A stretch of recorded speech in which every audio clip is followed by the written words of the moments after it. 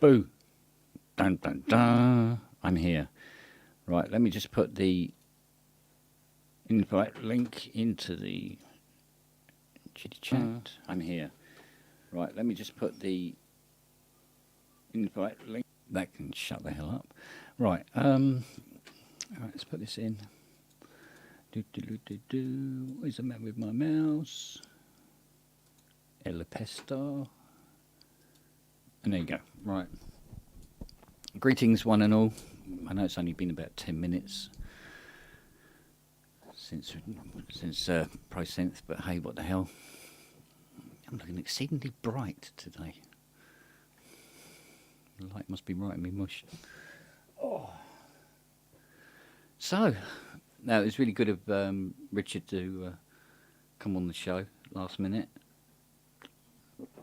Oh dear, I appear to have a drink problem.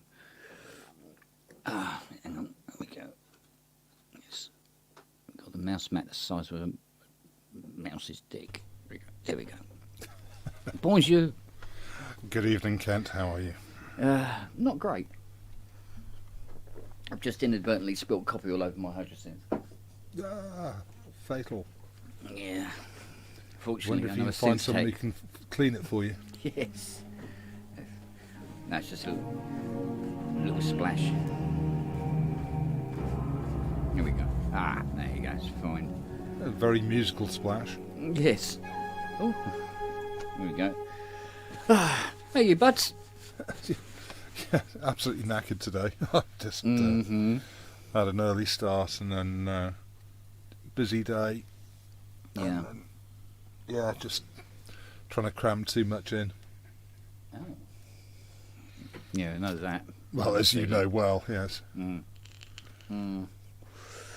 So, now, see, I'm learning now. I'm going to take the chat out. Yes, pop the chat out. I pop it out. Oh, I see. Rachel. There we go. And now I can see it. There we go. Can see who's here. Did you watch the watch Chic on Good Morning or whatever it was yesterday? No, I missed it. No, I did miss it. I just caught up with it. My God, that's a tight band. Yeah. The singers are fantastic, but the timing, I just thought was brilliant. Yeah. Yeah. It's a very rehearsed band.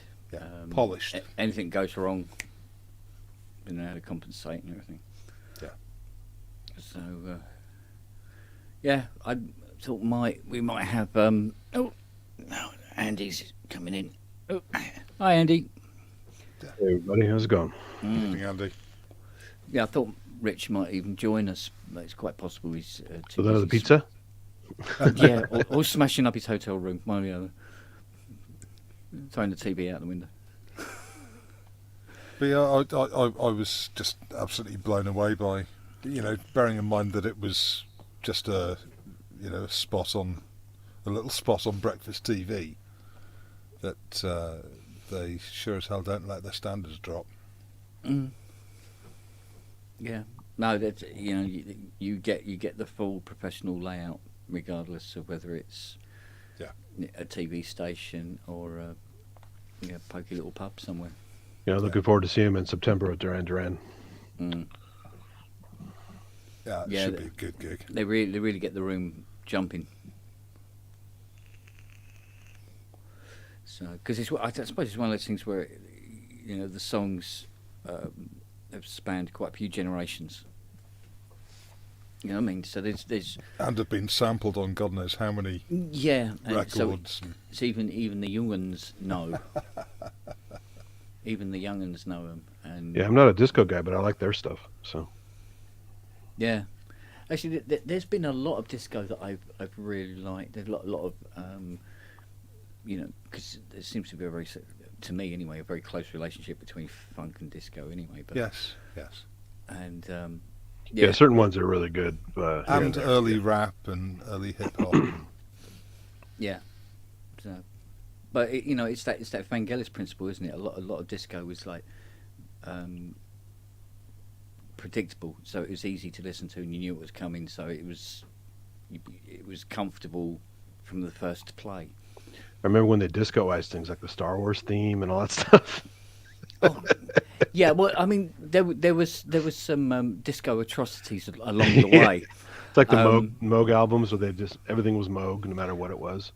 Yeah, yeah, yeah, and it's sort of, some of it didn't translate Doesn't always very translate, well. Yeah, but no, I mean they could make a disco record out of it. I mean, I think probably nail in the coffin is when they decided to do it to classical music. Yeah. And although I suppose it's become sort of like What, you didn't like Switched On Bach? do you know what? I'm going to be a bit controversial here. I was thinking about this the Uh-oh. other day. Not overly enamoured with Switched On Bach. It's nice. I like it. Don't get me wrong. But what I mean is, How about the Switched On Brandenburgs, the later stuff? well, yeah. But I look at it like this. When it comes to being creative, I mean, it's pretty much note for note stuff, right? If you compare it with what Tomita did, although I must admit a lot of the stuff he did end up doing was slightly went down the cheesy route, but he was doing other things with it, if you see what I mean. He was messing with it and he was rearranging stuff, whereas Switched On was note for note, note for note. So it could have been played on the piano; it wouldn't have made any difference. Do you know what I mean? Yeah. But not to detract anything from Wendy Carlos's work. I mean, it's still brilliant. Well, the other thing about not just the music and the synth sounds, but the technology of layering that they did is crazy. Yeah. You got your YouTube running. Not just the music and the synth sounds, but the technology of layering that they did is crazy. It's like a time dilation field. Yeah, that's good stuff. Sorry, got it. Fixed it. My God, how far away are you? Right down the street. Yeah, we're right down the street.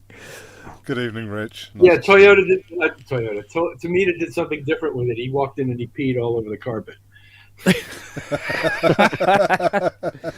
Wendy tried to play the most honest renderings she could create at the time. All of it played by hand, not a sequence note among it.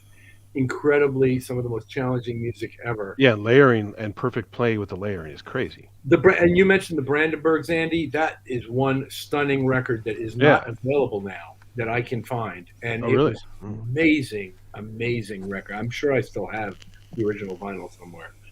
What an incredible achievement that thing was, because she went back and finished them. Yeah, All of them. So I take it wasn't a very popular comment then. Well, just with me, because I think that after Snowflakes... No, I know how much you love it anyway. After Snowflakes You're Dancing, Tomita lost his way completely. And certain things really, really sort of irked me later. I get what he's trying to do. Yeah. It's some of it's painting a mustache on the Mona Lisa. I really enjoyed Pictures at an Exhibition. It's hilarious with the chicken dancing and the... Yeah. But look, I worked with Tiny Tim. I know a good novelty record when I hear one. I'm just not sure that Tomita is where, doing classical, repertoire was where I was looking for that. But the Great Gate of Kiev, and there's some beautiful tracks on there with a lot of atmosphere and... Okay. No, I was a massive... he does hit it now and again. He just totally hits it, but some of it is Cosmos. incredibly I liked Cosmos and I liked Firebird as well. But yeah, there was a lot of it which was a bit, oh, don't mate, please ostentatious. Don't. Yeah, and a bit sort of like no. But well, he had all that gear, he wanted to use it. So yeah. The thing is, it's like when they say, he was very well known for using Moog modular, and yet it played quite a small part. He was mostly a Mellotron man, really. VP 330 and stuff like that, right? Yeah, I mean, there'd be the string synths in there, but a lot of it was Mellotron, because that voice, the classic Tomita choir, voicing was done on Mellotron, not on any particular Moog. Hello, sweetie. So, and then he even did an album with James Galway. Weirdly, I don't think it ever made it to print of any substantial number. Excuse me. So, but yeah. Here we go. Oh, hang on. Blast from the past. Yeah. Oh God. My God. Hang All on. these people. Look at this man. Yeah. Yeah, Wow. in a pink polo shirt. Richard. Takes a special kind of man, you know. Yeah, a unique kind of man. And you know what the worst thing here is? I actually thought I'd turn my camera off. And the reason there's so much echo is I'm in the kitchen. Okay. It's not too bad. We've So had what are you comparing? we've had some top engineers on here that sounded worse. So I'm don't worry actually about it. Yeah, well, I've actually just finished having a load of pasta. And I was speaking to Kent earlier, and he said he's got a show. And after about 20 seconds of looking left and right and looking for a camera to sort of gurn into, I thought, fucking hell, he really has it the big time. Yeah. Yeah, it's not made Netflix or anything, you know, steady. No. Oh, speaking of Netflix, I've been watching a lot of that since the lockdown. There's some good stuff on there. Mm-hmm. You know? Yeah, So there's how also is- a lot of stuff of like, I can't think anything about, you know, I don't know, let's make a series about, I don't know, a woman with a wine bottle stuck up her ass and how she deals with it. Yeah, okay, Call that's a her six-parter. Amber. Yes. Yeah. No, that sort of thing you tend to get for free anyway on certain other channels, which I don't want to name in case you get sued. Yeah. There are children watching. Yeah, no, well, not just children, but anybody with an IQ of less than 110. You know? And I don't think we've got anybody like that in the chat room. Somebody asked me on there, they said, are you new? And I went, well, yes and no. Because I don't feel old, but then I don't know if I'm new. Ken, am I new? Oh, incidentally, somebody's trying to ask, and I did respond by saying that, well, I'll give you the answer. The answer to the question is that Hans sent you that cutout, so you can guess what the question is, because people are obsessed with knowing how you've ended up with a cutout of Hans Zimmer. All right. I just got a very big camera. Wow. Just like, and out she comes. No, these were available on Amazon for a while. They were available on Amazon. A Hans Zimmer cutout. Yeah. You can get anything on Amazon. That is true. You can literally get anything on Amazon. Yeah, almost. Yeah. You actually And bought that and- on Amazon. How's this? Hans showed up at one of our gigs. Mm. To He learn does. from He does. or enjoy. Or both. He surely seemed to be enjoying himself. Yeah. And was down front encouraging us through the whole show. And afterwards, I got to go grab a hug and offer my thanks for all the great music that he'd made. And it was a great moment. It was cool. So, Richard, you're still on tour like Dylan. The last time I spoke to you, I think you were on tour as well. You're on this endless tour like Dylan always is. Well, you'd think. You might think I didn't stay home for 2.5 years. But in fact, most of the last 2.5 years were spent at home with my lovely wife, with whom I had never before spent that much time in a concentrated way. And, managing family and health and trying to keep, sane and healthy and count my blessings every day so that if this thing did ever come back, we had something to base it on. Yeah, like I said on the previous podcast, the Pro Synth one, I meant what I said. You actually look much healthier and fitter than I remember you looking. So, Well, it's whatever you've been doing. I'll take that any day because I turned 65 years old in November. Wow. Wow. Yeah. So you've outlived one person. You've outlived one person who passed away yesterday, which was a real shock to me. I don't even want to mention the name. Right. And you not quite yet outlived the other person who's an actor who I used to really enjoy watching. That was a shock as well. And then I found out today that a certain drummer passed away. And I thought, are they, Taylor Hawkins, you mean? No. Taylor Hawkins died a few weeks ago. He was. Yes, I know. Yeah, no, somebody else. I think it was Alan White. Yes drummer. Oh, yes, Alan White passed away, of course. Yes. Yeah, I thought, is the Almighty sitting there playing Kaplunk, thinking, well, okay, sorry, that one's gone and that one's gone. It's just a shock. Yeah. You know when Taylor Hawkins passed away, we were in Bogota, Colombia, opening the show for them that night. Oh. And we didn't know when we went on stage that they weren't going on stage. Oh my God! So, it was a large. Can you talk about what happened and how? Well, I don't know that much more than anybody else, except that he died in Bogota. He was well known to have addictions, and Bogota is well known to be able to support addictions. So the obvious speculation is as to whether he showed up and sought some kind of stimulation that eventually was not what he expected. Or a higher purity. But that's a question. Nobody's told me anything. We didn't understand. They were breaking down a whole bunch of gear as we were waiting backstage to go on. And they seemed kind of surly, the road crew, and we weren't quite sure why, but it never occurred to us that it might be that.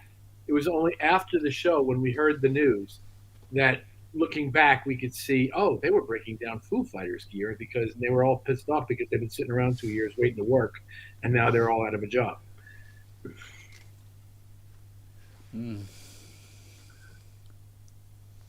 So, okay, Richard, you tour a lot. My general question is that, when something like that happens, is it like a big thing regards scheduling and cancellations and insurances and, I don't know the legal logistical aspects of what happens from all of that. I do know that we were scheduled to play a stadium show in Milan with the Foo Fighters this summer, and we're not going to.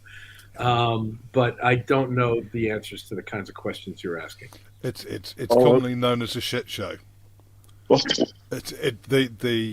Whenever something like that happens, you can only have insurance for a certain number of issues. Normally, having a headliner die is not necessarily one of them.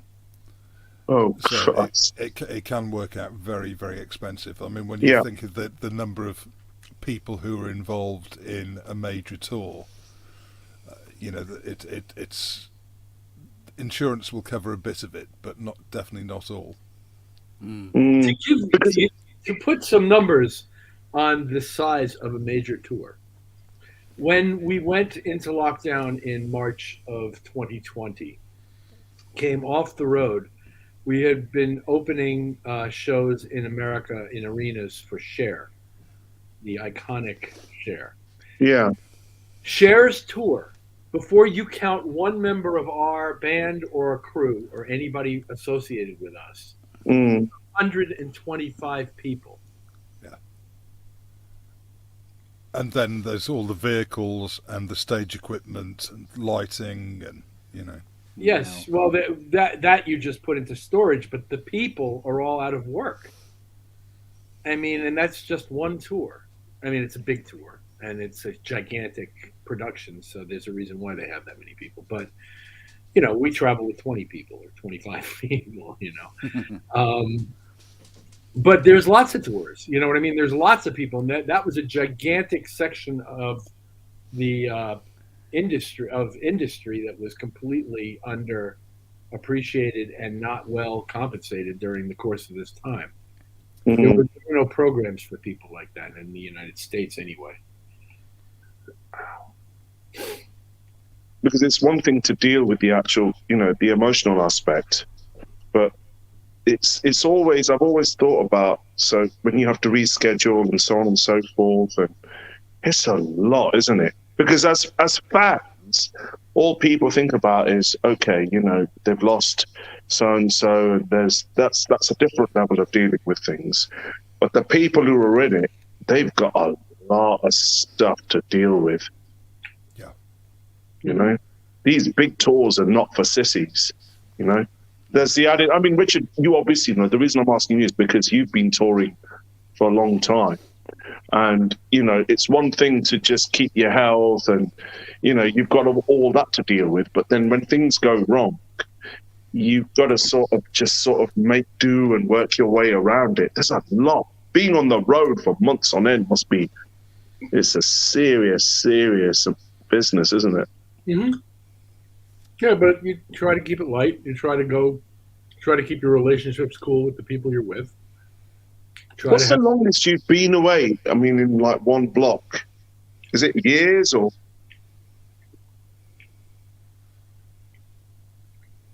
Around 3 months, which is what I'm in right now.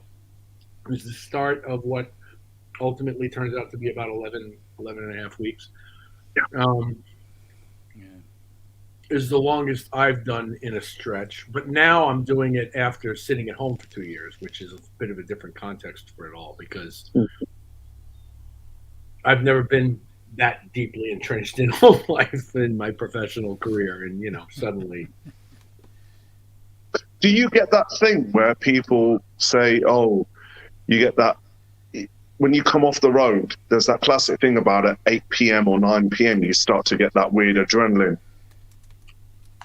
Well, there's a real life transition that comes going onto and off of the road, because I don't know about you, but I tend to establish certain patterns and habits in the place where I'm residing. So, you know, I'll I get up in the morning and I'll run a certain routine, and making breakfast is a certain routine. And you might rethink it every day about how you're going to do it, but it generally falls within a certain number of things that you know you like. And you establish patterns so you don't have to focus on all of that stupid shit, and you can actually focus on the things that interest you in life. Yeah. And then you walk away from all of that and you go on the road, and there's a completely new set of patterns to establish, which are, even when familiar and have been established before, still take a transition period to get used to.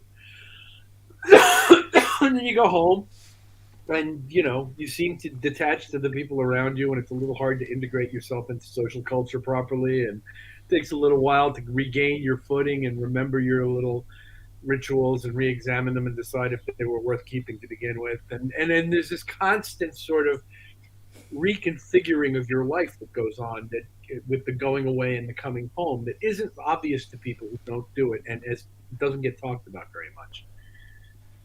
Yeah, because I was reading the other day that apparently Bono, when he comes back from a long tour back home to Dublin, he checks into a hotel, or his wife checks him into a hotel for like some kind of decompression for a day or a week or something, so that then he can sort of make the I don't know. And I thought, oh, right. So even after all these years, and then I thought, well, I suppose it might be necessary, because if you're on the road and you've got that much, you know, you've got a large entourage who are catering to your every need, when you get back home, you're not just going to be able to drop your towel there or leave your drink there. You know, or maybe in this case he can. I don't know. Yeah, that's why I'm sure Bono's got slaves. Well, no, he doesn't. And one of the things Bono does is come to our shows, which is a beautiful thing. And I don't know if you know this, but we actually performed U2 music with him. Oh, right. Yes. I don't know if that's been done ever by anybody other than U2, but we performed for one of Miles' foundation galas in New York City. He was the guest artist, and we played U2 songs. Has Johnny Marr ever come up? Because I know he know John. We know John. John's a great friend of Miles, and actually named his son after Nile Rodgers. Yeah, he did. That's good. Yeah. And John, the funny thing, I mean, this happens to me more than I'd like to admit, but when I met John, I had no idea who he was. I'd never heard him, and I'd never heard the Smiths. And we just met as two musicians at a rehearsal, and we got it on immediately, hit it off. And every time I see him, it's big hugs and really warm feelings. And he's just a really good guy. I like Johnny Marr a lot. Yeah. Grace, have you ever met John? Yeah, I've worked with Johnny quite a long time ago. Absolutely, what you say. I have the fairly rare distinction of being one of only 3 people that I'm aware of who've worked for Johnny and Morrissey as solo artists. Navigating the difficult waters, then. That's an interesting contrast, yeah. But yeah, no, I worked with Johnny 20 years ago, thereabouts, 18 years ago, something like that. Yeah. Okay. Was that on his solo album? Was that on his first solo album, or was it an electronic? No, it wasn't electronic. It was his music. I think it was his second solo album, actually, but I can't remember what it was called now. Was it Johnny Marr and the Healers? Was it when he had the Healers? Yeah. Right. So he must have had Ringo's son in the band. Yeah, Zach was playing drums, and Alonzo was the bass player, who was the bass player for Cooler Shaker, and that's another band that I worked for in the 90s. It was it was a super group of my generation. It was bizarre. But yeah, we had a really good tour. There were a couple of women who followed us around all over America, British women who were following Zach, not Johnny, because they were Beatles nuts, and they'd turn up at every show. Wow! And they were Zach. And the very last show we did on that tour was at the Stone Pony. Richard, you'll know what the Stone Pony's about. Ashbury Park, and in New Jersey by the beach. For those yes, that's the one. Very, very, very. Well, it was an incredibly dilapidated place. It was amazing. That whole town, and this was this mini festival on, and the support act for us had Sean Lennon in the support act. It was his band, and it turned out that Zach and Sean hadn't met. But we spotted Sean, and these 2 women were there outside the venue. Sean strolls out, very naive and innocent, and they're just making a beeline for him because they figured out who he was straight away. And so we rescued Sean, and he gets on the bus, and they hadn't met, the 2 of them, so they sat down, and then we got regaled with stories of Yoko. Amazing! It was quite an afternoon, that was. Yeah. Richard, do you get women following you around? Oh yeah, every day. They're lined up. In fact, they're lined up right now outside of the hotel. You have to open the window now and prove it. I'm on the 14th floor, but no excuse. But so that won't work. No, not really. I have friends all over the world for which I am extremely grateful, but they're not generally a line of women waiting to talk to me unless they want to talk about podcasts. When I went to the NAMM show in 2017 with my son Corey, I had just been playing to 1 million people a year with Chic for the preceding 2 or 3 years, and there was a line of people waiting to talk to me about the Sonic Talk podcast. Oh, wow. Nobody waiting to talk to me about Chic. Oh, dear. It's true. Well, when I see you in Glasgow, I'm going to talk to you about the Sprung Arms and nothing else.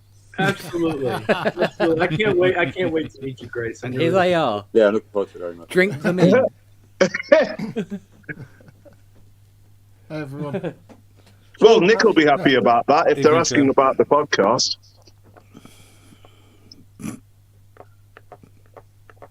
Pardon? What was that? I said Nick would have been happy about that. Well, yeah, I told him. Actually, Nick was there, and I told him because we did a remote from the NAMM show together, and I was kind of in contact with them, but I was also kind of floating. I wasn't working for them, so I was floating around with my son, which was great because I've got pictures of my son with Roger Lynn and Tom Oberheim and all these guys we know.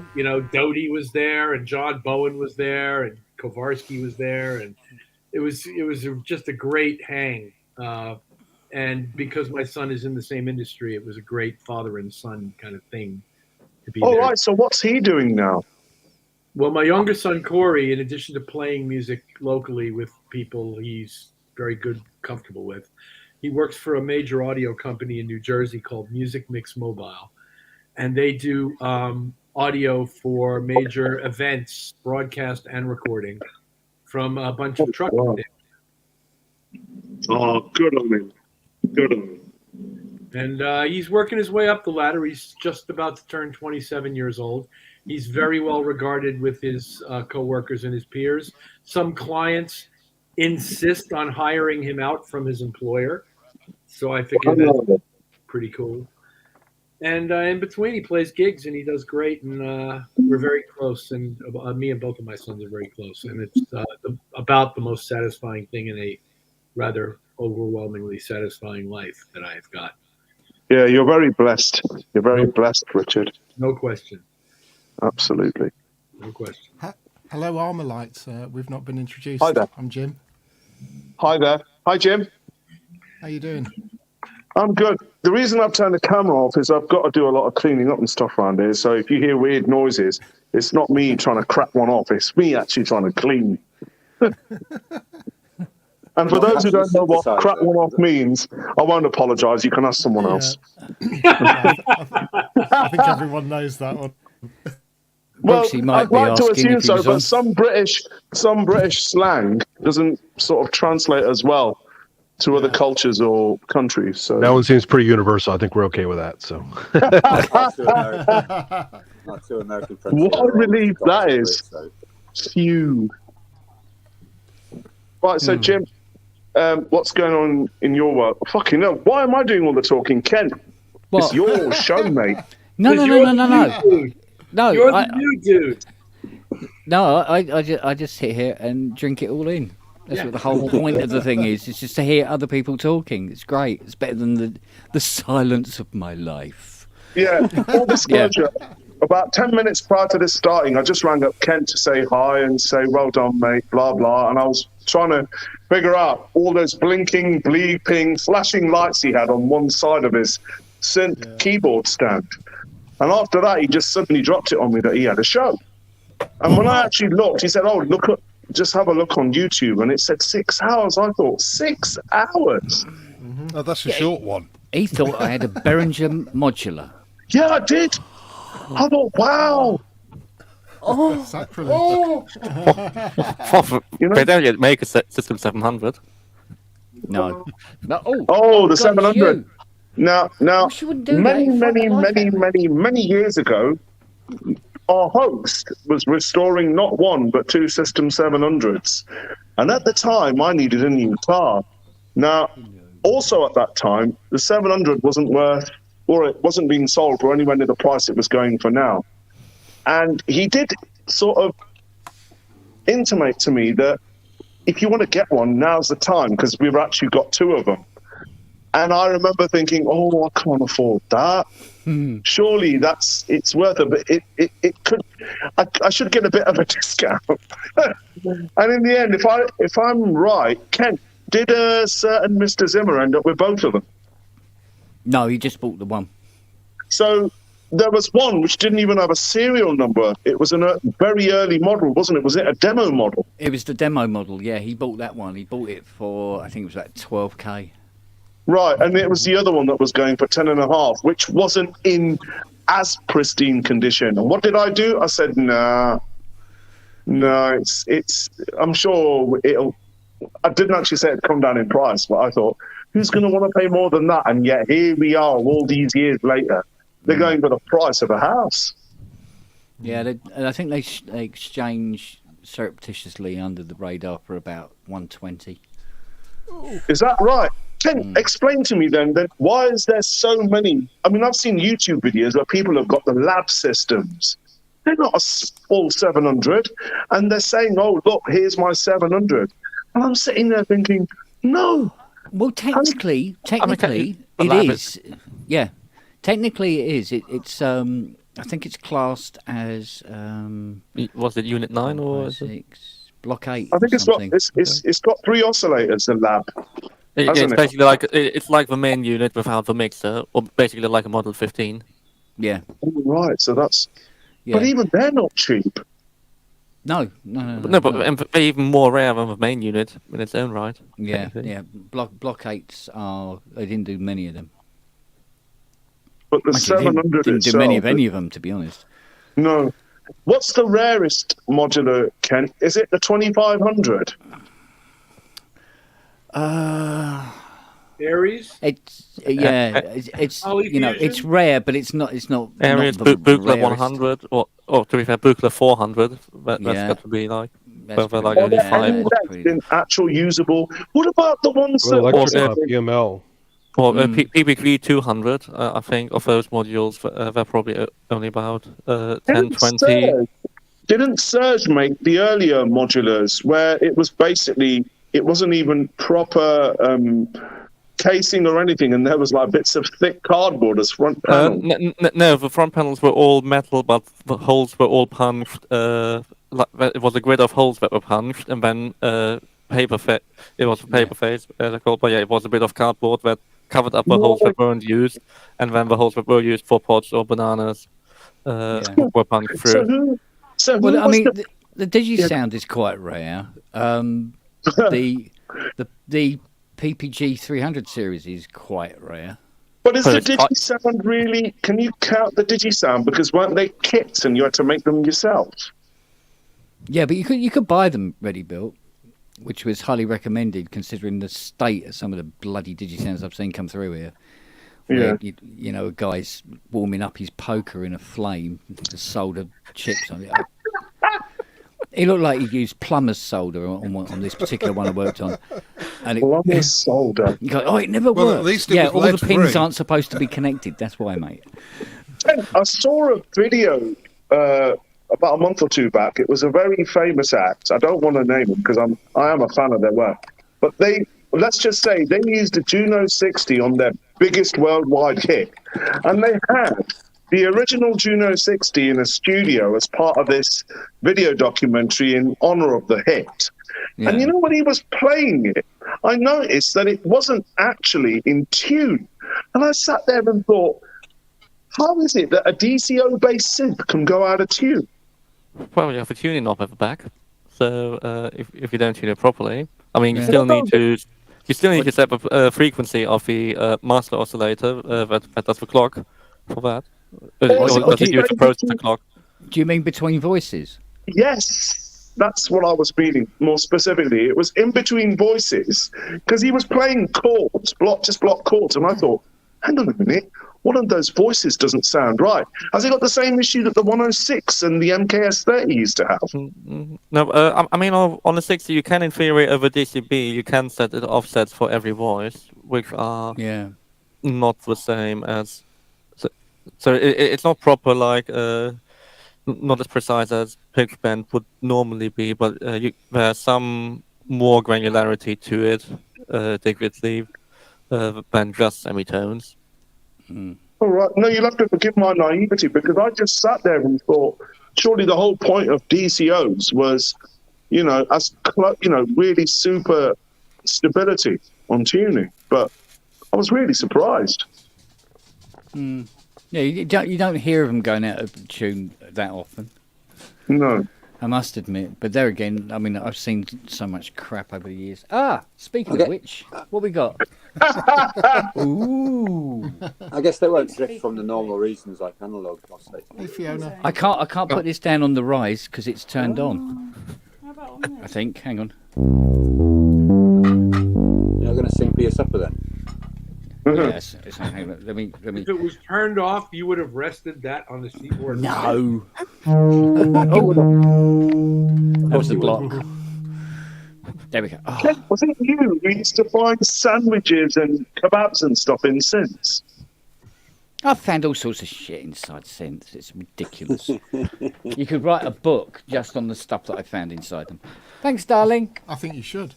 You should make a photo book. Can you make a cookery book out of it? Oh, yeah. Oh, I mean, but where are the prawns?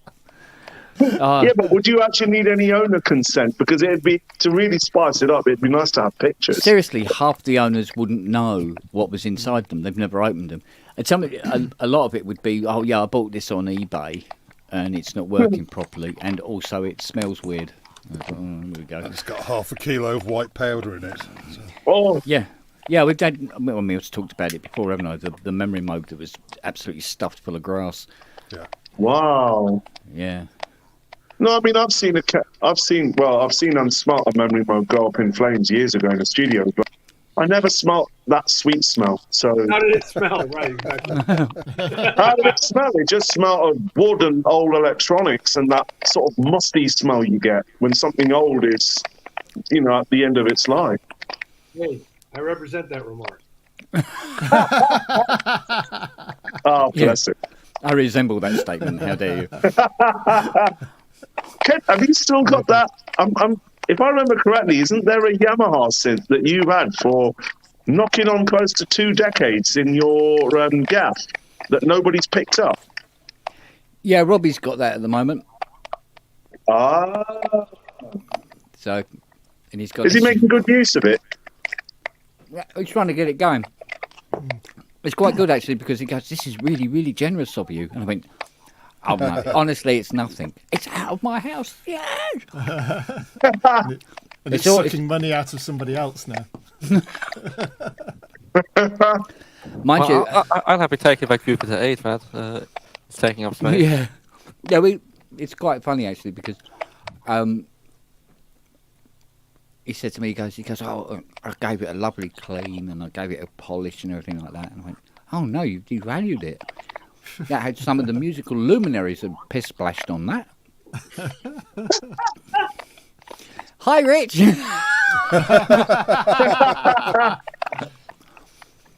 So, have you still got bits of? I'm pretty sure you had bits of an Oberheim expander somewhere in your storage outbuilding. I don't even know if that outbuilding's still there.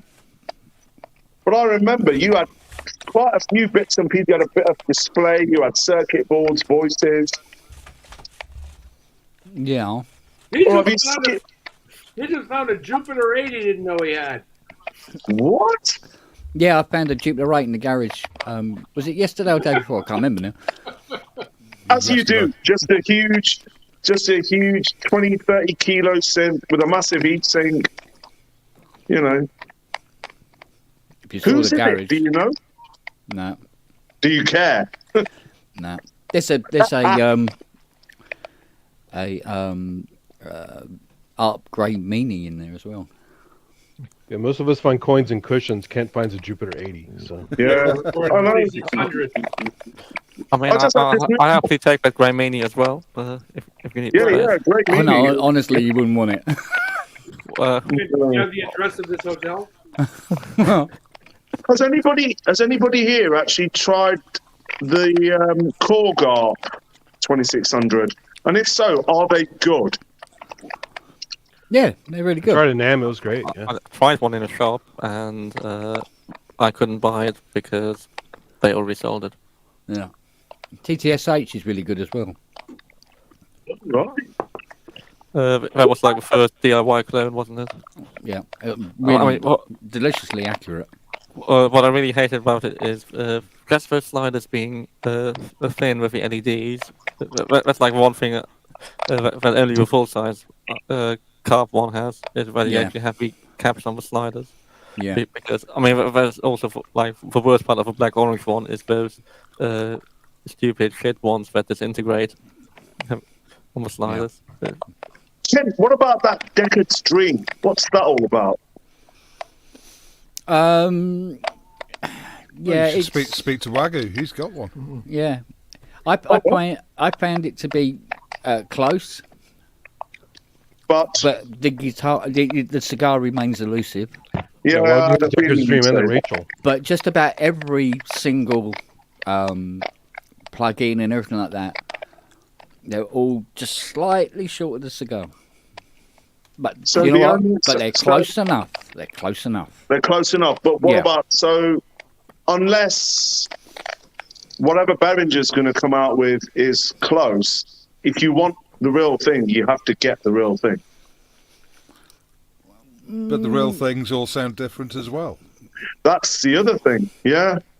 As time goes by, the pinnacle of owning a CS80 is diminishing in terms of getting sound accuracy, because every iteration of whether it's the Arturia one, whether it's the Memory Moon one, or whatever, bit closer, bit closer, bit closer, bit closer. You know, and it's not going to be long before something will eventually hit the market, and there you go. You don't really need your 80. Although the people won't sell them because they are still an instrument in the true sense of the word. How much are they got for now? Again, the price of a small house or the price of a small flat? About 48. Ah, so they've actually come down in price. Oh no, you're talking about those two idiots. Yeah, I am. Yeah. That's an interesting marketing technique. Nothing more. That's one way of putting it. Yeah, if you because it put the average price of a CS80 up a further 20 grand because of that. Just think, just like that. Oh right, if we do this, we can just put something up by another 20k. Just like if you put something up for 153,000 or 80,000. I heard you say earlier on the ProSynth network. Yeah, but if you put your 20,000 machine up to 40, that sounds adequate, because I think somewhere down the line they just got more valuable for no apparent reason. Yeah, nice. Like diesel. For no apparent reason. Like Johnny Ball, simply think of a number, then double it. Well, all right. It's just the art market. I mean, ultimately, it's just like buying a piece of art. Yeah, but why is diesel £2? That's a good point. What's the reason? Yeah. The silence says everything. Yeah. I mean, I can remember years ago when we had the chat and we were saying there's the days of unaffordable kit is essentially over. And this is all before Core came out with all the Volkers. Because I remember saying to you then, there's going to be another tier where it's going to be what I call wage packet money. You know, in the old days, you'd work a summer job, you get a brown envelope, and you'd get about 150, 200 pound or whatever, 100 quid, 80 quid. And I never thought I'd see the day that you'd be able to just, well, you can sit at home and go on Amazon and just order a load of pocket operators or Volkers, have 4 or 5 of them, you know, cheap little mixer, straight in, and, you know, you're good to go. It's another matter that, you know, then people say, oh, but they're not real gear. But you've got to remember there's people out there who are using just that. And maybe they're too embarrassed to admit to it. And on the other side of that sort of niche spectrum, you've got these teenage engineering field, OP1. When I looked at that and thought, that's a fuck ton of money. That's a brand new OLED TV. It's a brand new MacBook Pro that can do so much more than what that can do. Well, yeah, absolutely. You know, but I thought, you know, even with that, people are still going to buy them. Yeah. You know, you're buying into, I don't even think it's anything to do with niche. It's just you're buying into an ecosystem of some sort, you know? Yeah. It's like I've always struggled to use Electron gear. The whole way the nomenclature and the terminology. Yeah, I can't. It's difficult for me to. Yeah. I suppose all I can remember is way back when in the bric-a-brac or the second-hand shops, you'd see things like Roland MC4Bs and all those hardware sequencers where it'd be like you were programming in Boolean logic or something. And what happens for me is it starts to become a bit too divorced from the concept of making music. That's why I get on with Electron gear, because there's no sort of barrier between me and the interface and the actual sort of making the music. But it just works for me. No, it really doesn't work. No, each to their own. You know? I appreciate that. Yeah. I respect that. It's just, you know, I respect that because I look at it and I'd have to think that's just another set of muscle memory I'd have to develop. in order to get what I feel are usable or good results. But some people are just flying them out the box. Yeah. You know? I mean, I feel like I could make music with pretty much anything that I had to hand, and I just would. Whatever I had, I'd use it, you know. Even if it was just like a tape recorder and, you know, a couple of empty bottles, you know, I'd find a way. It's like Richard. It's like Richard. You might be able to relate to this at maybe some level. If I'm recording something into anything that allows me to record a performance, I like to be able to have the option of doing a bit of modulation or a bit of pitch bend. Now, as far as I know, none of the Electron gear allows you to do that. In fact, even the Roland MC707 doesn't allow you to do that. And I remember having this chat with Kent maybe a year or two ago when the MC707 had gone through multiple OS revisions. And I remember thinking, why have they not allowed that? And Kent, if I remember correctly, I think he said something about it's possible because there's a CV and gate interface built in to some of these devices, and you wouldn't be able to do something like that easily if you were to send a pitch bend and a bit of modulation. Yeah. You know, say you were just bending a fifth even, and quickly trying to do quick little wiggles. You wouldn't be, it might not go down the analog chain or something. And I remember thinking, maybe that's what it is. I just couldn't get my head around why some of these hardware sequencing groove boxes don't allow you to do those things. That's why MIDI Everything was has to. invented. Yeah. Yeah. Sorry, what was that? It's why MIDI was invented. Yeah, absolutely. But then what are these? So these MC707s and Electrons, what are they using? Are they just basically recording NPRN, or what? Is it some other protocol they're using? I don't know. Don't care. I mean, I would assume they just record the data with whatever minimum amount of storage they need. I mean, if it's 4-bit numbers, they use store it as 4-bit data, or maybe they store everything as 8-bit. But you a hardware device, you definitely want to minimize your requirement for ROM and RAM. Yeah. Speaking of MIDI, is MIDI still on version 1, or is it unofficially on version 1.68 or 1.67? Everyone's still on 1, but 2 is meant to be coming. It's supposedly 1.0, but there have been many addendums, but we still supposedly call it 1.0. Yeah. I refer to my previous so answer after of 40 don't years, know, don't care. Wiggle. Hello. Someone say Dom. quick wiggle. Oh, Lord Hilton, or Long Hilton, as I like to call you now. Yeah, I love that. The adult film name. Like The nice adult, village. yeah, exactly. Or a It's nice Lord village Long somewhere in Hilton. England. How is everybody? Yeah, good, Perpendicular. Good. I might have to dash off and say good night to Lula May in a second. His first day of holidays, half term's just kicked off, so she gets to go to bed really late, which is always a challenge. So yeah, we shall see. Perhaps a book, a lay down in a book. Yeah, it's normally lay down and something on an iPad, which just makes everything worse. So reading is quite a challenge at the moment. Don't feed her pink shrimps. No, nor this green, this stuff from the screen. Oh, It's no, just like no. after the last time. Sweet Bandit, oogie gooey ooze tubes, watermelon flavour. Bad karma. Yeah. Hello. Hello, everyone's here. Hello, Jim. Hello, Rob. Hello. Robert. Hello. I don't think I know Amalite. He has no picture. Or maybe I do. Hello there. I was wearing a pink polo shirt. And I haven't switched my camera out today. It's because I'm having to do quite a bit of cleaning in the kitchen I'm sat Cracking in. one off, really. Yeah, exactly. absolutely. Yep. Quite a challenging one. You're right. Yep. Another challenging I've got one. nothing better to do with myself. I'm cracking several off to all these beautiful blokes. Oh dear. Sitting in front of Hang me. on a second. I don't know. I didn't set it up. I'll try and get it working for you. Oh, Go is on. that- Only $10. It's been a while. I'm about to feel very Probably won't, confused. actually. Yeah. Oh dear. Oh, Jesus Christ. Oh, he's teasing us now, making us wait.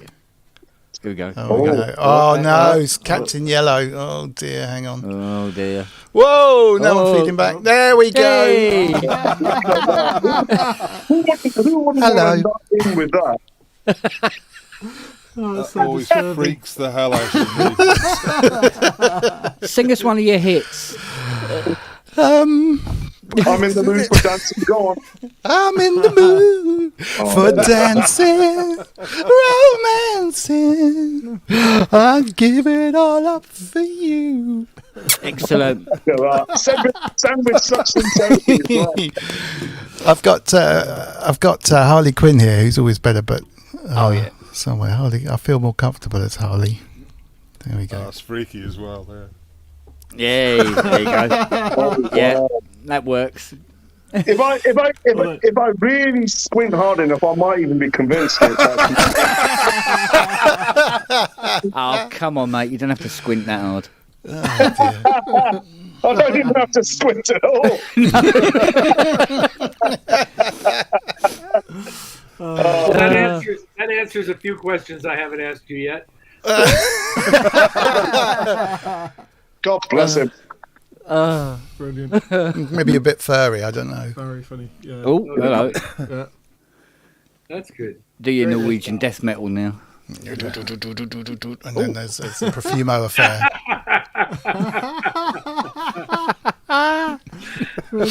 Isn't technology amazing? Yes. Yeah. Isn't it just amazing? Wagyu's saying the beer goggle's bound to kick in at some point. Yeah, the scariest is probably the red, the pink hair, isn't it? Yeah. Yeah. Yep. Yeah. Because almost get away with that. I think that size on screen.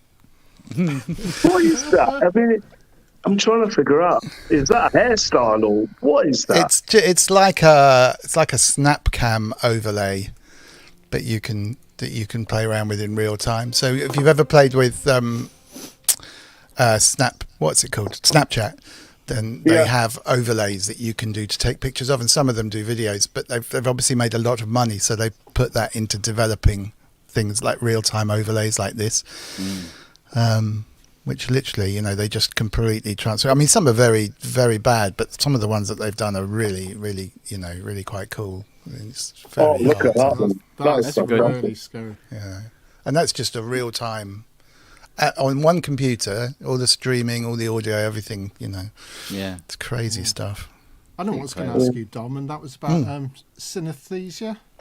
Yes, yeah, my so favourite thing actually at the Have moment. you got a license for that? Or Yes. Just using the free?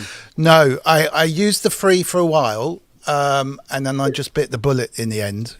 It was quite a strain to be like, shouldn't I? But I think the real version, or the full version, should I say, does the audio triggering, which is why I wanted it. So clearly they leave that out of the whole thing, because probably that's why most people want it. And it's that or Resolume. And I think by the time I paid for synesthesia, it was getting closer to Resolume than I kind of liked. And all the pros seem to use Resolume. I mean, Movement 81 and those guys got a license for it from their grant and stuff. That said, I really like synesthesia. They're a smaller company. They're obviously a bit more dynamic. The Resolume stuff has support for multiple screens. So if you're doing a massive gig with loads of TVs as a backdrops and everything has to synchronize, that's what Resolume Arena does. So it's way more than I'd ever need. I just wanted to squirt out some video in the backdrop. And for that, it's really good. And it does read in, they're called shaders, aren't they? The things that you run that generate a video effect is called a shader. So I must change this. I must look like a dick. Hang on, I've just realised I've still got this switched on. Explaining about shaders. So if you put the right, there's a lot of shaders and a common format for them where you can get loads of free ones. People just develop them, and they're like little blocks of code, really. And then synesthesia reads them all, and I'm not sure if Resolume does. But it's a bit of a hole to go down to. But yeah, I'm happy with synesthesia. I just know if someone paid me to do something, I'd probably have to upgrade to Resolume. But as it's just a hobby at the moment, I'm really happy with what it does. I mean, how much is Resolume? license. I mean, Is it 200 or something? 199, I think. Ouch. Yeah. Resolume was like 5, I think. I mean, but it is. There's so much stuff in it that I wouldn't use, and yet it's still good. Yeah. I know it was enough to make me go. It's one of those things I paid for, and then I thought, actually, I am glad I paid for it. But it did. Some things are no-brainers, and this one was a little bit of a. So Resolute Avenue is €300 for one Yes. license. Yeah, and Synesthesia Pro is $300. Right.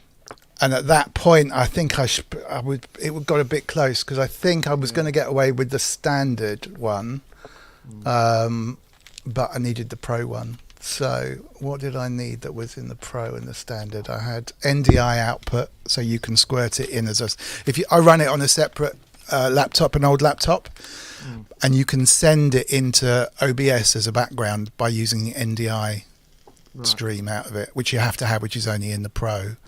And it also has OSC control, I think. Right. It's close though. Once you start digging, you're thinking, the barriers there. But I don't know if you have to end up buying a load of other stuff. I don't know if it comes with a whole bunch of effects. Or have a chat with Movement 81. They know. Yeah. They're really good at that stuff. Sorry, we've just hijacked your stream with a load of bunky video stuff. That's the thing. It's nobody's actual stream. Oh, that's good. It's communal. It's just a communal thing, yeah. I tell you what. No, unless it when ties on, then it is, right? Well, I have fallen in love. Oh, congratulations! Yeah, I'm really, really. Does Fiona know? Yeah, I showed her. It's an open relationship. Not happy. She's not happy because I have made an offer on it. Oh. Yeah. And I can't find it. Why can't I find it? Well, you can still tell us what it is. Yeah. It's a car. No, isn't it? I couldn't describe this to you. Honest to God. Dom, are Does she you have still 4 streaming wheels? through your Or other 5? video source because there's a delay? Ah, yeah, probably. That's interesting. I was just going to show you a picture of something on the other camera, so that probably isn't helping. Well, go for it because I can't find. I've just gone down the rabbit hole again, and I've pulled out my modular, and I'm sitting here, and it's all wired up. I haven't done modular stuff for ages, and now I'm getting really quite excited about the whole thing. So I haven't got depth of field to get it in, but there you go. So that's what I'm doing at the moment. It's very exciting. It's going all bleeps and bloops and off plugins for the day, and then it just there's just crap everywhere. Yeah, it looks like my desk. Cables and that was really neat this morning until I thought I know what I'll do. Yeah, I'll mess everything up. Okay, I'll get the modular out, and then I'm going to have to go and buy a new USB hub, and then still, it's all good fun. It's all good fun, and it does sound pretty good actually. So that's good. I really wish I knew how to use a computer. What is it that you've fallen in love with, Mr. Cheese? Well, I can't. Yeah, it's a car. Brilliant. Brilliant. But if you, mate, I just saw it out. Yeah. Sorry. It was like, it was. I thought, no, I've got to make him an offer. I just have to make him an offer. So she's not happy with me at the moment. What kind of car? Big. Oh. A Chrysler 300 Estate. Yeah, not just any. The 5.7 or whatever. Oh, fucking SRT or. Oh, mate, it's driving me nuts here. I can't. How do you get to your photos on a Mac? Photo. Type in search, Apple space, and then type in photo. I'm still stuck in Chrome, I think. Yeah, you just Apple space kind of brings up a search Finder box. window open for starters. Yeah. I think Grace is trying to come back in as well. What is it? A Chrysler? What? Chrysler 300C. Yeah, let's put the link back in. Wow, they're huge. Yeah, but this particular one Oh man! Goodness me! Do you know what? I can't even get the thingies at the top. What yeah, the hell is going on? We can see that over Dom. I just googled it. It's huge. It's massive. It's like a. Well, you see, I've got one at the moment. Wow! But mine's a beat up old diesel. But it's like a house. Yeah, but you want to see the estate version? Yeah, if I can't, if I work dries up, that's where we're going to live.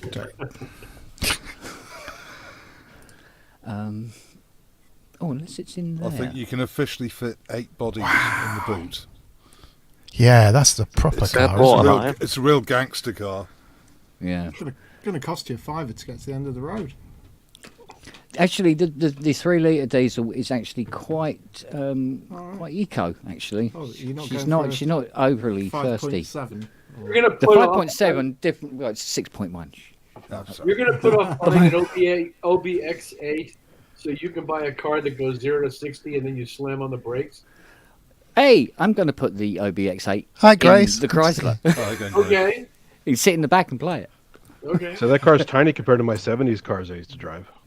Oh, yeah, yes. This is a Hulkback, isn't it? So, can you fit a whole StreamYard session in the car? But for size reasons, that's actually Brighton Pier there. Yeah. Just to give you an idea of scale. Maybe I can get to it from here. Yeah, it really should have come with wooden panelling.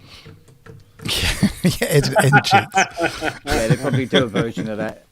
What's that to make Was your it own like coffee? the Buick Roadmaster of the 80s? They used to have the fake wooden panelling on the side. What the hell is this doing now? Have you found your Photos app? Yeah, I think I'm in it now, and it's doing something rather weird. You can actually search for car. It's really clever, and it'll show you all the cars, or possibly even Buick. It's having a bit of a meltdown at the moment, that's the thing. What's the matter with it? Dom, there's another bit of software that I found recently. Visual. Oh, like synesthesia. Say again. Well, it's called Lumen, which you should have a look at. It's trippy as you like, actually. Oh, fantastic. It's a video feedback generator, I suppose, for want of a better description. But it does all those sort of trailsy things. Oh, fantastic. This is Jim was asking about it. Got it.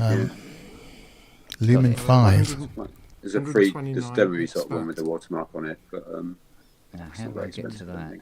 But I think it'd be quite good live. Yeah. Oh, that looks quite good.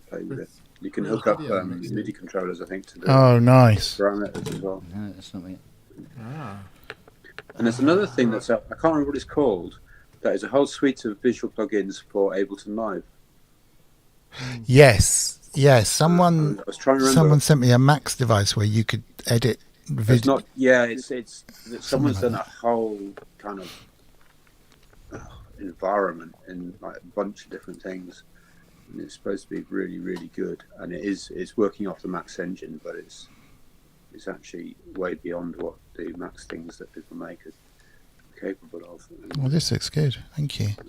Thank you so much for the shout out. I've not actually spoken to you in person. I know I texted you, but Lula May and the school got a shout out in the Young Voices choir thing, which was just brilliant. And they happened to be filming. One of the teachers must have been filming them at the time, so you hear this voice going. And big shout out to Lula May and the team from the head just went up with what? Yeah.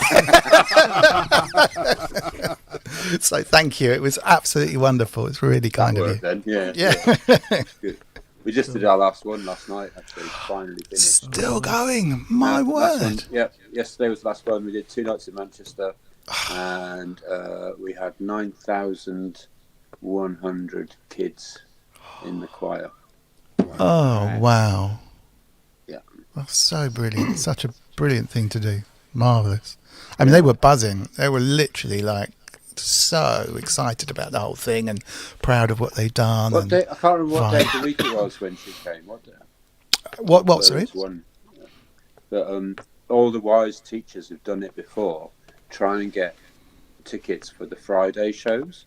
So they have to go to school the next day because they're broken and the kids are broken. Yeah, they didn't get back till about 11:30 and exactly. stuff. No, thank you. It's brilliant. Right, that might work then. Is that it? Also, just sorry, will you carry on? Obviously, interrupt whenever you're ready, Mr. Cheese. So I'm just Jim? playing around with Lumen. Jim's having a psychotic episode over there, but apart from that, I was going to say the amazing Richard Hilton is playing Isha, I think, coming up soon. Is that true, sir? At some point, I'm playing in Isha. Because we need to. Well, certainly that's near Mr. Spong's house, and it's not far from here. So we'd definitely come up and see you there. That'd be amazing. Oh, cool. Yeah. Brilliant. So if anyone fancies going having a Spong-tastic kind of get together, we can all go around his house afterwards. Yeah, everybody's welcome. Sit in his car and stuff. Let me see if I can Go and do donuts in his street. I'm going to be in Isha. I think it's a while from now. Yeah, I saw it popped up in my Facebook. So it's like July, I think, or is it July 23 or something? Yeah, it might be towards something like that. No, it's not. It's July 27th. Oh, not bad. At the Sandown Park Racecourse. Yeah. We're very popular with the horses, you see. Yeah. It's the country club set. Isha is quite posh. Isha is where Errol Brown used to live before he so sadly passed away. He had a big 70s pile in Isha. We've played here before at Sandown. And the keyboard and guitarist from Hot Chocolate. Yes, as well. That's right. Keyboard and guitars and Errol. Yeah. Yeah, repaired their JP8. Dong, dong. Yeah, I say I repaired their JP8. Actually, it's an interesting story. A dog I had, a little Westie called Misty, repaired his JP8. Yeah. It's a weird story, but yeah. It's funny because actually we had this conversation, I remember, and because I was really lucky enough to work with Errol on songs that he was putting together and stuff. It was brilliant. I learnt so much from him because this guy was massive. He's written like 5 number ones in the 70s back in the day when each of them would sell millions and millions. Amazing, lovely guy. And he said to me about that dong dong dong dong dong dong riff from I Believe in Miracles. He said that him and Mickey Most were in the studio and the guitarist was sitting there and they couldn't work it out, and the guitarist is going and they're like, yeah, that's it, and the guitarist is going, no, shit,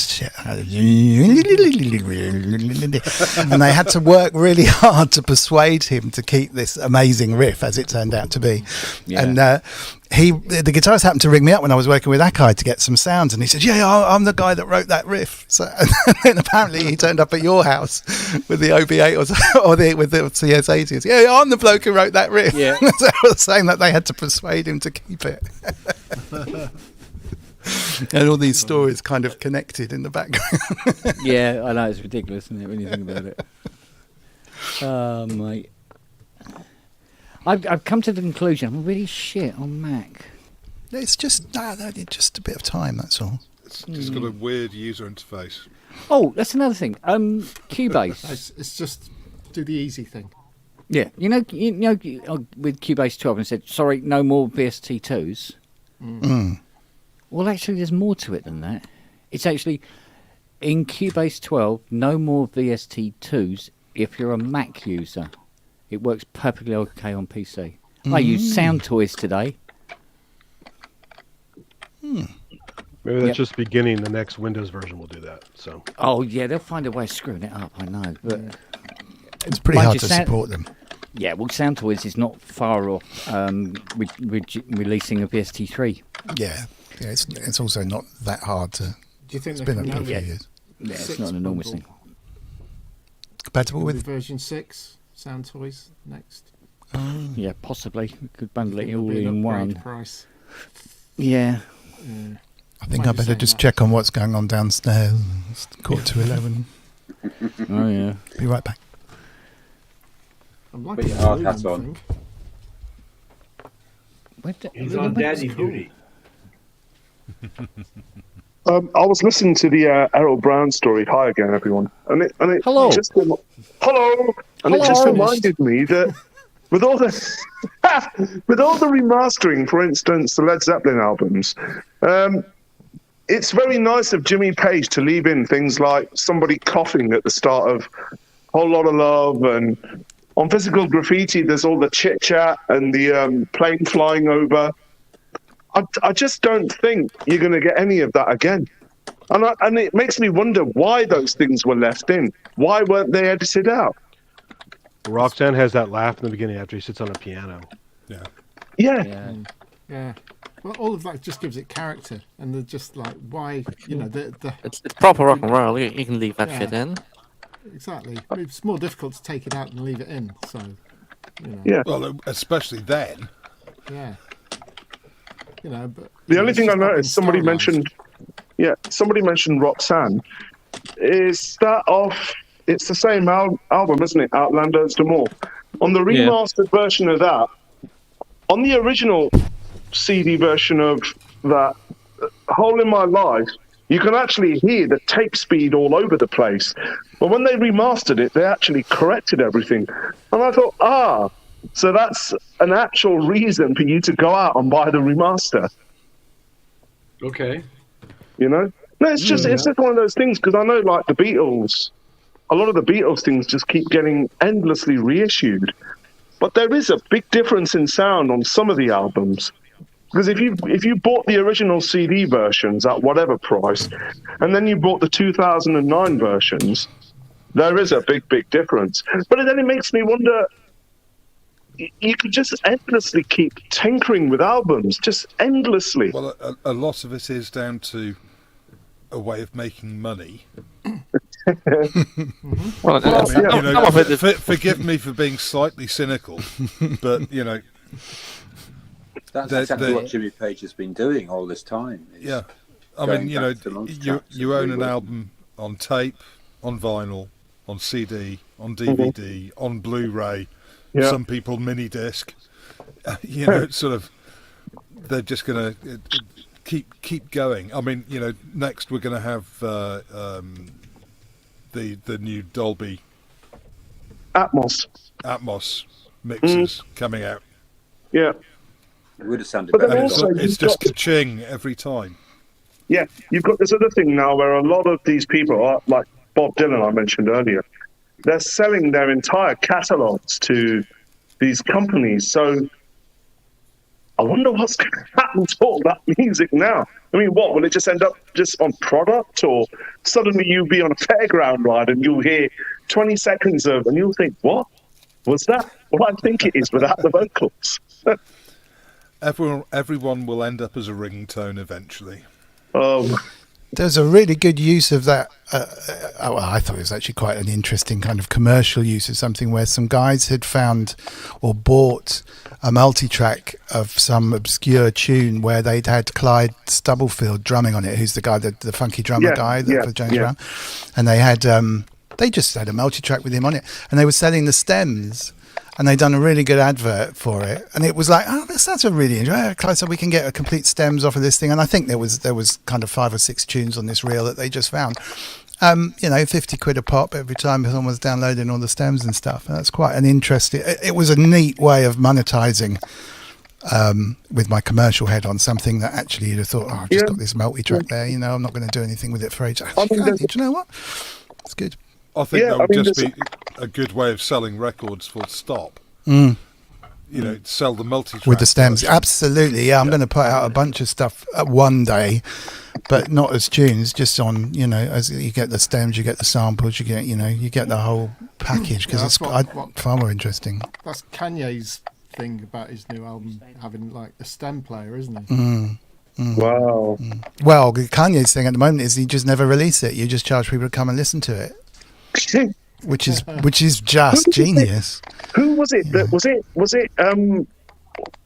it was a rap outfit. Didn't they just do one Wu-Tang copy Clan. of it? Wu-Tang. And that arsehole who bought the pharmaceutical company and then upped the cost of the medicine by 100 times, bought it. Now he's in prison for doing something else now, and someone else has bought it. There's a guy on YouTube called Traplaw Ross who is amazing at he's an English dweeby kind of white guy, but he knows so much about US hip hop and rap culture, and he does these really well researched documentaries, including most recently Kanye and Kim, which is how I know about the last album and the stuff that's going on. But yeah, he did a whole thing on it. Traplaw Ross is very, very much worth a follow. He's an amazing guy. But yeah, they did the one, didn't they? And they got the money for it. I'd like even Jean-Michel Jarre did the music for supermarkets. That's exactly what I was thinking about. In 83, yes. where actually the idea was it's like a painting, but there's one copy, and that's all there is for it. No, that's an FT, isn't it? Yeah, but apparently a lot of that music got repurposed and ended up on Zuluk and some other things as well. Some of it ended up on Zuluk. Some of it on Rendezvous. The thing is now, and I think the thing is now, unless you've got some really convoluted method of encryption, anything that anybody puts out is going to end up somewhere. Even if you say, there's only one copy of it, somebody somehow is either going to mysteriously dump it on a torrent site or on YouTube or something. Do you know what I mean? Well, as soon as you play it, it's out there. I mean, the Car album that was played, Radio Luxembourg, just after the auction anyway, so that everybody could have a listen once. Which one was that? Music for supermarkets. Oh, okay.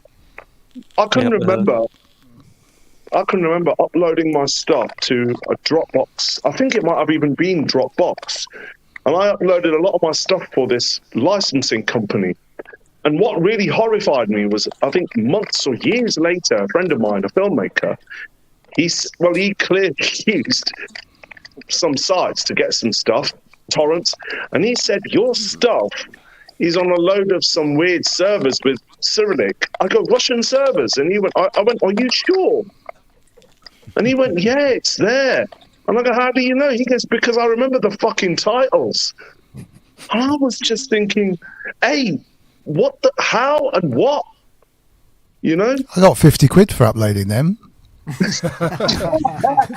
Money well spent. 50 rubles, sorry. Am I the only one who would automatically question, oh, yes, a licensing company on the internet? Yeah, exactly. Stick them in this box.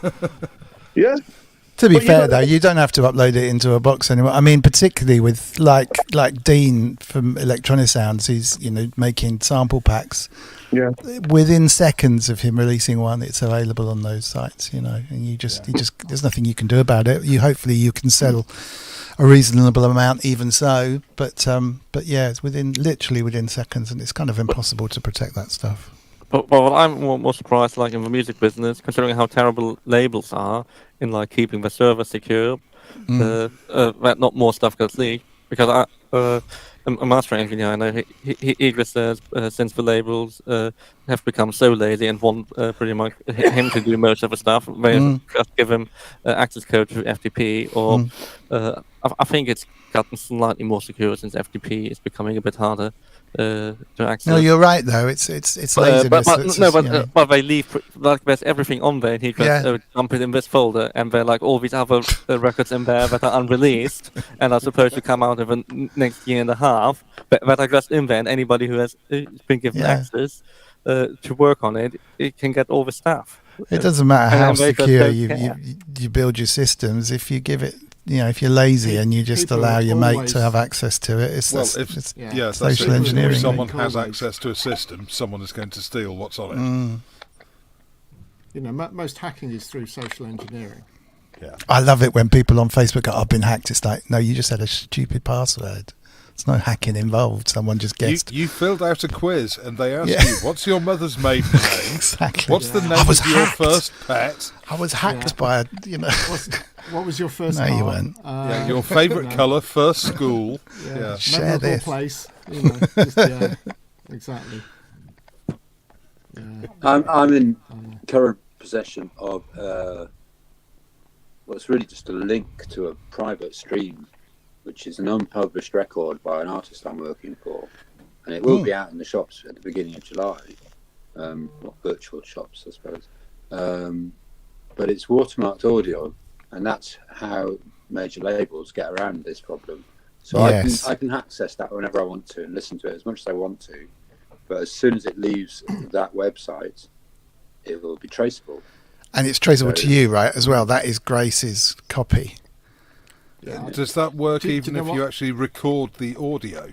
Yeah. As opposed to make a digital copy. It kind of does. It's a bit like watermarking video or more so pictures. I remember a couple of years ago, a friend of mine got into trouble because he was a producer and he'd had or a mixer or something, and he had the same, and it got out, and it was his version of it, and there was hell to pay. I'd forgotten about that. That's true, Grace. When I first worked at Apple in the mid-90s, they had one of the guys that worked in the new media group kept playing music from somewhere. I go, where are you getting all this music from? He goes, oh, we have this big server with all kinds of music on it. And then like 3 years later, it was iTunes. So, but yeah, I mean, with audio, with TV in this country, there are codes that are broadcast in the audio stream along with them that can help identify what the program is.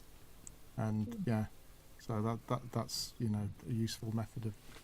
So I used to work in TV audience measurement, and that's one of the many methods they use to actually identify a channel.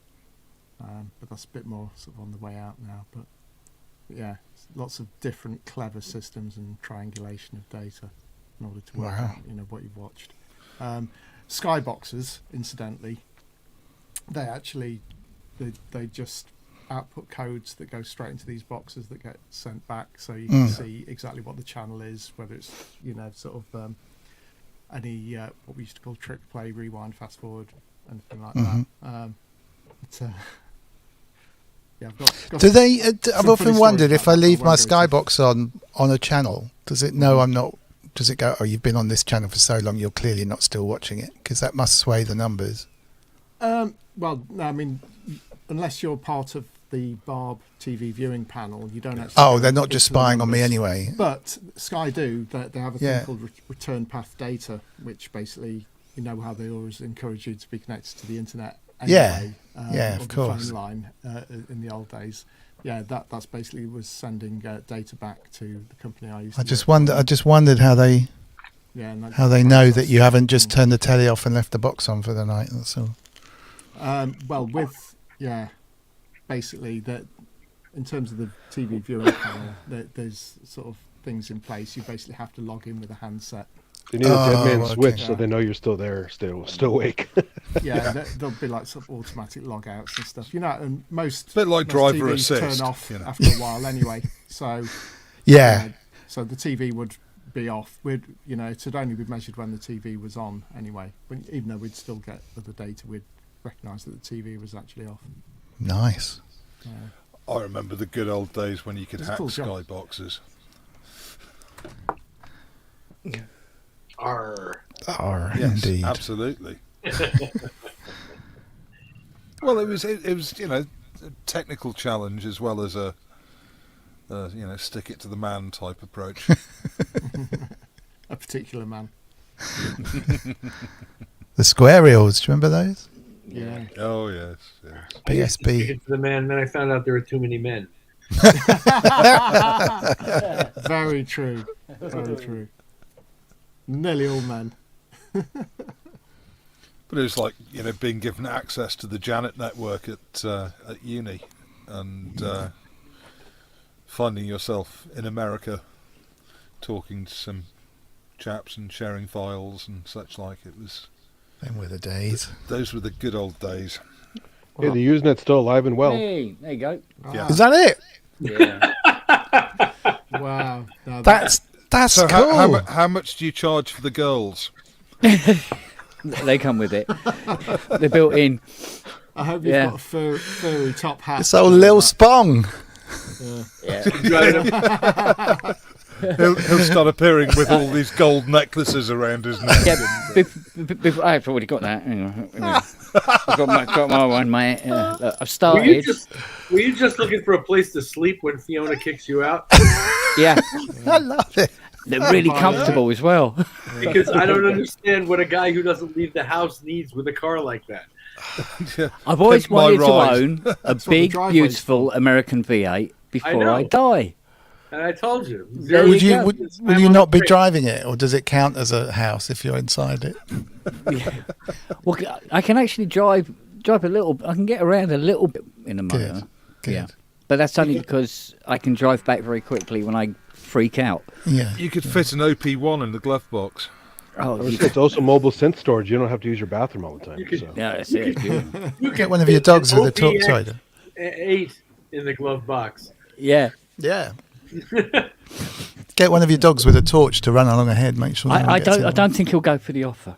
Anyway, so it's all immaterial. But I just saw it and I went, oh. That was a very tasteful paint job. It's a wrap, I guess. Yeah. Oh yeah. Lil Spong again. Yeah. And plus, you can't drive on your driveway for another month. Yeah. You got to buy some grills to go with that. Yeah, do you know what? I'll put it on the driveway and just, furry hat and everything. Go, all right, geezer. All right, mate. Yeah. All right. Yeah, cool, innit? Just live it up a little before I go, dead. So, Spong Master Spong. Yeah, I like that. Great. Yeah. And then I've got to learn scratching, get some twin decks. It'll be all right. Sweet.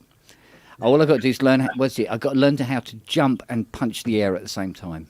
Apparently, that's all you need to do. Really? Yeah, just have to go, and you're done. That's it. Oh, you You're a DJ. Could have bought my coffin case. It probably would have fit in there. Yeah, well, I've got a lot of abandoned flight cases here I could convert. How about that? Oh, get a Is customer. that how you arrived to gigs, Jim? It was. Now, I nearly killed Andy Brooks with it when we played in Sheffield. So, I've repackaged it into a much smaller case that I got free from someone. I see. Which is like I can carry easily on my own. Yeah, the Upsolina was pushing it a bit, really, wasn't it? Make it a little bit too heavy. Yeah, I was wondering, the gear wasn't that heavy. Was the case that heavy? My old case was 25 kilos. Oh, man. Yeah, just the case. So, So that explains the small portions I see you cooking each day. Okay. Yeah, exactly. Yeah, it's like those Ston cases they customers put the JP8s in. It's like Jesus Christ, it's so heavy. Yeah, it's unbelievable. It'd be just easier just to carry the JP8. At least they're only 18 mil per touring cases. Not like one of higher stores I work regularly for. They're 21 mil, so it's 18 mil ply with 3 mil plastic on top of it. They're fun to get up a ramp because if we're loading Arctics, we can't get them into a warehouse because it's in the middle of Kentish Town. It's Arctic containers will be at the front, so have 3 people, one either side of the handles and one at the back, putting them up. It's great fun. If you've done 2 in a day, plus vents, obviously flipping and stacking them too high. This is where roadies love local crew. Well, this is why Rich like just carries a USB stick with him. There's always what we call American packing, of course, in trucks. Which normally implies that you just put the fly case in on wheels, but it's not when we say American packing. Mm-hmm. But like the classic sort of old school ELP touring where they have the 3 massive trucks and but were too long to get around. Mm-hmm.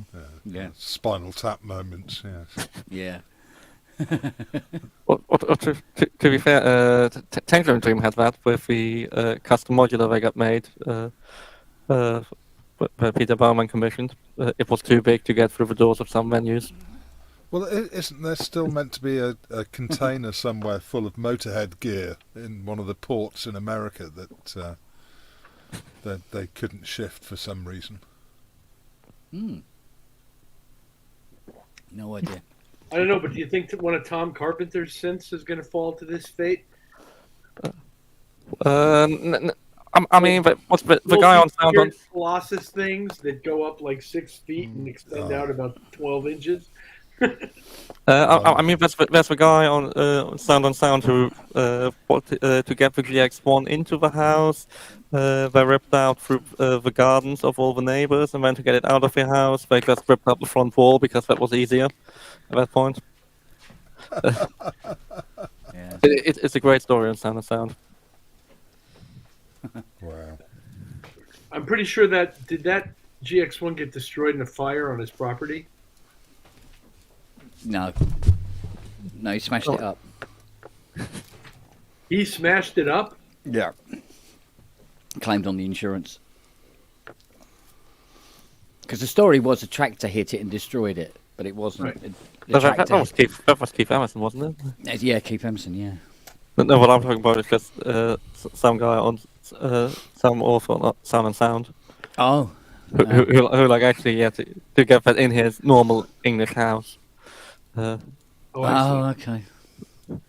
But yeah, then to get it out, they just ripped out the front wall when he moved places. You mean one of those 1,200 square foot duplex kind of places? Yeah, I wonder if that was Gordon. Was it Gordon? His place? We can check on Sound and Sound. Too hard to find. See, it was Gordon Reed. Might have been. Because he's even got those huge speakers. Yeah. Was they weigh like the same as the console? They're 8.5 feet tall or something, aren't they? 2 feet wide. Because I know there isn't that many of them around, so. Are you in a hotel room there, Mr. Hilton? Oh, cool. That's one way of passing the time. The Royal Lancaster in Lancaster Gate. Oh, yes. Rock and roll. Stayed there. That's nice. I like it here, yeah. I like this hotel a lot. Sort of our home away from home now. We've been staying here for years, and isn't that the really rock and roll hotel where lots of groovy stuff happens? Isn't it that one? Not that I'm aware of. No, it's well, obviously it is now. Only when Rich is there. The groovy stuff that happens is generally at breakfast. Ken, you need that car. You need to roll up in that car and drive it straight into the swimming pool. Nailed the furniture to the ceiling. Like Keith Moon. Yeah, exactly. He tried to turn the room upside down until we got to the plumbing.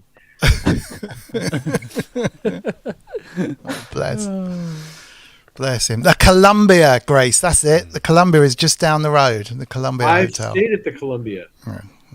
Brilliant. Thank goodness you're here, Grace. I thought I was going mad. And you were at the was it the Box last night? The Box briefly, very briefly. Yeah. I looked the website up on that, and it looks like a very unusual place. It's not a place I'm likely to go back to.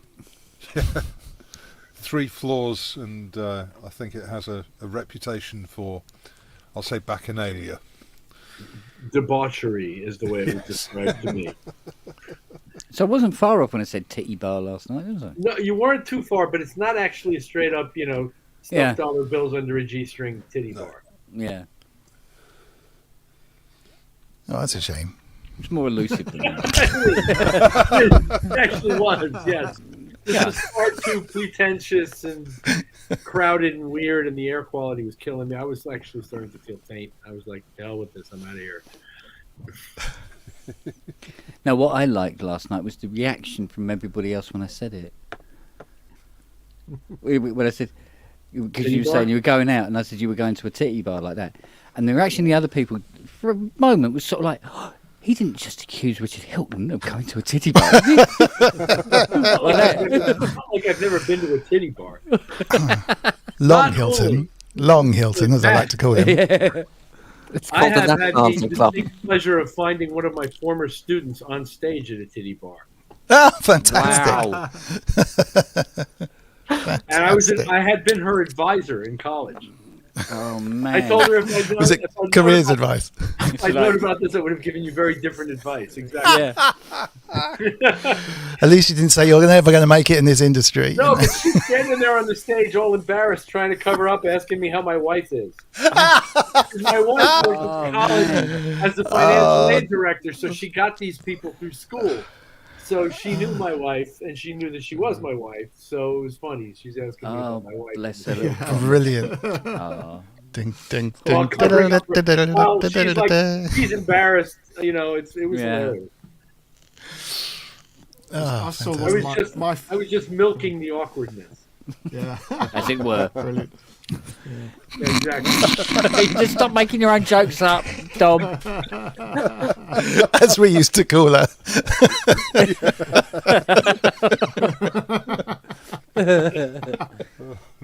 Oh dear.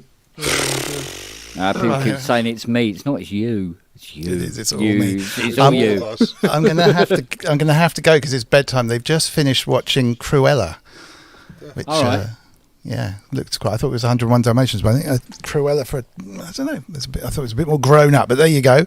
Yeah. So I might be able to catch up with you later, but if I don't, I'll see you in a while. Indeed. And have a lovely evening. But I'll try and catch up with you again in about half an hour. No, mate. Au revoir. Lovely to see you all. Bye. Take care. Bye. Bye. Yeah, I saw one of my former students tonight on a National Lottery advert playing a tuba. Oh, cool. Yeah, it's just okay. Yeah, sort of. There's some kind of National Lottery advert where it's like some sort of carnival, and then there's basically a ball gets stuck in a tuba, and this guy who I used to sort of show how to edit video and stuff is blowing this big ball out of this tuba. I'm like, I won't say his name, but yeah. Bizarre. Wow. Was he naked? I've seen him on Casualty before as well. But, I was about to say, out of all the claims to fame, that's perhaps not one that you want to advertise, but yeah. A gig is a gig. Let's give the tuba player some. Come on. Yeah. Little tuba love. Brass people got to stick together, right? So. And actors, God, it's be hard trying to make a living acting. Yeah. Well, no, you just need to come from a posh family with a good background and good connections. It's fine. There is that. Yeah, you need a bit of talent, though. And a tendrada. Yeah. No, I mean, Lambda is fine. Central is also fine. Bristol is a bit more problematic. But Jim, have you seen a Steven Seagal movie? Have you seen a Steven Seagal movie? Yes. Yeah, so you don't need talent, do you? No. Especially last years when he was doing them all sitting down. Like I know. Sitting down, right? I felt sorry for the editor. No, I don't feel sorry for anybody who makes those films, Kent. You should feel sorry for the poor bastards like me who buys them. Or used to buy them. No, the thing is, I used to sit with filmmakers. People buy Steve Seagal movies. Yeah, oh, absolutely. Because the filmmaker friends and I, we sit down, and if I remember correctly, we actually did a flow chart of the plot, and it all sort of boiled down to 3 or 4 things. And the other thing was, it was the technical non-brilliance. For instance, in one of them, they had not one but 2 different guys dubbing for him. Why would you need? I mean, I can understand one person, but why would you need 2? When he had a double to walk up and down stairs, he didn't even want to take stairs. Yeah, not just up and down stairs though. You'd see things like a completely different guy with a different build, skin color, wearing completely different clothes, fighting someone in a completely different location, and you'd be sitting there thinking, "I've not had enough to drink. What's going on?" The best was China Salesman, where they blue screen him fighting Mike Tyson, and they were never in the same room. Yeah. It's just, it beggars belief. And the other thing is, I know apparently at one point he had, when the whole Me Too thing was happening, there were a number of people, a number of women, saying that, they were sort of, he was a bit free with his hands and that sort of thing on set, and getting them to do stuff just to give them 10 minutes in a film. Well, his ex-wife says a bunch of stuff about him too, so that's... Oh, what's that? Don't know, your camera's off. I'd love to actually read the scripts from some of these films, because I'm sure that the dialogue compacted is probably only about 3 pages for the whole movie. Back of an envelope. It's shocking. There was one where there was a kind of semi-sequel he played the same character in 2 different films. And I thought, wow, they even went for a bit of a continuity angle. That's lazy. It was shocking because I've actually got this DVD set and it just says Seagal 6-pack. And they've all got different titles in the European market than they have in the American market.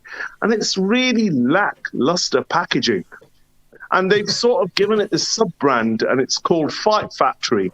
And under that heading, you've got, you've got Dolph Lundgren and his films and also Jean-Claude Van Damme. And this really hit home because in the last 3 months, I've spent about 6 weeks in Spain. And on some of the channels, there's this one channel at night. All they do is show direct-to-video films. So it's like a different treat. There's a new trend called geezer teasers where all the old action stars are making these terrible direct-to-video movies.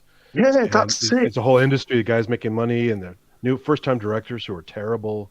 It's really funny. Yeah, it's just... They're shocking, Richard. Truly, they're really, really shockingly made. But yet, you have to think to yourself, economically, somebody's making good on this. They're all getting paid. Yeah. You know, so... Well, some producers doing well raising that money in the first place. Yeah. I can't even begin to fathom the pitch when they're sitting there trying to get their 20 million together or whatever it is. Maybe even more. Because clearly Seagal's taking a nice, hefty chunk of the fee, even though he's phoning it in for most of the film. You know? It's amazing. Or maybe he's actually part of the funding mechanism. Yeah. Well... I imagine so. You know, look at the executive producer, Steven Seagal, and you think, oh, okay. So. Yeah, in the old days, when we used to sit and watch films, even before DVD, you'd always watch the credits because if you saw way too many executive producers, you'd just sit there and think, right, clearly this is just a money laundering exercise. You know? It's just some of these films that have like 10, 12, 15, 20 producers, executive producers, and you think, why do you need that many people? Most films seem to these days. Well, yeah, you haven't seen like independent films where then like every company they try to skim some money out of have got executive producer credits. Yeah.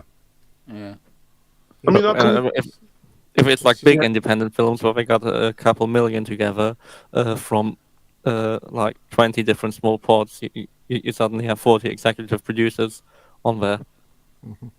Yeah, so they can get an IMDb credit, you know. Oh, right. No, so then and probably some kind of points on on the total, viewing of the thing. Yeah. I think isn't the rule that you yeah, sorry, go. Yeah, one of my exes got points on a very successful British film and did really well out of it. Oh, wow. They basically, it was really sort of unheard of. They were over schedule, couldn't really afford to pay crew anymore, and so they cut them in on points in the production deal. And all these sort of named crew actually made far more than all the actors. Revenge, yes. Yeah. Isn't it supposed to be points on the gross? Because clearly, if you go for points on the net, they're just going to completely diddle the figures and put cups of coffee at $9 a cup or something like that. Yeah, probably. Yeah, I mean that happens. I've never actually especially seen in the music industry as well. Contracts. Like, do you guys have Redbox or equivalent in the UK? Those DVD machines outside stores? No. Oh. A lot of old-fashioned people still like DVDs, and they DVDs are only sold in pound shop these days, I think. Yeah, a lot of these movies end up straight to DVD, the Redbox approach. So, the horrible polluting plastic stuff. I think I read somewhere today that a big investor pulled out of Top Gun because the investor turned out to be China, and because the film wasn't suitably Chinese friendly, so they'd pulled out of the production. Did they watch the first one? and if then think if this would be a good intellectual property that we think might help us making some money on it. I hate the fact that Hollywood got into bed with China. I mean, it depends on the producers, but like some of them seem very much aware that they spent a whole bunch of time talking about it and trying to do things, and then ultimately you still have the censoring just making their decisions. So you might most of the time you budget before where they don't care about certain things and care about other things, but you didn't think were an issue. So most of the time, we just spend a lot of money and time trying to accommodate that market when it's just a gamble. Well, that's not the only thing. They actually digitally changed the patch on a guy's jacket in the new Top Gun movie because it was showing Chinese independence for Taiwan. Yeah. And it's like, come on. So the Olympics, they're Chinese Taipei. You can't have a patch. It's ridiculous. On a different note, I was reading that Val Kilmer was apparently really upset because he wanted to be part of this Top Gun film, and they said, well, they could have digitized my voice. Yeah. Yeah. You know? Right, guys, I haven't seen it. Has anyone? Duck out. I may be back later, but okay. Cheers, Jim. I'm flagging Cheers, Jim. now. But no worries. I'll be back. Good seeing you, Cool. buddy. Nice meeting you, Armalite, as well. Take care. Cool. Cheers. No, Take care. bye. Bye. No, I haven't really heard that much about Top Gun. I would imagine it's going to be fairly spectacular to watch, but whether the plot line is any good. The main thing I heard is that it's missing all the nice soft porn shots. The lovely homoerotic soft porn shots. The only thing that makes the original exciting beyond the music, it's like you clearly seem to be failing to understand what made the original picture so great.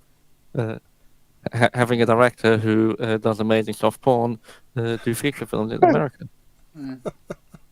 Who did the music to the original? Was it Harold Faltermeyer?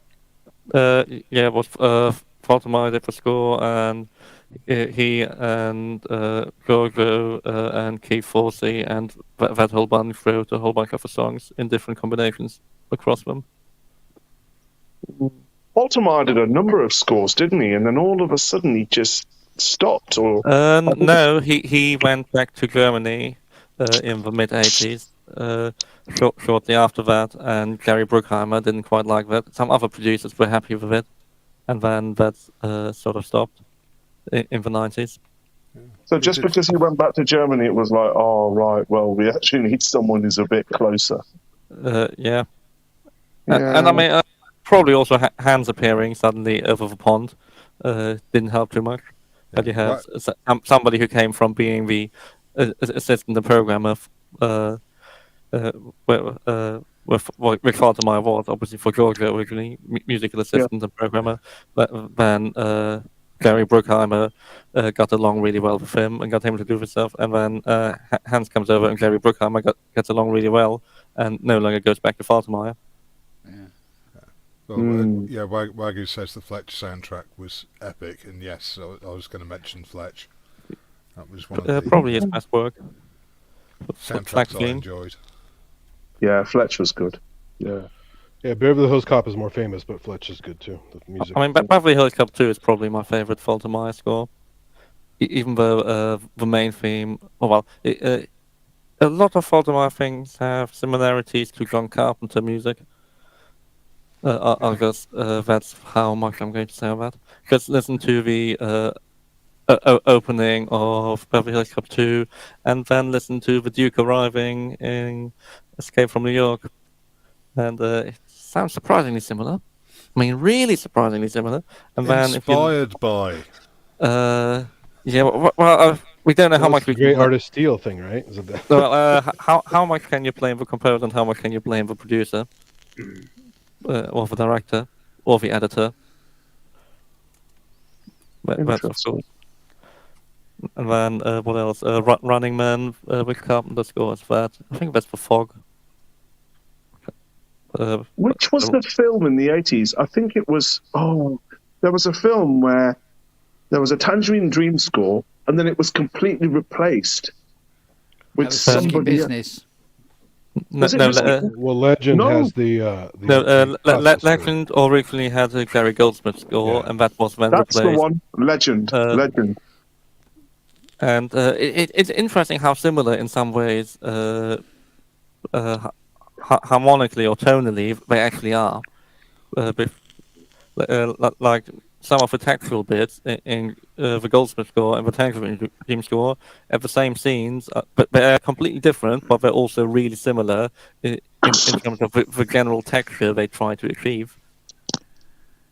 Yeah, the only Tangerine Dream part of the score I don't like is the John Anderson track, so it's extremely cheesy. I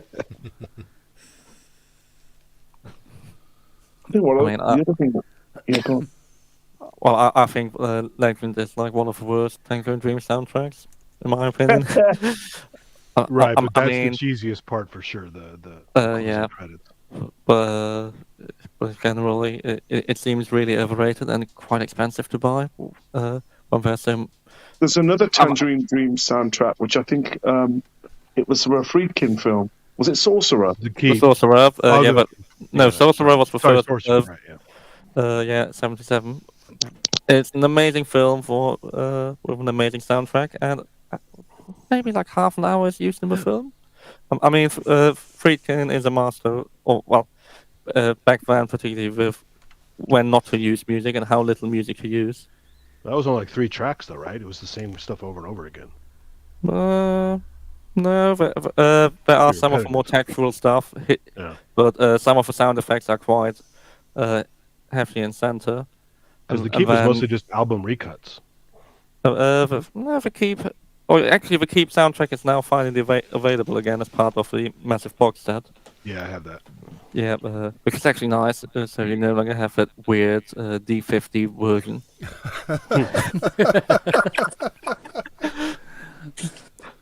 Oh, man. So 2 things. Pretending to be healthy.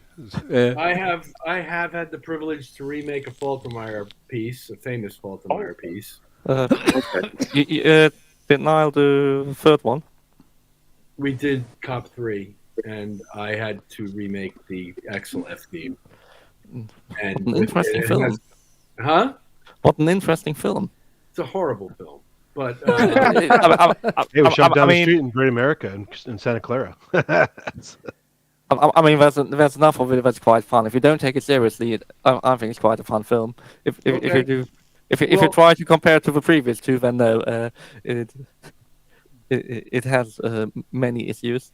The thing I'm most proud of in that film is all of the carousel music that I did, which appears throughout the film. You know, Richard, it's funny because I actually watched some of it on Netflix a few days ago, and I was actually watching the carousel bit, and I'm not even joking. I sat there thinking, who did the music for this? It's actually better than the film. Thank you. That was because me. the film isn't good. The film is not good at all. It's a terrible movie. And second point was I've worked quite deeply with William Friedkin on a movie called Blue Chips, right around the same time I did Cop 3, as a matter of fact. And his music. All right, so we were at least the third and maybe the fourth bunch who came in to score this movie. And he still didn't know what he wanted. One day it was a classical score. The next day it was a jazz score. The next day it was a blues score. I mean, every day was a new. It was like, well, yesterday, what was great yesterday sucks today, and now let's do it over again in some other style. And this went on for periods of weeks. And I actually became fairly close to Bill Friedkin during the making of this movie. He used to haul me around to post-production sessions and stuff. We used to talk a lot. I quite enjoyed my time with him. And the movie that movie is actually not bad. It's not whatever Gone with the Wind, but it's not bad. Well, what film's that? To Live and Die in L.A.? No, this is called Blue Chips. It was about basketball. Oh, right. And what he ended up using was a combination of all the different scores. So there was some of the score that Jeff Beck had done with Jeb Lieber in there, and there was some of the score that we did in there, and there was some other stuff in there. And some of the music I'm quite proud of, but the carousel music in Cop 3 I'm really proud of. I don't know whether you noticed it. I think somebody here has been too tight to renew their Penitent subscription. I have noticed. I was just, you know what it is? I was just A, it's 11:30. B, I'm gonna call it a night in a bit. So I just kept thinking, I've had no drink. What's going on? I thought maybe if I keep quiet, I'll blink a few times and because nobody was saying anything. I thought, what's going on? Oh, anything can happen on this show. Breaking barriers. Show. Yeah. But if you can work out while you're on a podcast, maximum respect. Yeah, you can't talk. But, Well, yeah, I suppose. But it's Kent's show, so hey. Literally anything goes. You got to play Olivia Newton-John's physical while he's doing Oh, it. yes. Oh, that would be awesome. Yeah. I'd appreciate that a lot. Whenever I think of Olivia Newton-John, I don't even think of Grease. I think of Xanadu. And then that makes me feel sorry for Michael. Was his name Michael Beck, the guy who was Swan in The Warriors? Because I just think, man, he just took that one left turn.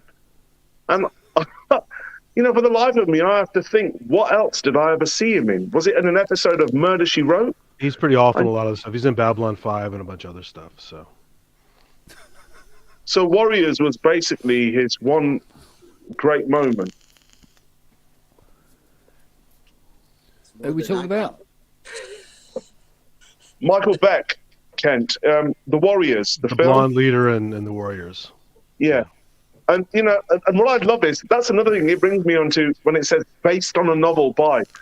The novel, compared to the film, I mean, the film could just, it's compared to the novel, it's like a U-rated, really watered-down version of the book. Joe Walsh track is great, though. Yeah. A lot of the people, I mean, I've noticed, because I've got the special edition of The Warriors with Walter Hill doing a load of interviews. And Walter Hill's another one. He tends to reuse a lot of his actors. Well, it makes sense. If you get along with them, then might as well keep them around. Yeah. But it amazes me that he never got Michael Beck to be in anything else. Well, maybe there's a reason. Yeah. He did Xanadu. That was enough reason. Oh, swab. Well, yeah, Xanadu didn't do particularly well, did it? No. No. And in fact, I think the soundtrack did better than the film. Wow. Oi. It's like Tommy's one experience when you watch it. And then you listen to the soundtrack, and it's just, if you'd never seen the film, you just think, oh, right.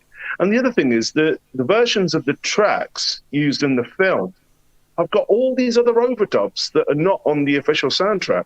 It's a lot of Pete Townsend using 2500s and AKS or synthes.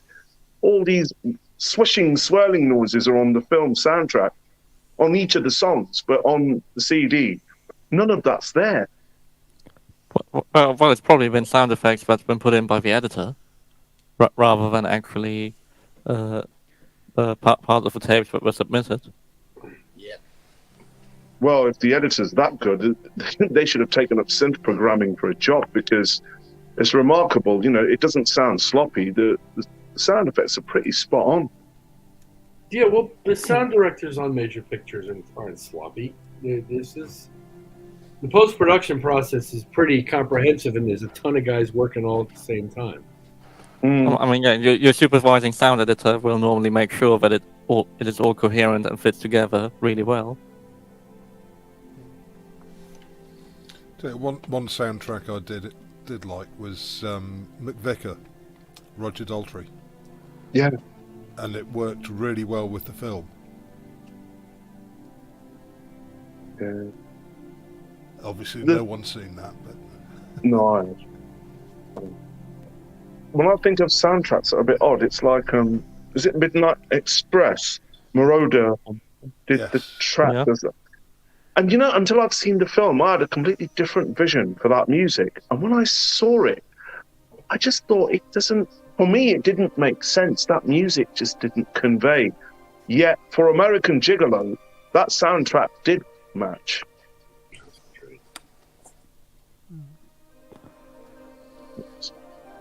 I don't remember the soundtrack specifically on Midnight Express, but I thoroughly enjoyed the film. I mean, Midnight. there isn't really a soundtrack. There's one piece.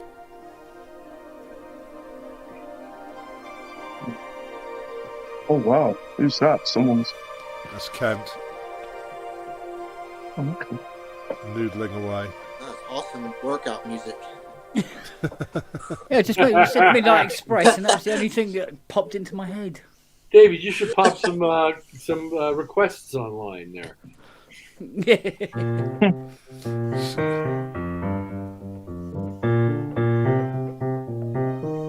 Wow, I'm having major problems. Right, I'm going to have to call it a night. Phone's playing up as well. Have a good evening, guys. Okay, cheers. Nice Bye. Good seeing you. Take care, buddy. I mean, that's not the only theme from Midnight Express. That's the main theme, but there's other music in there. But the bass sequence appears quite a lot in the film. The sad end title, the end closing credits or whatever, that's different. Oh yeah, there's the what's it? That one. Sad one.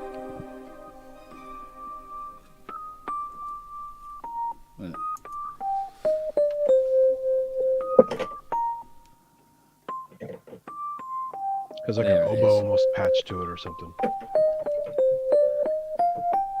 That one. Yeah. Yeah. Yes. I forget what it was called. But yeah, that's another one. And then can't remember anything else. To go back to Faulty, actually, Thief of Hearts, that's one of his scores. Oh yeah, I remember that. That I quite like because in his words, that is Gary Bruckheimer wanted something that's between Giorgio and Tangerine Dream. It sounds like Giorgio, like a Scarface thing. Yeah, it was obviously because Faulty programmed them, exactly, but particularly that one, it's very much like well, obviously Bruckheimer did Thief. Which as line producer. The Thief commentary is funny because James Caan hates the music in there, and the director's trying to defend it. And yes, the director loved it. Michael Mann loved it so much that he wanted them to do more stuff, and they couldn't. Yeah. I mean, Tangerine Dream was supposed to be Miami Vice, but they couldn't contractually because they were doing Street Talk. They weren't allowed to do Street Talk, Miami Vice. And yeah, we all know how well Street Talk went down. Although it went very well for Jan Hammer, and he made some great music. So yeah, I'm glad he did it because that's awesome stuff on that show. So. Mm-hmm. On a slightly different note, have you ever met John Miles, Rich? No, I don't recall meeting John Miles. I'm not sure I know who John Miles is. Music was my first love. Amongst many others, but he also did keyboards for Tina Turner. No, I've never met him. For a bit. Oh, and he sang for Alan Parsons Project, obviously, quite a lot. Yes. Even beyond it, even on Freudiana. Yeah, it's just one of those, one of the artists that I saw him live a few times. He was a very, very capable, talented musician and composer. And is he still doing it? I think he might have. Yes, that's it. No, he died last year, December. Yes, very good. I see.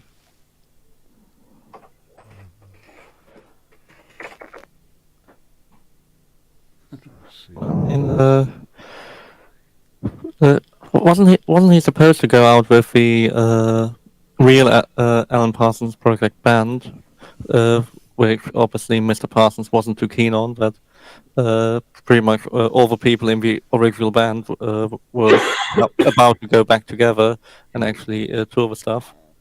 It got some nasty legal stuff. Well, he was in the Alan Parsons Project until I think the early 90s.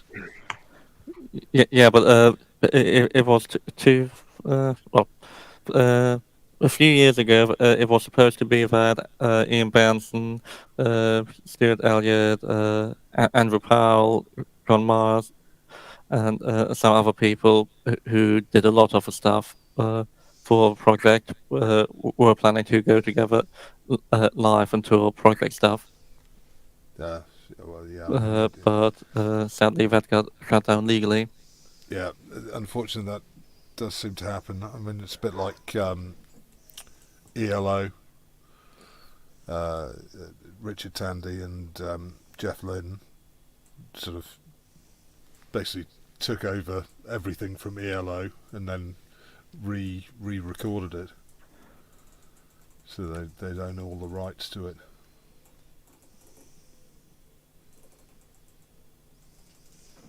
Another Funny, the people you meet randomly. I actually met the son of one of the string players in ELO many years ago. My brother's wife's girlfriend was dating him or something like that.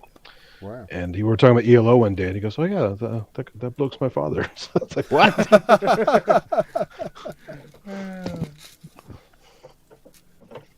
Cool.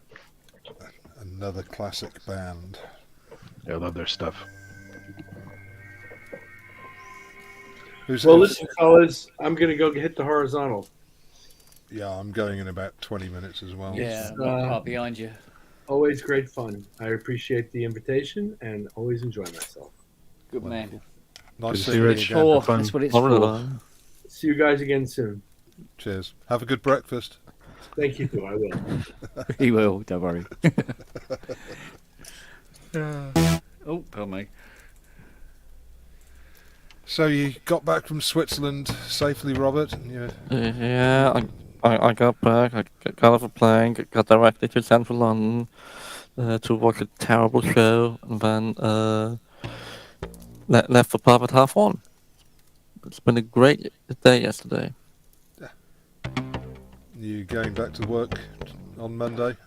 I could probably check whether I actually need to be in on Monday. That sounds like a future me problem. Right.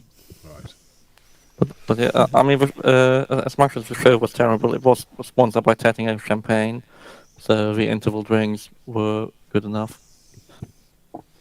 Oh, were you invited to it then, or? Well, because it was that rather. Oh, okay. It was sponsors night, and clearly it was a bit too empty, so they opened it up for graduates. I mean, official sponsor tickets were £150, and for graduates it was £10. I was just like, oh, it's sponsored by Tettinger Champagne. Interval drinks might not be terrible.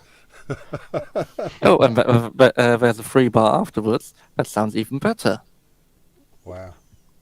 About by 11 they kicked us out, and then we went to the dingy shithole around the corner and buggered off at 1:30.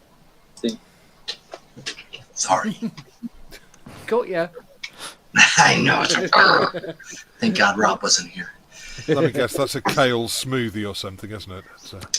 Oh yeah, you're right. It's actually a blue Slurpee with blue juice from my daughter. Oh, it's okay. It's got lots of E numbers in. You'll be fine. Yeah, so you're. No, not even close. I could go throw some kale in it, I guess, but not what you're going to get from Planet Organic around the corner here, are you? I'm one of those. I work out so I can just eat like crap. You know, otherwise I wouldn't do it. That's a good balance. Yeah, I hate working out, to be honest. Well, it's the old reward and punishment, you know. Yes.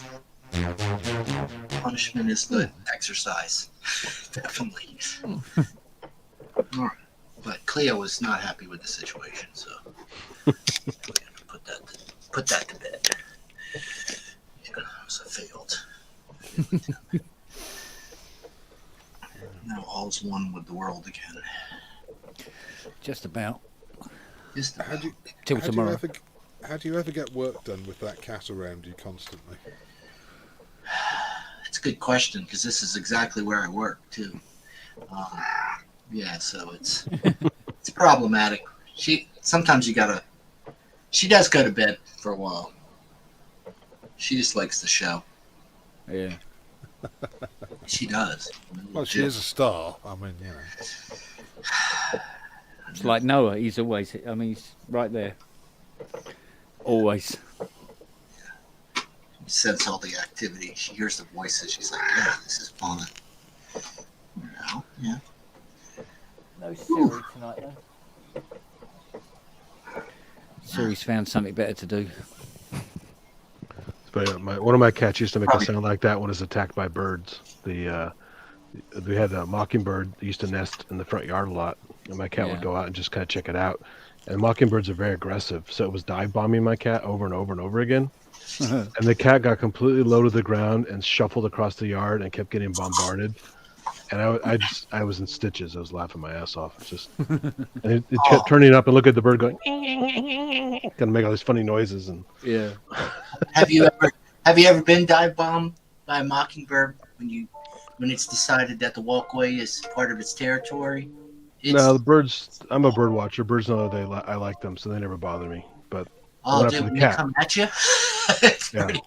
They go after the cat though, for sure. Oh, they went after me. No, I was definitely part of the problem too. But no, the cat. Forget it. No, they're not. Well, that's how you tell how all the hawks, or if the owls are roosting or something, the birds like get going, and you're like, okay, something's in the tree. Yeah, right. No. Yeah, mockingbirds are pretty funny. So are catbirds. Pretty much same group, yeah. Yeah, same bird, different color. But they're great because they learn different bird songs. They'll sing all night long because the street lights are on. Yeah. And you can go outside and get the most amazing recordings of them.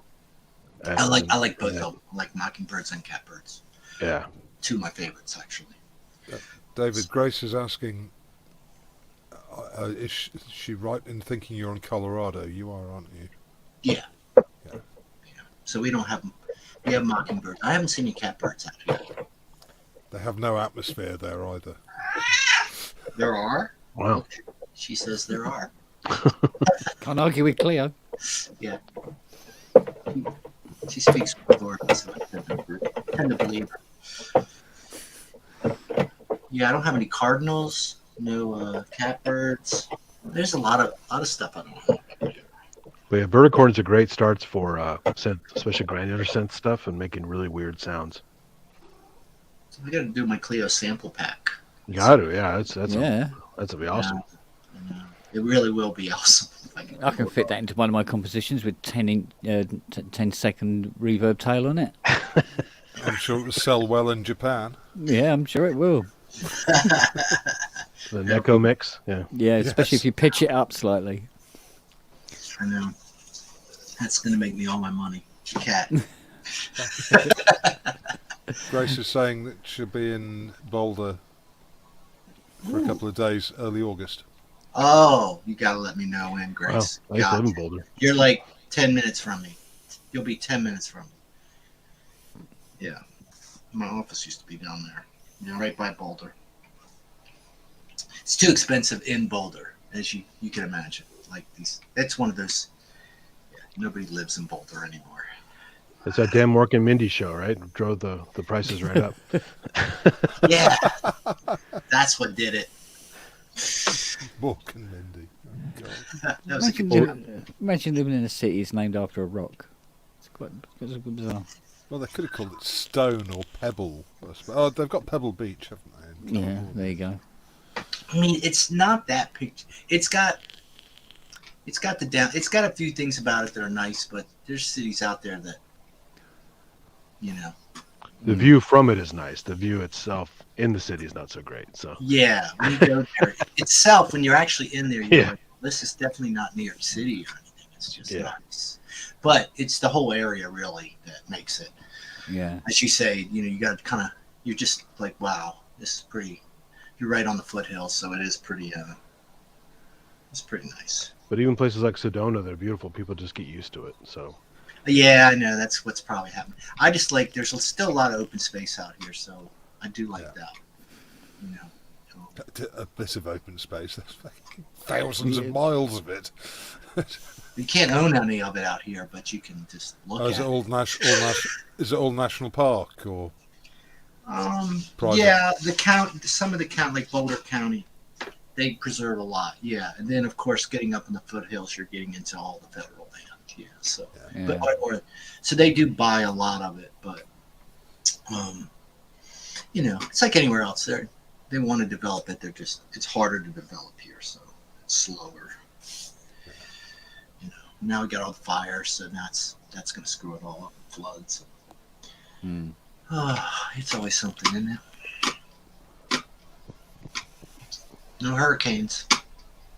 That's nice. Yeah. Even though that's like the least of my. Do we have hurricanes? No. We don't. What are they, tornadoes? No, we don't. Okay. It is. It's amusing. Lovely vocal cat. I love it when cats are vocal. Yeah, she projects. That's for sure. Yeah, yeah. My old cat used to be like that as well. Love letting you know. We could be teaching at drama school about projection. Some people could really use that. Yeah. It's coming from the diaphragm for sure. John Simpson wants to know what the weather is like in your part of Colorado. It's generally pretty relatively mild here. You know, it gets sort of hot. It gets hot, right? And it gets cold, but it's nothing. I mean, I guess some people. There's big swings, but it's it's no different than like if you're in Philadelphia or something, or some of that. It's pretty similar climate-wise, I would say. Just dry, very dry. High altitude. Some people hate that. Me and Clee don't care. So do you get a buzz if you go down to sea level? A buzz? There's plenty of places to get a buzz here. No. Oh yeah. There's plenty of that. No, I meant in terms of the change in the atmosphere. I don't notice it much anymore. If I go up in the mountains and if I start running around or something, I did some inspections up there and I started getting some head rushes that surprised me. I was like, whoa, what is going on? And I was like, oh, I guess I'm at 10,000 feet altitude. Without an oxygen bottle. Yes. Going nonstop and I'm in, early 50s. I guess that's going to happen, Yeah. Baby anymore. Used to be. But yeah, no, it's a beautiful place. It's got its, I don't know. It's like go anywhere. You find all the warts once you get here, and you're just like, yeah, I don't know. It's cool. It's not that cool. I don't know if there's a utopia out there. I'm starting to think there's not. But it's cool to other people. Their ups and downs, haven't they? Yeah, I mean, people come to the UK from the States, and it's a bit of a head turner at times. I mean, just things like I used to live in a house that was older than your country. Yeah. It wasn't unusual. I've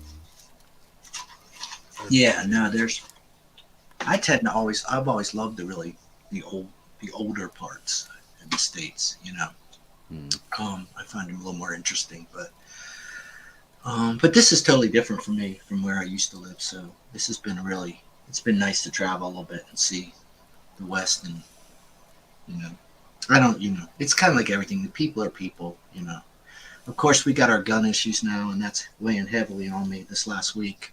Oh, yeah. And I'm in a state where guns are, a lot of people have them, and it's a little bit hard right now for me to try to process how we're going to fix it, And I had to walk my second and third graders to school the other day, and it's just like, I'm just like, what is going on, man? Like, I just can't live Well, like you have this. Lower and Bobert there pushing all that stuff, right? Gosh, it's heartbreaking, It's heartbreaking. I don't like to try to dwell on it too much, but it's kind of hard when you're taking your kids to elementary school the day after, Yeah. And you're walking them there, you're just like, and we've had five lockdowns in our little school. There's a elementary and a middle school, and there was some kid about a month ago that one of the family members called and told the police he left and there's a gun missing. I mean, so this stuff is really bad what's going on. It's really serious countrywide. We sort of have the same feeling whenever there's been a Islamic terror attack or something in the UK. Yeah. And it just stops you and makes you pause and think.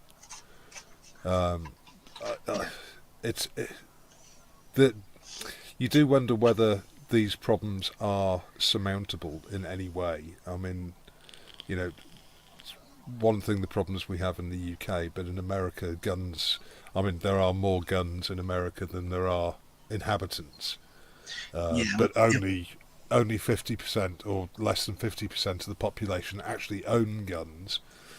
And then it's if you were going to regulate it, how could you? Because there are so many guns in circulation. I think you could, and it seems like that's you should. Yeah, it seems like the logical first step, but we can't. Yeah, the lobby groups and NRA don't want that. So yeah, but just having licenses. Yeah. So how many guns and who owns them, and then you start looking at how you manage the sale of these things and the sale and control of ammunition. I mean, there are no controls on ammunition. Well, that's an old Chris Rock joke about make the bullets really expensive, so it's too expensive to shoot somebody. Yeah. Well, I mean, it is true about what happens. I mean, we had a gun store right near one of our offices in Maryland. And I still get stories. I guarantee you, if I had called that office the day after, if I called them, I was like, "Is there a line out of the gun store?" They would have said, "Yeah." So, I mean, that's where we're at. Like, what is that about? It's rhetorical, obviously, but it's just kind of like, every country. I look at this stuff, and every country has their kind of weirdly prideful things that they believe, that makes their country special, right?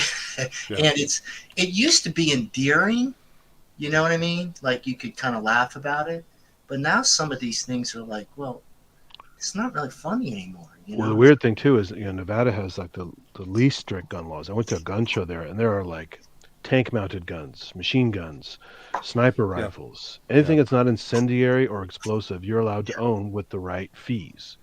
Yeah. But yet there weren't any real mass shootings there ever until that one in Vegas with the country show. Yes. And so even that excuse, like, well, it's a safe place, look at all the guns and no violence, that's no longer a factor. Yeah, it's dangerous anywhere now. So and in my little area here, for some reason, it's just ripped with bad stuff happening throughout this northern Colorado, which is kind of bizarre because friendly these people are, but I just got a head rush from the Slurpee. Oh my god! I'm gonna go down because of a Slurpee. Jeez. But yeah, no. So that's been just a bummer. To be honest with you, it's just a bummer. Oh yeah, it's bloody awful. And you're afraid you're gonna like forget about it. That's I think, you know what I mean. That's kind of where I'm at. I'm like, what am I supposed? I can't go if I go back to normal. Like I can't. You know what I mean? Well, I saw a meme. Gonna just, go ahead. I saw a meme of St. Peter at the pearly gates, And he's saying to one of the angels, they keep sending, hugs and wishes and love, but they keep sending their children as well. Yeah. It's sort of... This one is so bad, though. This is just...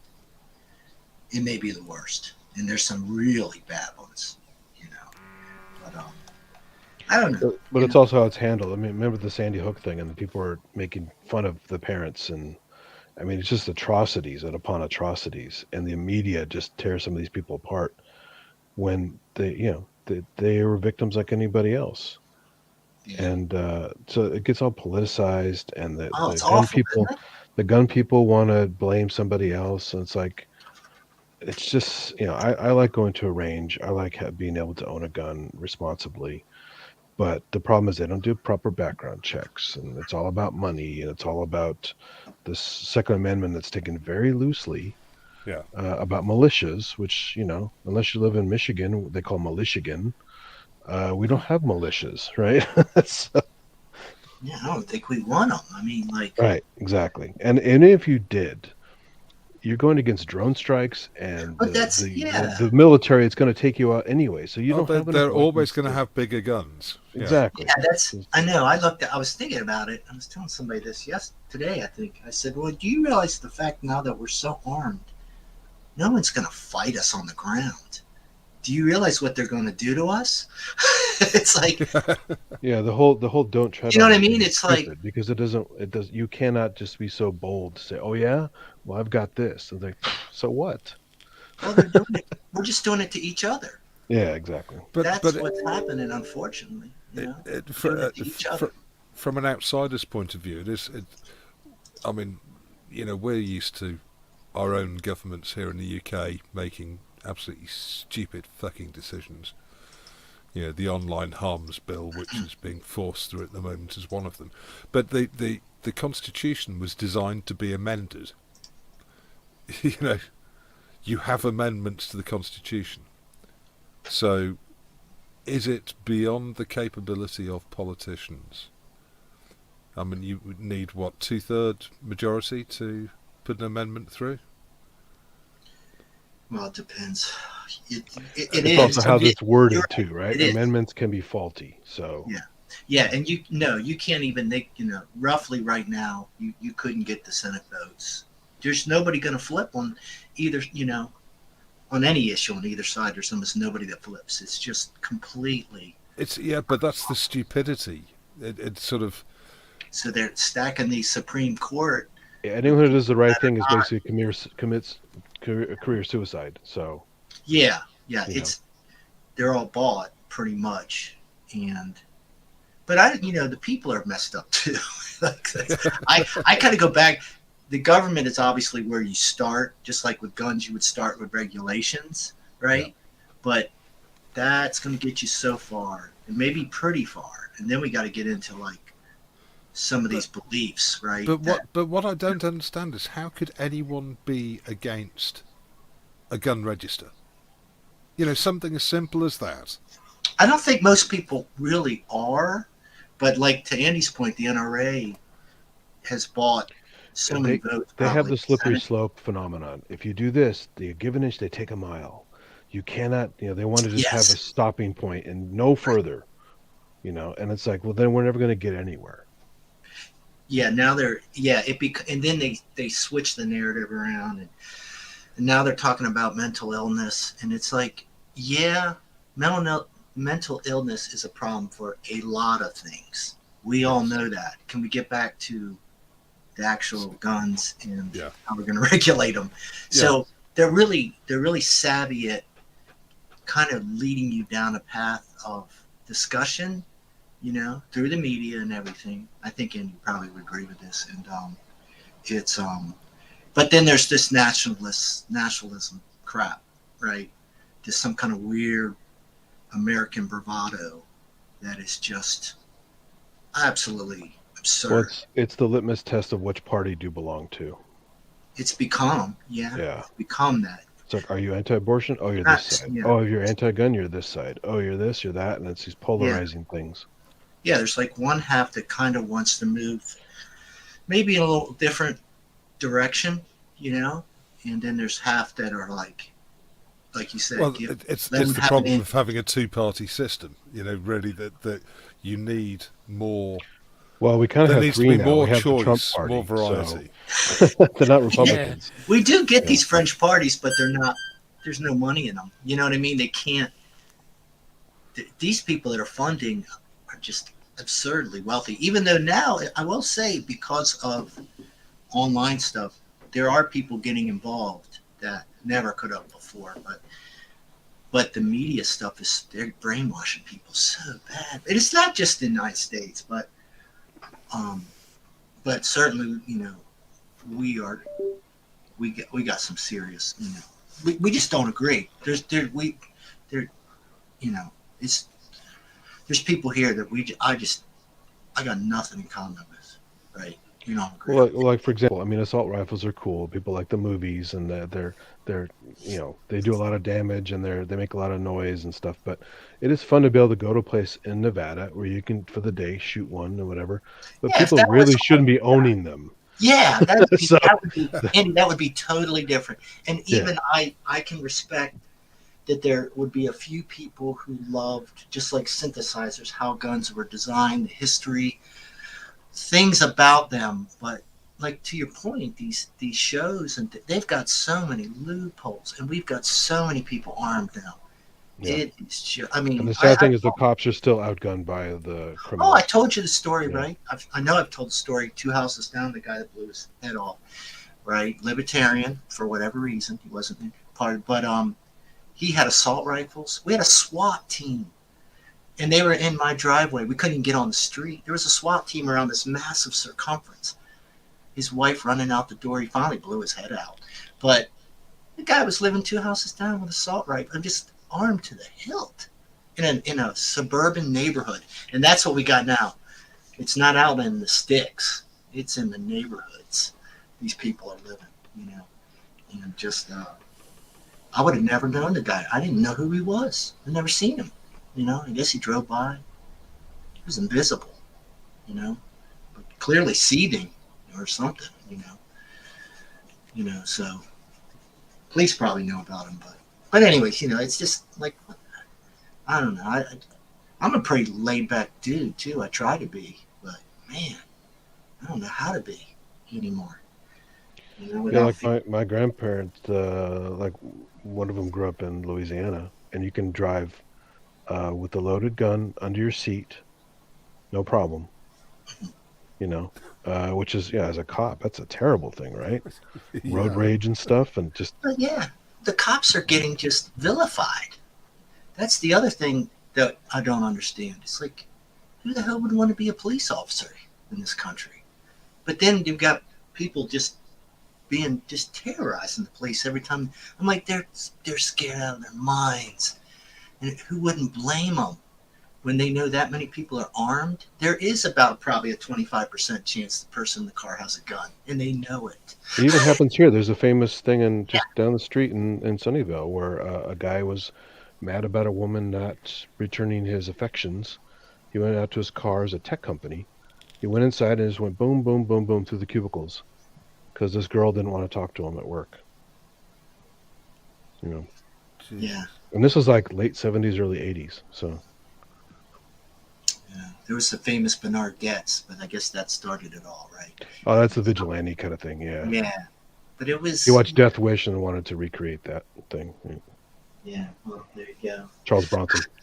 But it was portrayed as he was the victim, you know, which I don't, you know, I'm just saying, well, that's the way the history remembers. So he kind of did a Charles Bronson in that, because if you remember Death Wish, he went out looking for trouble so he could shoot the guys because he was all messed up about his wife and his daughter, right? And that's what Bernard Getz did. He was riding the subway with a gun, waiting for guys to come after him. And you'll have them, yeah. If you want to fight, you'll find it, right? Yeah. It's not that hard, really. It's not hard at all, especially depending where you live. You know, there's certain people you can't even make eye contact. You're going to start a fight, you know, or start an aggressive situation. But I don't know, man. I guess I'm hoping this is the tipping point. We'll see, though. It's not looking good. Yeah, they've got a lot of power in this country. The lobbies for anything really are pretty strong. Yeah. It's very weird. It's a weird situation. There's a lot of good things about the United States. That ain't one of them. I'll tell you that. You agree? Yeah, Cat agrees. Yeah. Yeah. Cat's like, yeah, don't bring that. You guys are idiots. No, you really are. They're just horrible. Really bad. Yeah. Nature is much more civilized in some ways. Well, I mean, it has no nature has no conscience, right? It just It has no morality. Yeah, it's just so it's brutal in its own way, but at least it's honest. Right? It is. It's brutal, but it's not really irrational. No. I guess there's that's a really fairly well-defined you know pecking order, isn't there? And there are higher animals that play with it. I mean, you've seen this footage probably, or watched the David Attenborough stuff with orcas playing with seals, batting them around with their flukes back and forth. Yep. And they're dead. They're playing with their food. Yeah. They're basically playing volleyball with the seals. Yeah. And it's like, that seems cruel, but that's, hey, they're just having a good time, right? Well, cats play with Cats, mice. the same thing. Yeah, all that stuff. Yeah, tenderizing. The dolphins playing with an anaconda in a sexual way. If you've seen that recently. Well, you have that Oh, too. God, no. And you have cage birds that I've roll up paper and do a seen bump some and grind. So, you know. Yeah. I've heard of some stories. Our birds used to do that. Yeah. We know the farm animal stories. We don't need to go. Yeah. Yeah. Oh, jeez. Well, I was thinking about it. You know, we went to one of these. I think it was like one of these butterfly gardens, but they had a tarantula, right? You could have it go in your hand, right? So we all did it, and then later we're like, could that thing bite? Oh yeah, yeah. Bite. I was like, that's pretty cool. Like, it didn't have any reason to bite, right? It just, right? It's nothing to be afraid of. You weren't freaking out. You know, kind of like snakes and a lot of that stuff. I was talking to my daughter about that. I was like, look, they don't want anything to do with you, right? You know, just leave them alone, and they will leave you alone. Yeah. That's what they want. See, that's a lot of how nature works. So it's not that complicated. You know, there's a few animals we know. You know, they get a little tougher that way, but. You know, if you run into the great thing is that humanity in general wants to see itself as the alpha animal, and we're the most intelligent, the most clever, but we do things that are worse than instinctive animals for the most part. We actually enjoy it, you know. So it's maybe monkeys. Yeah, well, they're pretty awful too. I hate monkeys so much. There's another great David Attenborough piece where the chimpanzees are pulling monkeys apart in the forest. Yes. Yeah. And after they do some amazing hunting skills, and it's like, holy shit, these things are not so peaceful. So they're terrible. There used to be a running joke how I felt about monkeys, but when one of them came up, they had it on a leash thing, you know, and it was right near me, and they're like, don't look at it, you know, his eyes. I'm like, I'm not looking at that monkey. I'm like, I don't want anything to do with that thing, man. Bring the elephant over or something. Let's shock the monkey. Get that monkey out of here, dude. Oh, and they're strong, man. I know you've seen it, Andy, because you worked at a zoo, right? Oh, and, sure. Well, if you just look at a gorilla, the gorilla looks like he's worked out his whole life. Oh, their arms are like, they're like lanky, you know, and muscular. It's just like, that's sheer power there, dude. Someone calculated once that like a mountain gorilla or standard lowland gorilla has a strength of like 4 linebackers. Yeah. Oh, so. Yeah. And incredibly strong jaws as well. Yeah. Oh, yeah. But then you got the elephant, you know? It's just like so chill, relatively. Yeah, but well, until they go into must, you see the stuff leaking from their heads, and watch out for the males. Yeah. They'll steamroll right through you. Yeah. But generally, they're pretty cool animals. You know? It depends. Well, they're not a hippopotamus, right? They're worse. They'll run you over too. When I was in Kenya, the river camp, yeah. I heard them doing the crazy noises at night. They said, do not leave your tent at night. They will not come in the tent, but if you get between them and the water, you will be flat as a pancake. Yes. They don't screw around. It's like us. It's just like us, you know, cars, you know. It's like, we tell the animals, don't come on the highway. We're like rolling around. We're just going to run your ass over. Yeah. And we do. Well, you know, Darwin had a point. Yeah. There's a Wagyu saying that chimpanzees will go for your balls if you ever get into a fight with one. Okay. I'd really like to know how. I don't think they. I mean, they might. But you remember the famous case of that woman who got her face torn off and her hands bitten off. Oh. So, no, I mean, well, you go for the soft flesh first. I mean, yeah, exactly. That's with all animals: eyes, lips, nose, sure, ears, rest of face. Exactly. Yeah. It would make a good reality TV show. Some big dude who thinks he could take on like a chimp. The show will be over in 5 seconds. You know, you'd have to be a total a-hole. Next. You'd have to but it would be you're like, oh, this is gonna be bad. This is why the whole badger baboon thing is a joke, because baboons are incredibly strong as well. Oh yeah. It would just dismantle that badger. I know badgers are tough. Of all things, I know. Yeah. I know. It's probably not the good choice. Right? Back with baboons are also very shy, and they try to avoid any altercations. So most likely, back then, baboon, what's going to happen? One runs one way, the other runs the other way. I like to see one of them take on a skunk. Well, nobody wins that one. Well, even a skunk is covered with its own stink. Does anything predate a skunk? Oh yeah. Because if you can get it before it sprays, and you don't break the sac with the methyl mercaptan, whatever that stuff is in there, it's just like anything else. You can just kill it with basically not letting it get a shot off. Yeah, but do they have a natural predator in the wild? Sure they do. I don't know offhand that well. I mean, it depends on if it's a spotted skunk or a striped skunk, but yeah, they. I mean, if you're hungry enough, you'll eat through that, right? God, they're so cool looking now. They're so cool looking. I love them. Well, I think raccoons are quite cute. No, they are cute. They're fun. I used to love working with them. They're so awesome. Fuck off. No, they're gross. Trash pandas. They got like a hunchback, and they walk all like. They're uglier than they're very clever, and they're fun. They're clever. They're bloody they're ugly though. The only thing you want to be careful is they carry a certain type of ascaris that can go to your brain if you're not careful. So. Raccoons. Yeah. So go up your balls and then your brain. You got to wash your hands and stuff when you handle them. So. Oh wow! Yeah, that's interesting. They're fascinating creatures.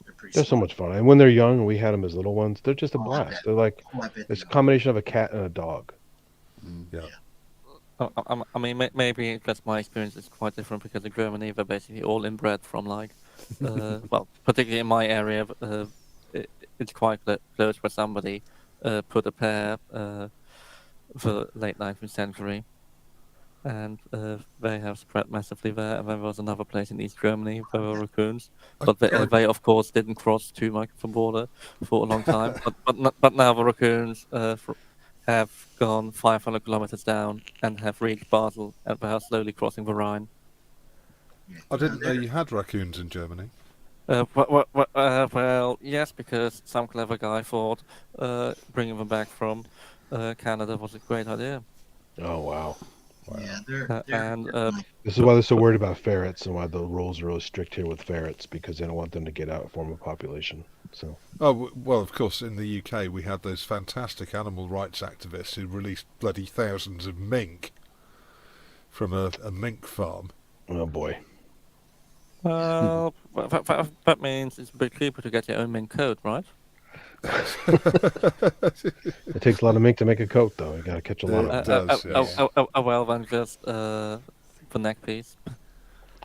But yeah, it's a nice collar. It's certain animals can easily establish. I mean, that's why they're worried about like snakes in Hawaii and places like that don't have snakes natively. Yes. Oh wow, they don't have snakes. And so they're worried about them because they can go anywhere. They could be in a case. They could fall out of a private collection. They could, Well, isn't there a problem in parts of the States with giant cobras or something? Or there's some snake that's been released into the wild. Oh, yeah. Oh. And it, pythons?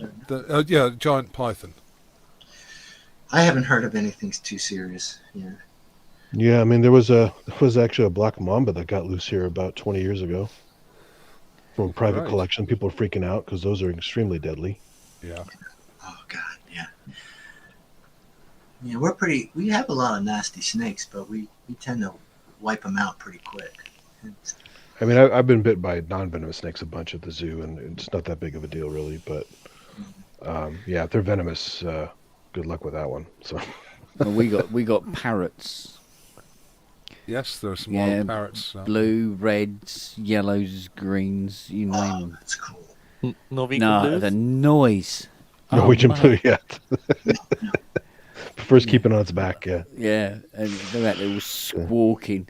Absolutely bloody, swarm of about 500 would land in a tree out the back here. And all going, and I was like, oh, shut the fuck up with you.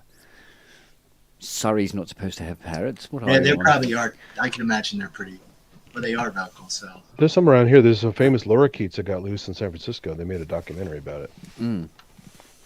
Well, they're nicer than pigeons. They're really Yeah, noisy, well, Pigeons are pretty chill, though. You know. No, not here. They're not. Oh, they are. I mean, ours are. I mean, they're not really. They don't care about people other than some snacks. no, the pigeons here will scan your credit card as soon as look at you.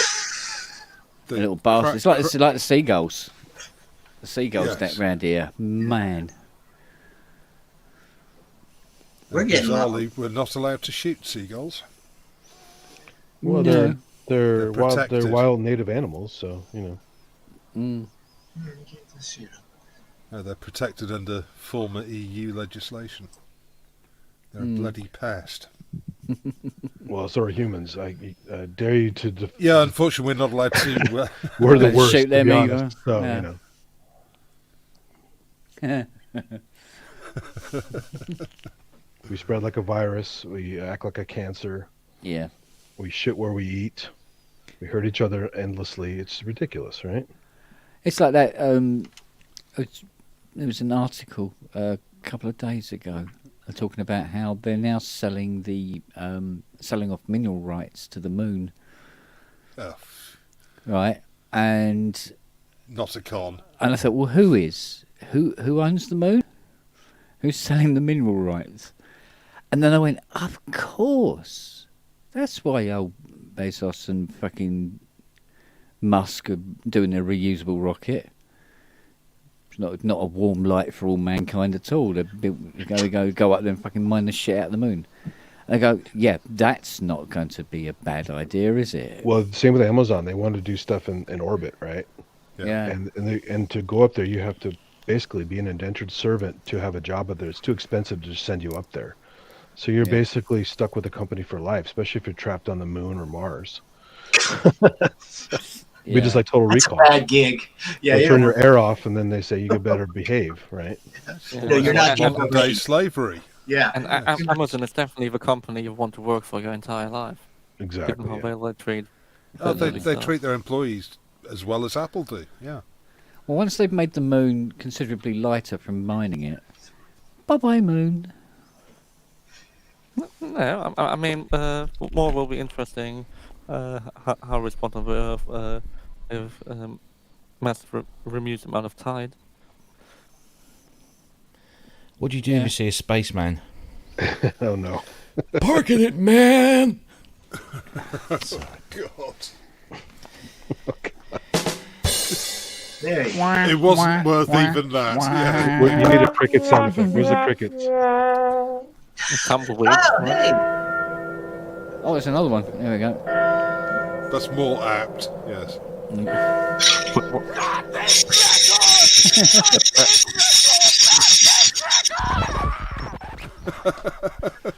There we go. Oh, dear. I'll put it back. Oh, David's got his shorts on. Oh, you missed him doing a workout earlier. Oh, my Yeah. word. Cheapskate wouldn't get a penitent update. And there was some disappointment in the chat that he wasn't wearing lycra. Yeah, he was recreating a scene from the movie Perfect, with John Travolta and Olivia Newton-John. I should have done some push-ups beforehand. Or Jamie Lee Curtis. Now we should have all started shouting at you. Give me 3 more minutes. Give me 2 more minutes, man. push it, go for it now. This should be at least worth 10 more French fries. All right, good. I'll do it. So, what's the first episode or two of Stranger Things like then, Rob? Ooh. Fucking awesome. Is it? Really? Is it out now? Yeah. Yeah, it's on Netflix. Oh man, we're gonna watch that tonight. I've just got to finish season 3 for the second time before I then move on to season 4. Yeah, it's really good. I was afraid I was going to jump the shark. It's good to know it's still decent. Oh, good. Yeah, you do have to worry about that, don't you? Because after the first season, it tapered off a bit, you know. Okay. Yeah, no, like Walking Dead, just jumped, in my opinion. Oh, and Obi-Wan Kenobi is rather good as well. Oh, yeah. Oh, there's a lot of cool stuff to watch. Yeah. Obi-Wan's really Hello cool. there. Yeah. Hello there. I have the high ground. Oh, no. Actually, the first episode of Obi-Wan Kenobi is 10 minutes longer than the second episode because they do this big fucking, this is what happened before. So it's basically a trip through the prequels. Oh, Yeah. Oh, wow. Just a little bit, but yeah, it kind of just sets you up. But yeah, we did the first two because the first two came out, and yeah, I won't spoil it for you. It's very good. Is it at least kind of sparse like Mandalorian, or is it full of all digital characters everywhere and stuff? No. It's very, very practical effects. Okay, good. It's been Apparently, I was reading something the other day. They've really avoided using CGI wherever possible. Obviously, there's got to be some because you can't have spaceships flying around. Do you get spaceships flying around? Are there any Carillion corvettes? No. spaceships. Star Destroyers. You will like it. You will like it because. Oh no! I'm trying to think. How could I? No, I'm not going to spoil it. No. All right, just take your word from that. There's actually a little clip where someone is ship spotting, and they're naming all of these ships, and it's the. So good. He's not riding a giant lizard then. No, it's much. Yeah, nothing like that. Good. Much better. Yeah. It's perfect. My wife actually said the first two episodes of Kenobi were better than the entire book of Boba Fett, and I kind of agree with it. I didn't mind. Yeah, that wasn't so great. I didn't mind it, but it wasn't Mandalorian. In fact, it was kind of Mandalorian 2.5. Because there was more Mandalorian in the last few episodes than there were Boba Fett. But anyway, no, Obi-Wan was very, very good. Really good. It's just great to see McGregor and other characters which you are familiar with already. So how long before we get Aunt Beru, the series? Well, yes. Or does Dexter Jetster get his own series? You know, Now, have you seen the trailer for Andor? The new one. Andor what? Andor. It's a Rogue One prequel. Oh, Cassian prequel Andor. to Rogue One. Yeah, Cassian Andor. It's kind of his backstory, and that looks very good. But the best Lucasfilm trailer, Disney Lucasfilm trailer I saw the other day was Willow. They're bringing Willow back, and it's got Warwick Davis in it, and it looks fucking brilliant. It really does. So yeah, Disney are knocking it out of the park at the moment. Is Joanne Whalley coming back? Is she? Who? Joanne Whalley, the lead, the female lead. No, certainly not from the trailer. Joanne Whalley Kilmer, blimey, yeah. What happened to her? She's still alive. I thought she was. I know he can't do it because he can't talk anymore, really. So. But no, Warwick Davis is there in all his splendour, or his little splendour. And no, the trailer is very exciting. So fingers crossed that'll be good. I need to watch the film again to kind of remind myself. Yeah, lots of good telly, and the Essex Serpent as well. That's a good one with Tom Hiddleston. It's a bit local, that one. Never heard of it. Anyway, gentlemen, I'm going to have to love you and leave you. You can just leave us, that's fine. Got to get up early in the morning. So, 3 hours of sleep is more than you need. have a good evening, and see you, Sass. Catch you all soon. See you later. Hello, mate. Take care. Bye. Bye-bye. Yeah. I just found that discovered my family are going shopping at like 9:30 tomorrow. I'm thinking, nah, I'll be in bed. So I'll have a nice long lay in. Hopefully. I might go out for a drive in my car. For the hell. I took it out the other day. I took it out the other day just to test the launch control. I found this quiet little back road. I sort of checked my mirror. There's nothing behind me. Right, stop. Engage launch mode. I thought you were just going to go out to check your eyesight. No, we don't do that here. Oh dear, yeah. That's fun.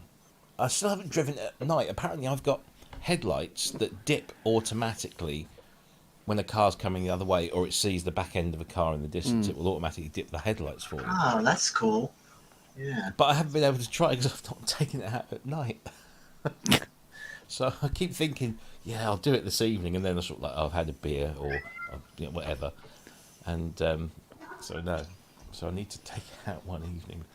Too bad there's nothing to do about the assholes with the brights behind you. Yeah.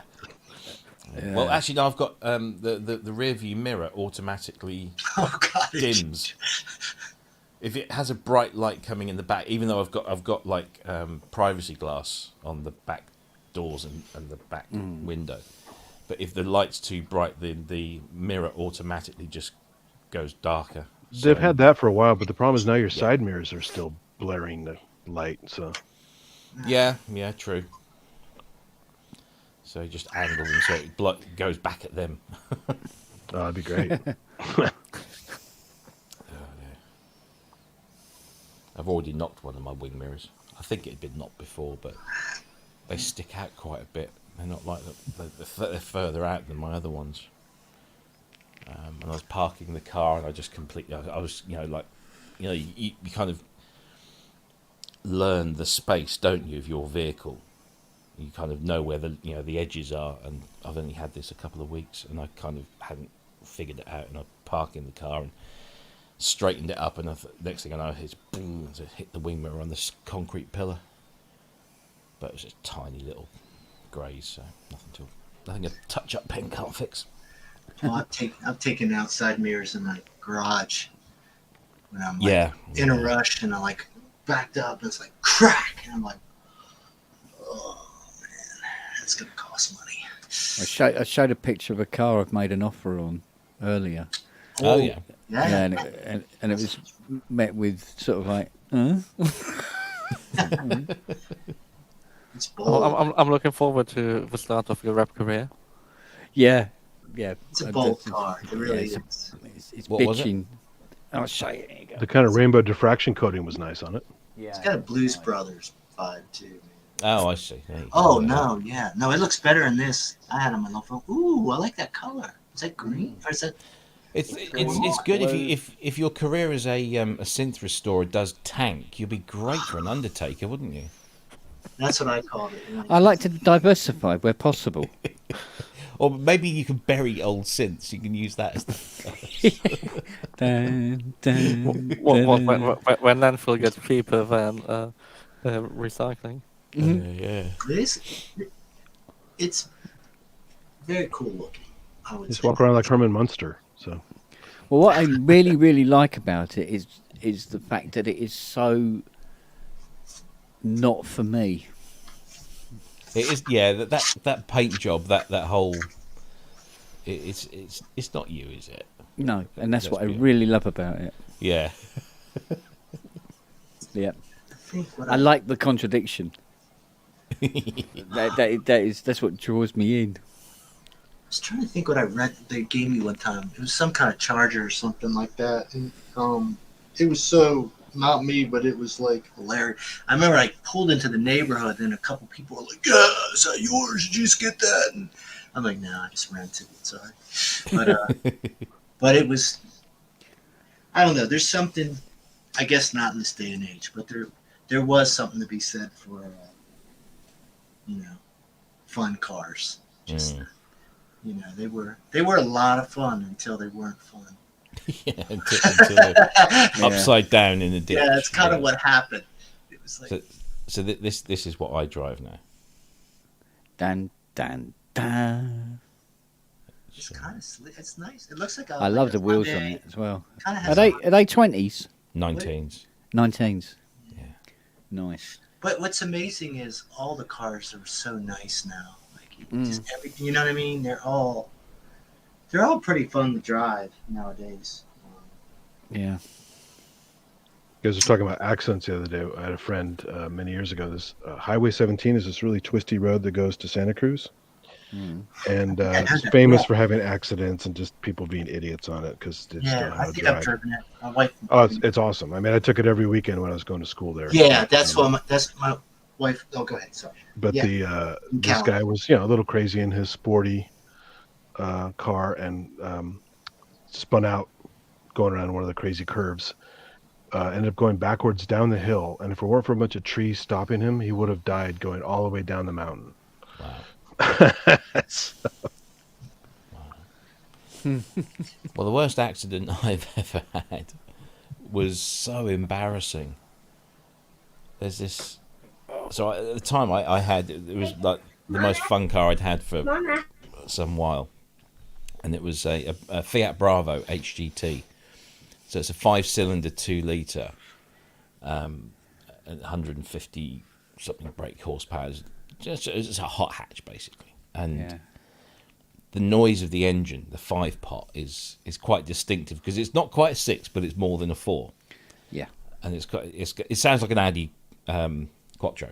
Yeah, and there's this. I was going through Norwich city centre, and there's this pedestrian crossing, and I'm just gently coming up to this pedestrian crossing, and I could see that the lights were red, and as I was getting closer, they went to amber, and then to green, and then this fucking idiot decides to just walk out in front of me, so I have to slam my brakes on. Yeah. And in a testosterone-fueled moment of stupidity, as I'm remonstrating with him through my window, like calling him whatever I was calling him, the road then takes a sharp kind of left and downhill. And I just put my foot down on. I popped my clutch in and just revved the engine because it sounded, it was just like sort of thing. Yeah. And as I pop the clutch back in again, as I'm going around this corner, I hit, I guess, just a slippery bit on the road. And I just wobble. I mount the curb. Thankfully, there's nobody on the pavement or the sidewalk for our American friends. And I slam into the side of this building like it's an old cinema or something. I caused £2,500 worth of damage to my own car through my own stupidity. Lesson learned. Police showed up because it's on CCTV. They were there in like 2 minutes, breathalyzing me. Thankfully, I was all right. And it was just like, I was a lad. Yeah. It was just like, fine, come on, show you, and then just lost it. Yeah. So yeah, two and a half grand's worth of rebuild on the front of the car. Mm-hmm. Luckily, the insurance paid for it, fully comp. And then about 6 months later, I had to hand the car back to the finance company because I'd lost my job and couldn't afford to pay for it anymore. So yeah, but the lucky thing about it was that it was due a cam belt change, and I mean they're not cheap at the best of times, but on that particular car, because it's a 5-pot in a car that's designed for a 4-cylinder, it's really tight. And the only way to change a cam belt is engine out. So it's an 11-hour job. And the dealer would charge, I think, the list price for a cam belt change of one of those is about 12 to 1,500 quid. Yeah. So I managed. That was the only good thing about it was that I handed it back and I didn't have to do the cam belt change. So I was curious. You mentioned CCTVs. How many major cities have those? Everyone. Really? Even small towns. Yeah, like they're everywhere. We are the most surveilled country in the world. Apparently. Yes. So the Big Brother show was appropriate then. Well, I don't know. I mean, not only do we have cameras, we have plenty of ANPRs now everywhere. Yeah. So there's an ANPR at every gas station. What is the ANPR? Automatic number plate recognition. Okay. So every gas station will have them. Most car parks, will have them. So I was in the hospital the other day. The car park, you just drive in, you park your car, you go and do whatever you got to do, and you come back and you go to the little pay station, you punch your number plate in, and it brings up a photo of your car as it's come into the car park, and you just say, yeah, that's me, and then you pay your ticket. And if you don't, they send you a photo of your car. We saw you coming into this car park, and you're the registered keeper, so there you go. There's your fine. Yeah. Yes, you were. Well, actually, did you say that? So, what if I'm using my rotating number plate? Well, we see officially you can't have a shit in this country without it being on a national database somewhere. Somewhere, yeah. Yeah. It's, I mean, we don't even have massively traffic cameras anymore. We used to have at red lights for people. Oh man, we have They took those away. Yeah. We have traffic light cameras. We have speed cameras. Fixed and mobile. I mean, it's the speed ones that, it's the mobile ones that I. Well, the bottom line is, you know what the speed limit is on that particular road. If you're doing, significantly more than that, and you're caught in a camera, which I have been plenty of times. Well, but we have. I'm sure you have this too. We have a lot of areas where it drops from like, let's say 50 to 25 or 20, and they'll put the camera right in the 20, and it's really hard to get a car to go 20 miles an hour. You know what I mean? They'll sustain it, you actually try to do it. It's really easy to get up to about 34, right? And at 34, that thing's flashing. And I don't know. I get it. I do think there's a purpose to it. But there is an argument, and I'm sure if Sass was here, he would be chomping at the bit on this one. But there is an argument that they are used as cash generation machines for whoever is running the cameras. Well, there are companies. Yeah, that's what happened here. Initially, they subcontracted out these systems, so it was, that complicated. I think. But I would assume it's the state that gets the money in the end, or is all the speed cameras, certainly in the UK, are run by.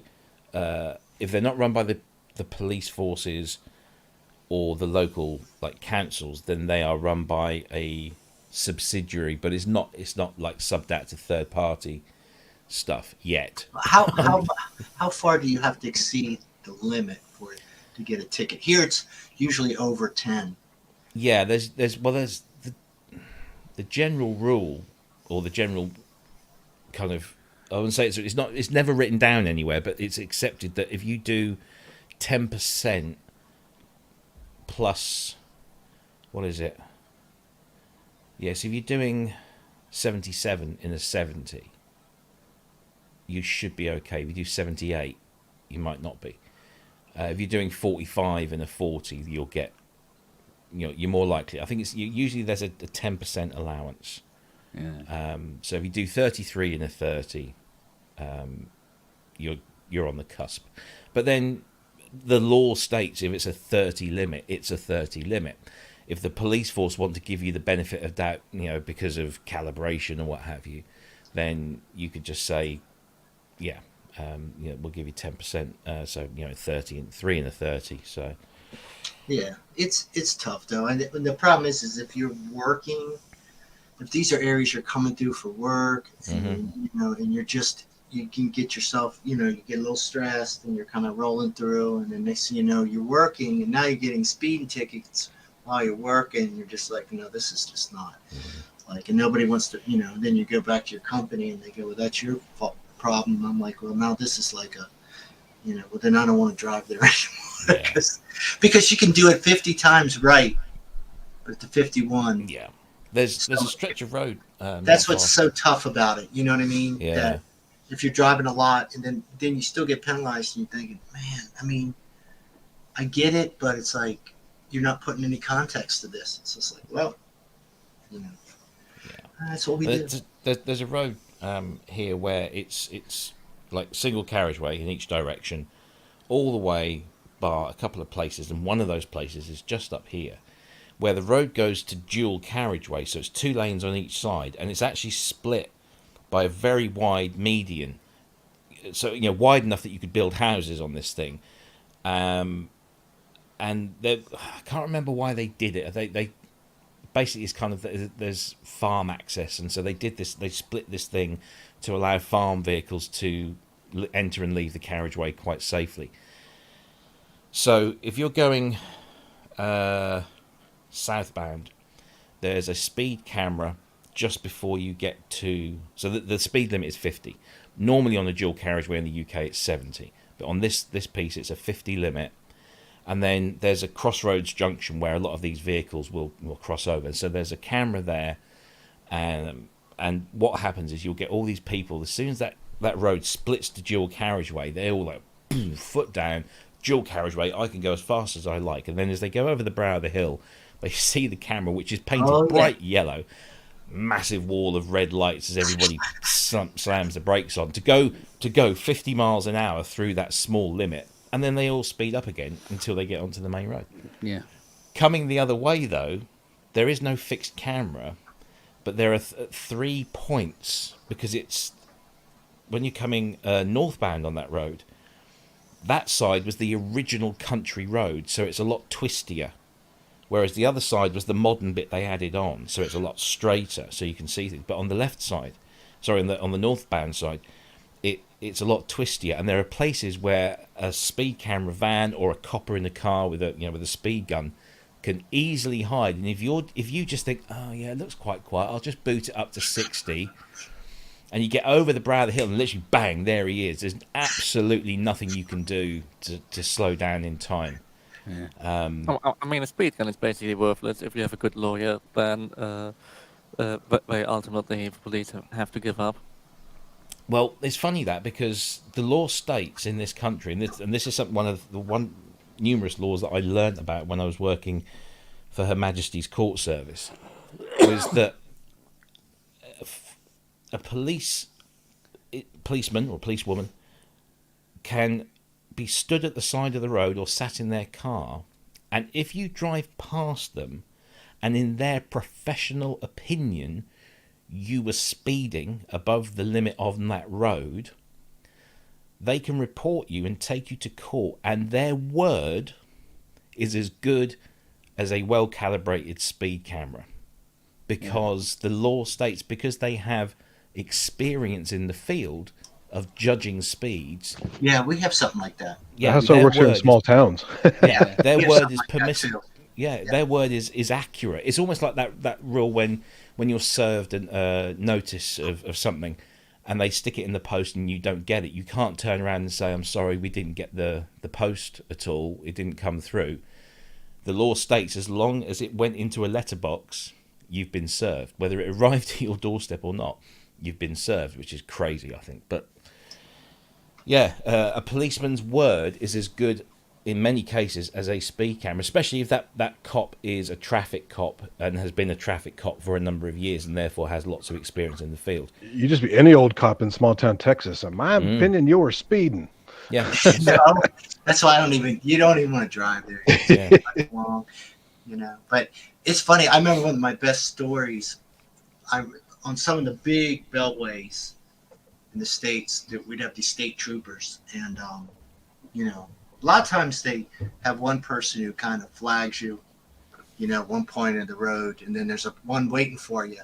But they'd have these hats on, and I remember one time I was just cruising. I had I had my Pontiac Catalina, so it's like a 404 barrel, and it gets rolling, and I was just coming back from school, and I had my shades on, and all of a sudden I look up, and there's this dude in the road, and he's like, get off, on the main beltway, right? And I wasn't even, I'm just looking up, listening to my tunes. I see this guy in the middle of the road, like, get over. And I remember I took my glasses and I whacked him off my head, like, what the hell's going on? It was the scariest thing in my whole life, man. I was afraid to pull over, but I did. But I didn't, I was just rolling along. you would have thought I'd like just robbed a liquor store or something, but how dramatic the whole thing was, and it was like, geez. Yeah. I'm like, dude, you see my car? Like, okay, you got me. Just, yeah, when you're younger, you fight them. And then after a while now, a lot of times on the speeding cameras and all that, there's no tickets. They just fine you. So they don't even really care. They just want the money. So you just write the check, put it in the thing, you send it on, or go online. No points or no penalties. And that's what they do for a lot of the speeding cameras and all stuff. It's not red lights. It's not even, it is a money. They're just trying to grab the dollars. Well, forget driving. I've been pulled in my car at gunpoint by a cop for being in the wrong place at the wrong time. I almost did that too. What happened? You've got that kind of face, yeah. Yeah, exactly. Yeah. Well, it was, it's my friend and I actually one time. We're listening to music in our car. We just made some stuff at my place. I dropped it off at his place. Mm-hmm. It's like 2 a.m. His parents live in a bad neighborhood, but whatever. Cop sees us sitting there. Yeah. Tells us one at a time to get out of the car. Wants to see our ID. I go, I have to reach into my pocket. He goes, I want to see your ID. And then I go to reach for my ID. He goes, get your hand in your pocket. You don't know how to work with police, do you? It's like harassing us, right? Yeah. And it's like, dude, you have a gun on us. So what am I going to do? Do I look I may look stupid, but do I really look that stupid?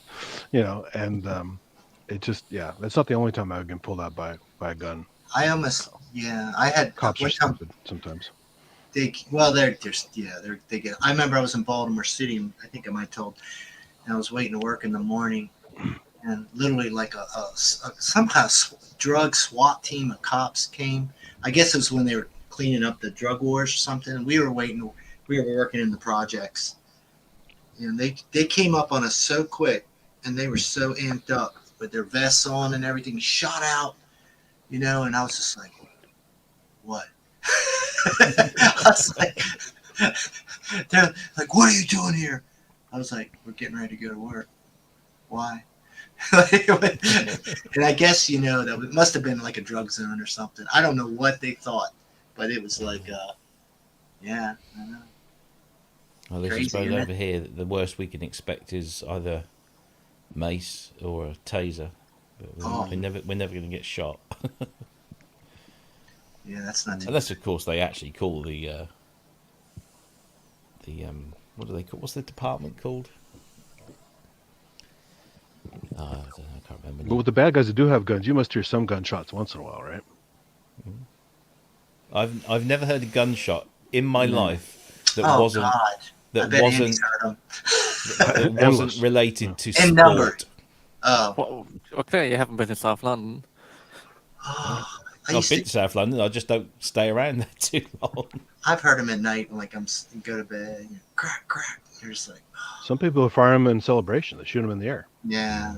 But I've lived near some projects where Sunday morning, if you open the windows here on a nice Sunday morning, you'll hear, and it'll just be two, and then you hear another, and it's just farmers in the field with a double barrel shotgun. Pheasants, pigeons, rabbits, whatever. They're just, it's all for sport. Oh, we got a gun range just the other side of the field here. So on Sundays, you'll hear the double barrels going off. Yeah, doing the clay pigeon shooting. Or the other thing you'll hear around here is the pigeon scarers, which is basically a box with a whole bunch of 12-bore cartridges in, and then just fire them into the ground, and it just makes a bang and it scares the pigeons off. But for about 4 seconds. Yeah, and then they come straight back again. Yeah. Oh, what was that thing again? Yeah. It was only scary while the noise was happening. Yeah. Yeah. No, I mean, I'm not saying that there haven't been incidents of gun crime. Certainly, I mean, it doesn't happen around where I live often because we're in the middle of the country and we're all a bit too posh for that. But yeah, certainly in the cities, you hear tell, but you never hear. Honestly, I'm waiting for something to happen next. That's hilarious, isn't it? She winds him up something rotten. I'm just waiting for them because he's a farmer and I know he has a 12-bore. Yeah. So I'm just waiting for her to go off at him one day, and he just, it'll all go quiet, and then it'll just be a poof, Yep. Wow. She's going under the patio. Oh dear. Got to do it with a Tom Hardy voice though. Yeah. You going on the fucking patio, aren't you? I mean, we have guys here. There's a famous guy who's on 911 who his neighbor's being robbed, and he called 911 and says, "I'm fixing to shoot him." We're like, "Sir, stay in your house." Or there's no, they're stealing my friend's property. I'm gonna get him. I'm putting the phone down, and there's sir, and you hear him, and he's shooting these guys as they're running away, and he totally got away with it. Actually, there was a very famous case around here. What was his name? Kent, Tony something or other. He was a slightly eccentric farmer who lived in a big old house in the middle of the Norfolk countryside, like in the middle of nowhere. Yeah. And he was getting robbed. And oh yes, I remember. Tony Martin. Yeah. And he'd got, because he lived in the country, he'd got a shotgun. I can't remember whether it was registered. I think it was registered. But basically, he woke up in the middle of the night and found these two scroats robbing him. And he comes downstairs with his shotgun and defends himself and his property by unloading both barrels into the back of one of them. And he got thrown in jail for it. And there was a massive uproar. Because he'd been perpetually victimised by these people because they knew he lived on his own in a big old house. Yeah. And eventually, I think he got off. He appealed and he got off. But, yeah, that's when they started talking about the reasonable response. Yeah. But stuff like that makes the headlines around here because it's so rare. So rare. Yeah. There he is. Cultures. That's him. Oh yeah. Green beret. Bye, Tony. Yeah. He couldn't wait to get out there, could he? It's got to be something more fun than that here. It's getting me, guys. My wife, her first husband was in the Royal Anglians. Station. He did 2 tours in Northern Ireland, and one of his jobs was to sit in a ditch, fully camoed, with a gun pointing to a certain person's front door that they were surveilling. And he would have to stay there all night. And if he got found, he was dead. But that was some of the stories because she was out there on the tours. She was actually out in Gibraltar. Do you remember when the IRA hit Gibraltar? Yeah. She was there. Oh, nice. So yeah, it's some scary shit. Yeah. But no more. Beautiful animal. That's my new one.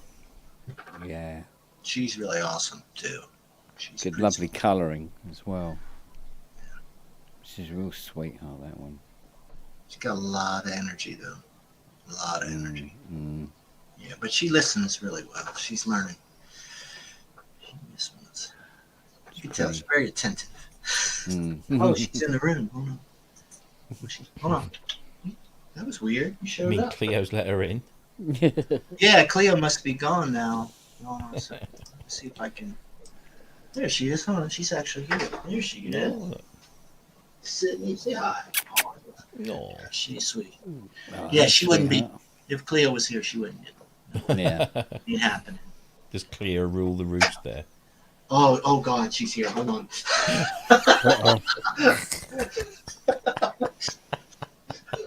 Yeah. You just escort the dog out. What is going on as soon as I turn my back? That's it. Yeah. Oh boy. Yeah, that was. Sydney was running for her life. No, she saw Cleo. She's like, oh wow. Man. No. Oh no, it's still going on. The dog have those scratches on the nose from the cat. Clearly, the order for food chain is established. Yeah. Right now, she's asking for it, so I don't know what maybe she needs. Oh, good. There she goes. Unhappy. I know that sound. Yeah. You know who that is? Yeah. That's Cleo. That is cat for get off my lawn. That's part of the sample pack right there. That's good. Yeah, this is getting very cowboy-esque. Yeah, it's I have some amazing escalating. bobcat sounds I got from the zoo. I have to play for you guys sometime. Yeah. Yeah. They're insane. They get pissed sometimes, and the noises they make are unbelievable. Mm. Not as good as a mountain lion, but good. She's down here. Hold on. I got to walk her upstairs. And then I used to record the raccoons did a lot of growling too, and I recorded them, slowed them down, and made bear noises out of them. So very convincing bear noises. Oh, that's cool. Well, they are kind of tiny bears, aren't they? Really, anyway. They're not in the same family, but they. No, have I know, but they still similar got that, behaviors. Yeah. Never a dull moment. Kind of walk around a little bit.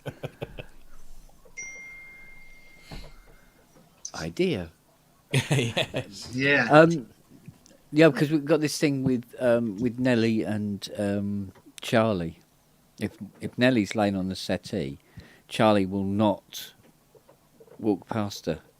Oh, really? He'll always have to go the other longer, more difficult route and jump down, because he won't go past her. But weirdly, if he's laying on the floor, Nellie won't walk past him. She comes up on the settee the other way around.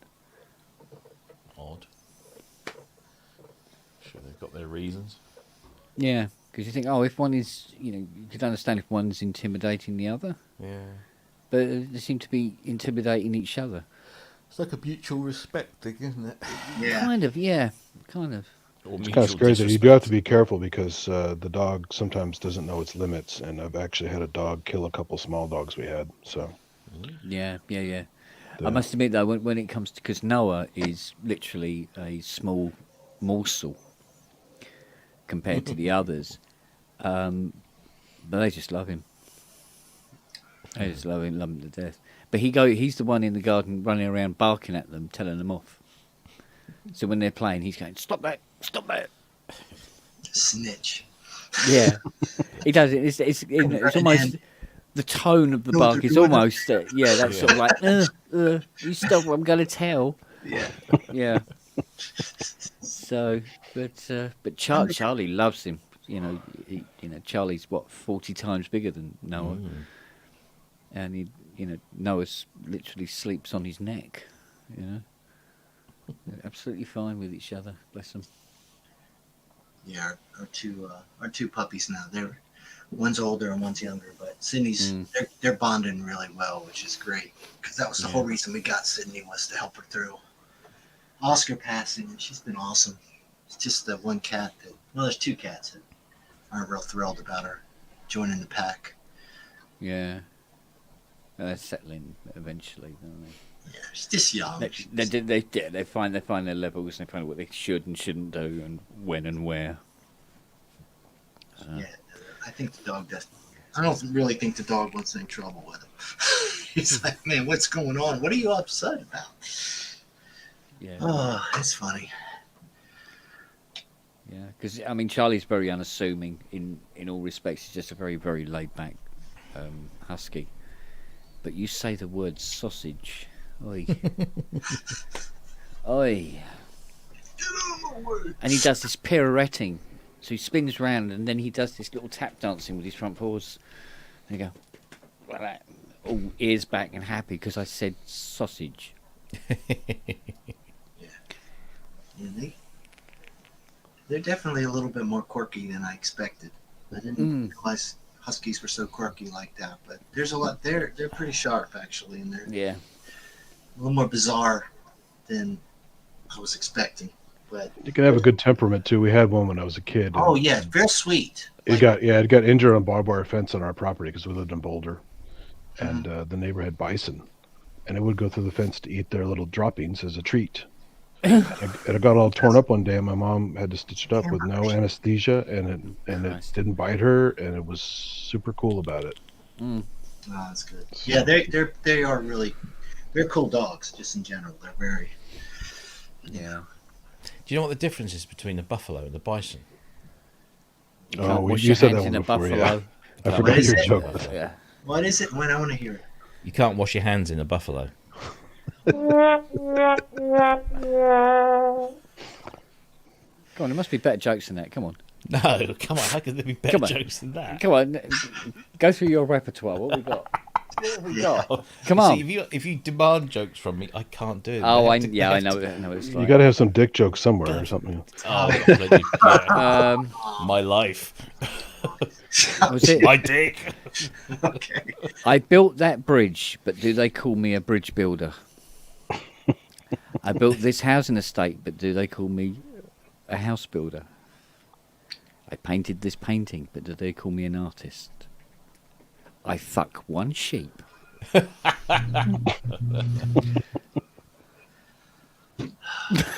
just isn't fair. What's that? Why do they wear wellies in Wales? So you put the sheep in, they don't run away.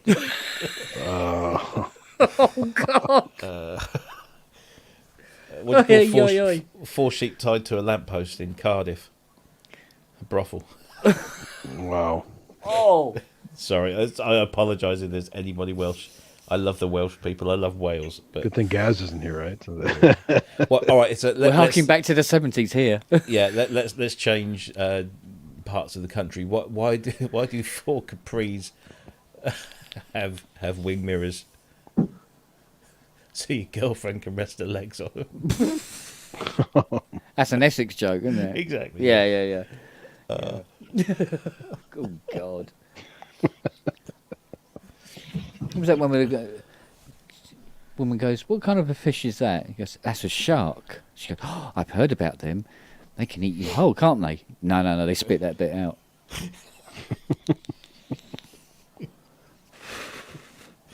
Oh dear.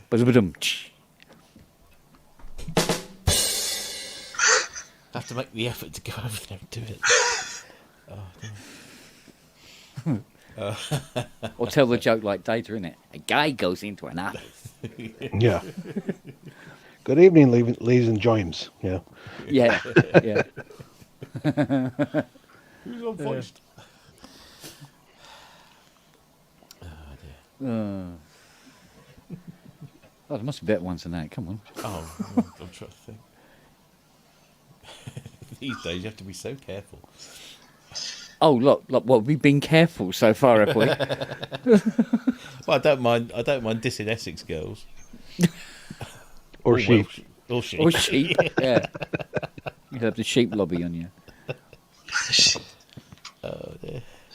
Bar none. Oi.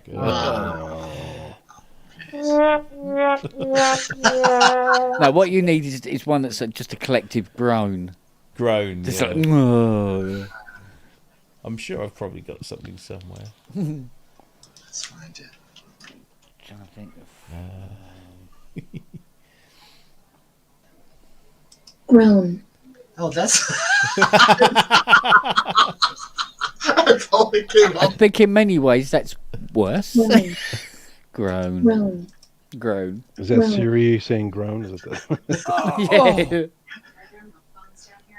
Right up on top of there.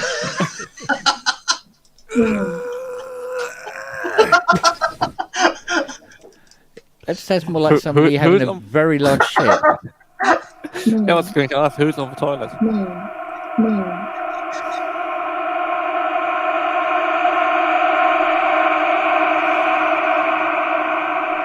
Wow. It's like 2001 right there. Yeah. Oh, what happened there?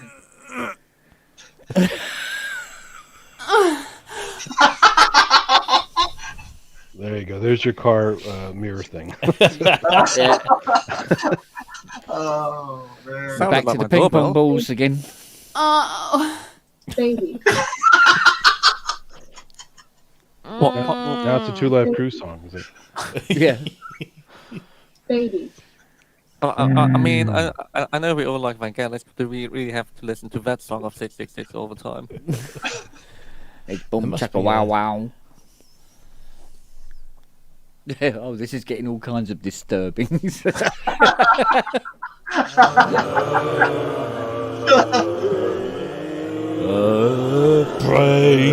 Brains. Delicious brains. Oh.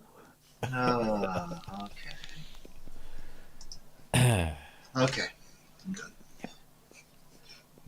I can't find I can find like canned laughter. And, oh, that's right. Oh, hang on. That might do the trick. Yeah.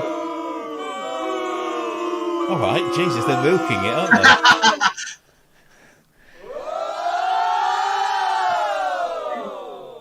they? Too synchronised.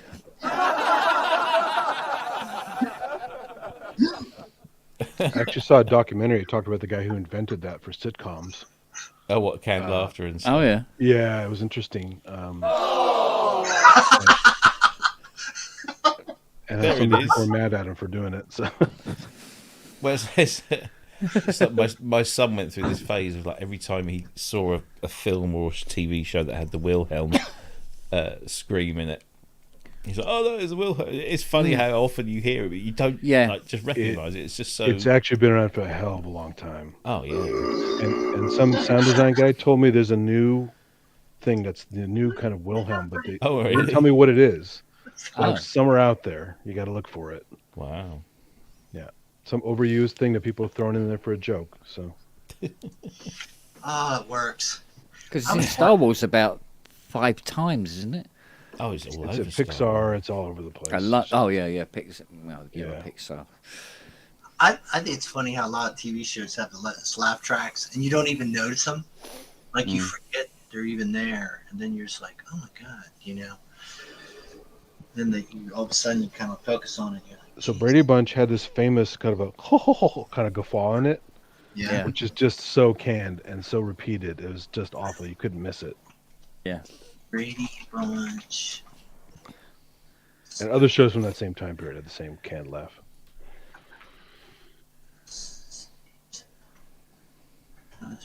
Sound effects. Oh no, this isn't going to be any good. Now this might get us copyrighted. By Brady Bunch. The Brady Bunch, my God. The Brady Bunch took us down. That is going back. All right, I won't do it. Oh, actually, you can go back further. Peyton Place. I went too far. You lost me at Brady Bunch. Yeah, Peyton Place. Jesus Christ, that's that. I have some great ones I use for Halloween that are old-fashioned, like probably BBC sound effects. Oh yeah. Yeah, great screams and stuff. I used to have some BBC. I think I've still got some BBC sound effects records. Halloween, I always do a rear projection on one of my front windows. I managed to get hold of a whole bunch of content that's projection content, so lots of ghouls and ghosts that kind of or things that chase each other from left to right across the window. It's really cool. I sit outside my brother's place with a SP404 and you use a pitch effector on my voice. Yeah. And then I fire off all the crazy samples on the pads. Scares the shit out of the kids.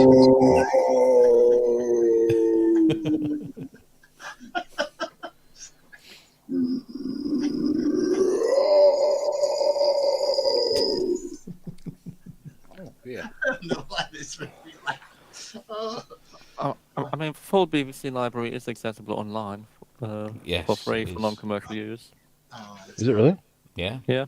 Yeah, I did it a few years ago. Well, it's not full yet, but basically their idea is rather than for everybody who's working internally to have to go through some of a shibboleth logon system or whatever, they can just index the database normally.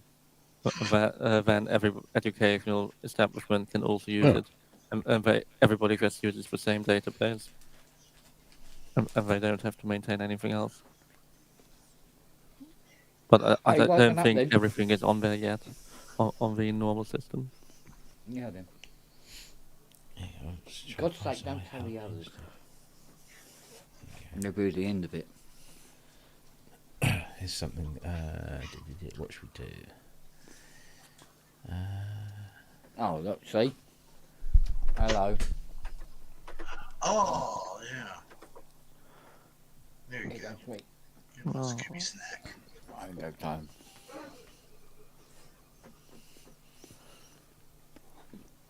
I have a feeling I might be buggering off because Chrome has just decided to crash. Oh. So, it's Google. Never fails. Google's the best. Yeah. So here's a funny thing. You know, we got reports of the beginning of our show last week, like the jittering, jittering and stuff. Yeah. Well, I checked it back earlier, this tonight's show, and it seems absolutely fine.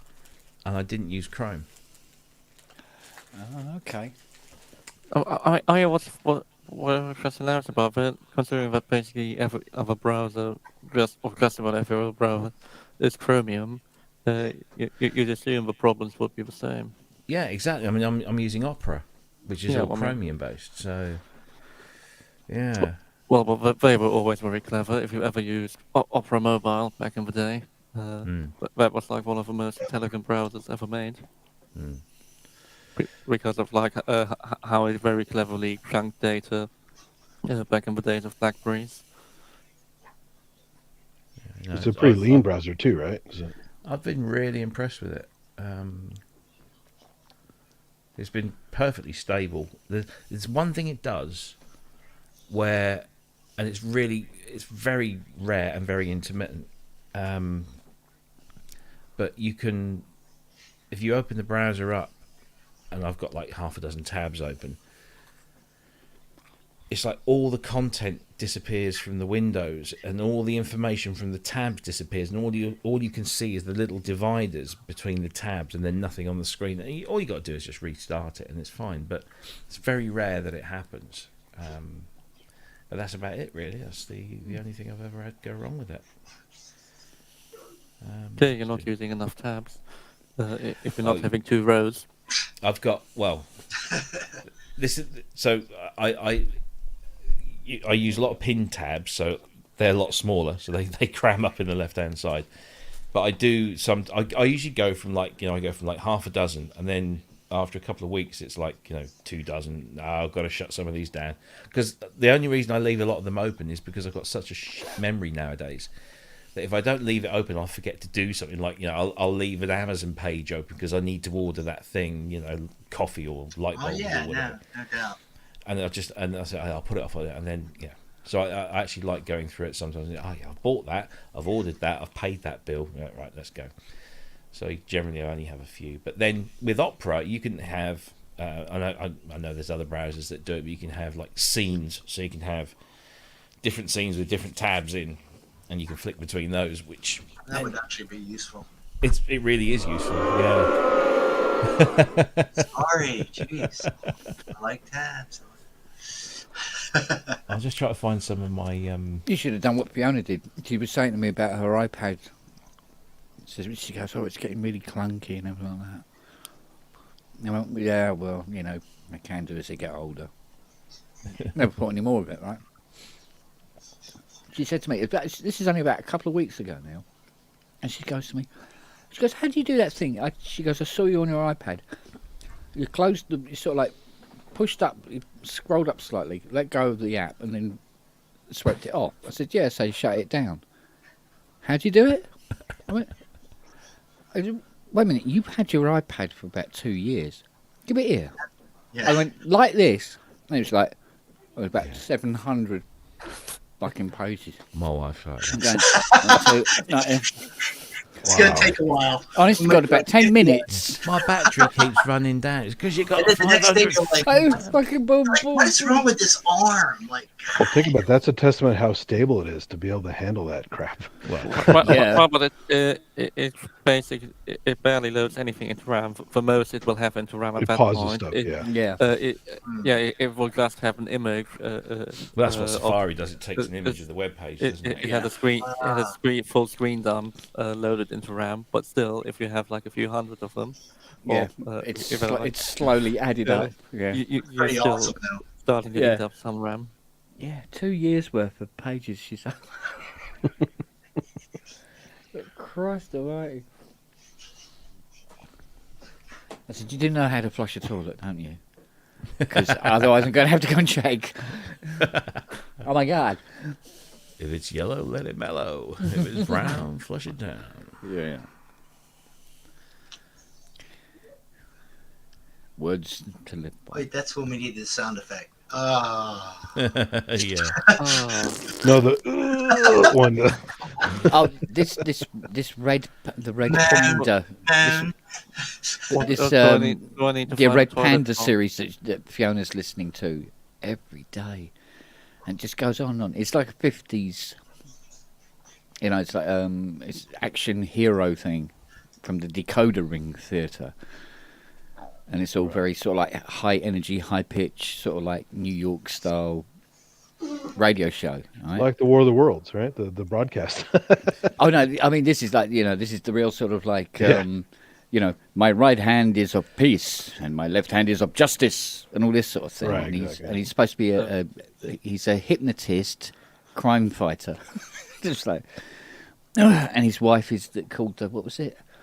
The Flying Squirrel, and all this business, and it's interjected with little bits of organ music, between scenes, type of thing, right?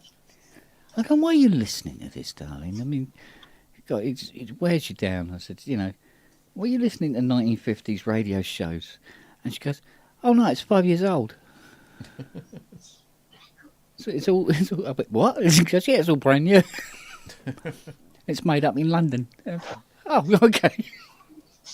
Fooled me. I like the old horror thing. I used to listen to the old horror radio stuff with lots of sound effects, creaking doors and just creepy voices. It was good stuff in the old days. Yeah. Best overuse of sound effects. There's a great radio play called what is it? This gun that I hold in my hand that is loaded, which basically makes fun of all the classic radio play tropes of over explaining dialogue and that's funny. Some shitty cross fading and weird sound effects. Oh. That's a very noisy door. Sounds like a trumpet or something. Well, it's kind of like the movie, the Steve Martin movie, Dead Men Don't Wear Plaid, that made fun of all those old detective stories. Yeah. Awesome. Yeah, it just reminded me of the man with two brains. Yeah, he was on a roll for a while. Yeah, it was, really. Lonely guy. And he did. He had cutouts. He had cutouts in his whole apartment, right? Those are his friends. Are all of his cardboard cutouts. Lonely guy. All right, let's see what this one has. Hold on. He's not alone. Nah, that's not good. All right. Oh, I hear that. What is that?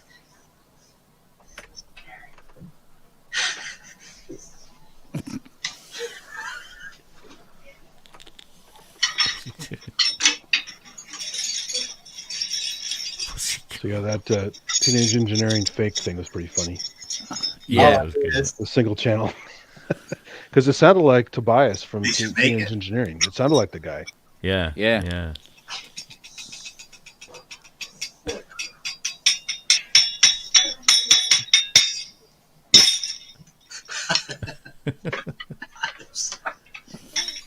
Oh, I do love making sound effects like that.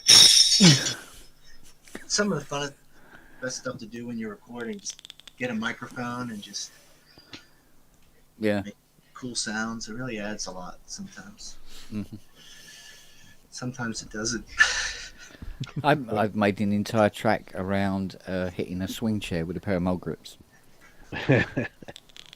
There's actually the unsigned review playlist, the Clownfest guys had a challenge the other day about kitchen sounds. I recorded a whole bunch. I was going to do it, but I didn't have time. Yeah, that was. So I'm going to do a late entry just for fun because I recorded all the damn sounds already. But yeah, that would be that actually is pretty cool. Yeah, I'll wait for the sample track. Then I'll do it. They'll go back to sleep again. Yeah. Oh. As soon as I stop eating biscuits, they'll go back to sleep. Yeah. Whatever. Yeah.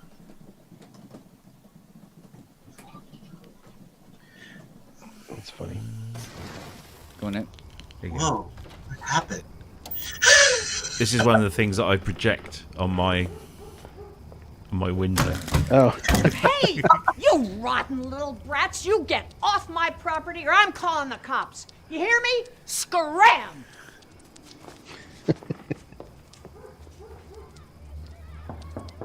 Trick or treat.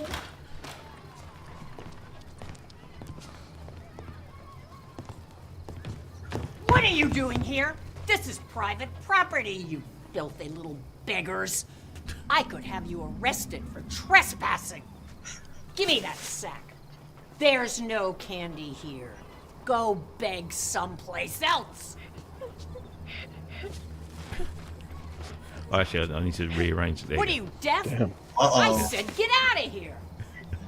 Go!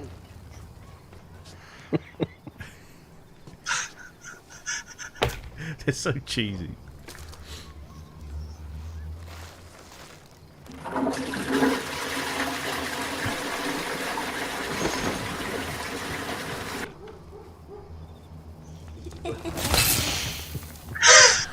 And then it starts getting really freaky. It's the pumpkin head one. Oh, it's the pumpkin head one. Yeah.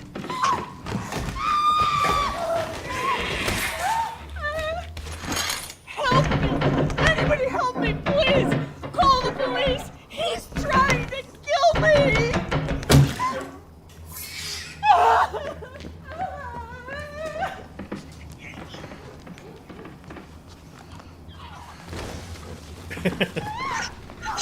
It's like that little creature in the movie Trick or Treat, right? And then it starts getting really gory. Yeah.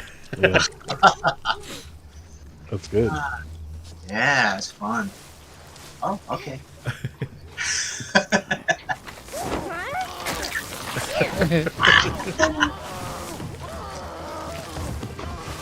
So every Halloween, or just before every Halloween, there you go.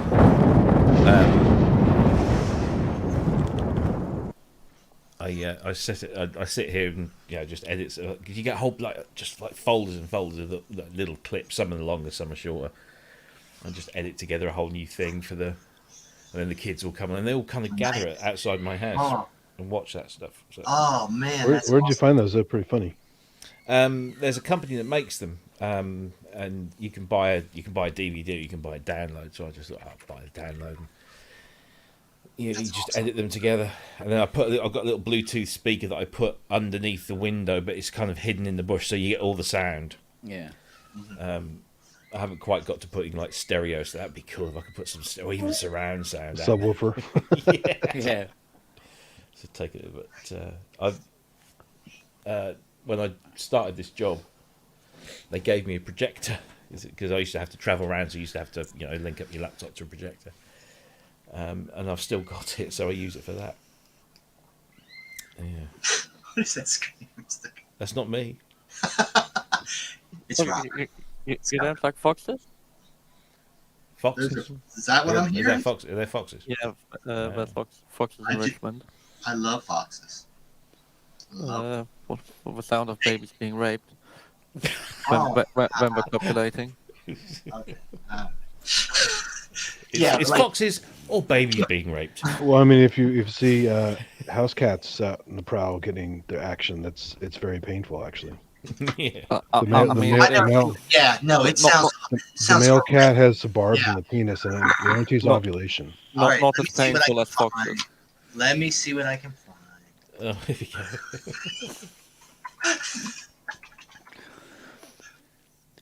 That's why cats are so successful when they mate. Mm.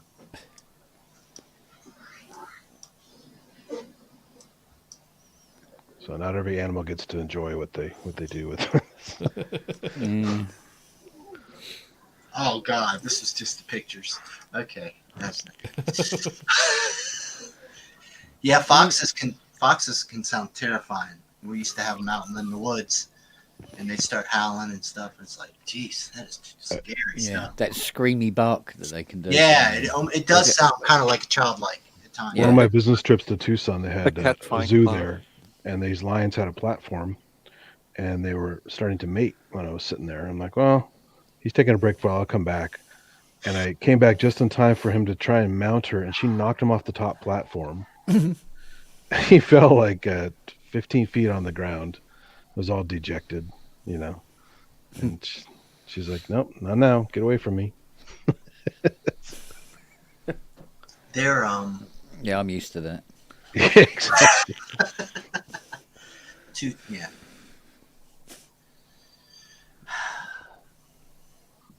Song for a dejected lion. But lions can mate like Sorry. 40 times a day. I mean, they're pretty crazy. Oh, bloody hell. Oh, okay. No wonder they're so Song tired. for a Lightweights. Yeah, I forgot the exact number, but it's a lot of times a Sherlock day. Holmes I'll got go with something to take. I mean, I stopped with 31. Yeah. I mean, enough's enough. You know? Jesus, sound effects. We had a rabbit for a while, and we let it loose in the yard just to have some freedom for a while, and it couldn't get out. And then I had trouble catching it. And then we always got animals brought to our house. So my grandmother brought an old small dog that nobody wanted, and it started chasing the rabbit around. And the rabbit started screaming like a little girl next door. Yeah. It's the funniest thing that a little mouth opens up, and you hear the scream. It sounds like a 6-year-old girl screaming her head off. Oh yeah. And it's a rabbit. It's the craziest sound. He spent a little time on Instagram. Yeah. Well, what's that? Beautiful stuff. There's that meme that was going around. It was like a gopher or something. Screaming. It was on the balcony of some thing, and somebody had overdubbed a scream on top of it. But it's like that one. Let me see if I can find this. I remember the Steve one. Alan. Yeah. Alan. Alan. Here you go. Oh, it's not Alan. I think I've heard about that one. You're like, oh yeah. Here you go. Let's find it. Here we go. Alan! Oh. Alan! Alan! She's all neck and legs. Look at her. Oh, I am looking at her. Stop looking at her. You just told me to look at her. Ow! Ow! They're not playing around when they do that behavior. Yeah. Oh, I don't think we're allowed to wear. It's fine. Whoa! Where did all these come from? Audio? You know me, lads. I can't wee with an audience. Alan! We seem to be missing the audience. Alan! Bear Grylls. What kind of a name's that? Are you an animal or a bit of an oven? Bet you went to private school, didn't you? With your mates Badger Hobbs and Gas Stove Squirrel. Oh, so that's not Alan. Steve, that's Steve. Steve!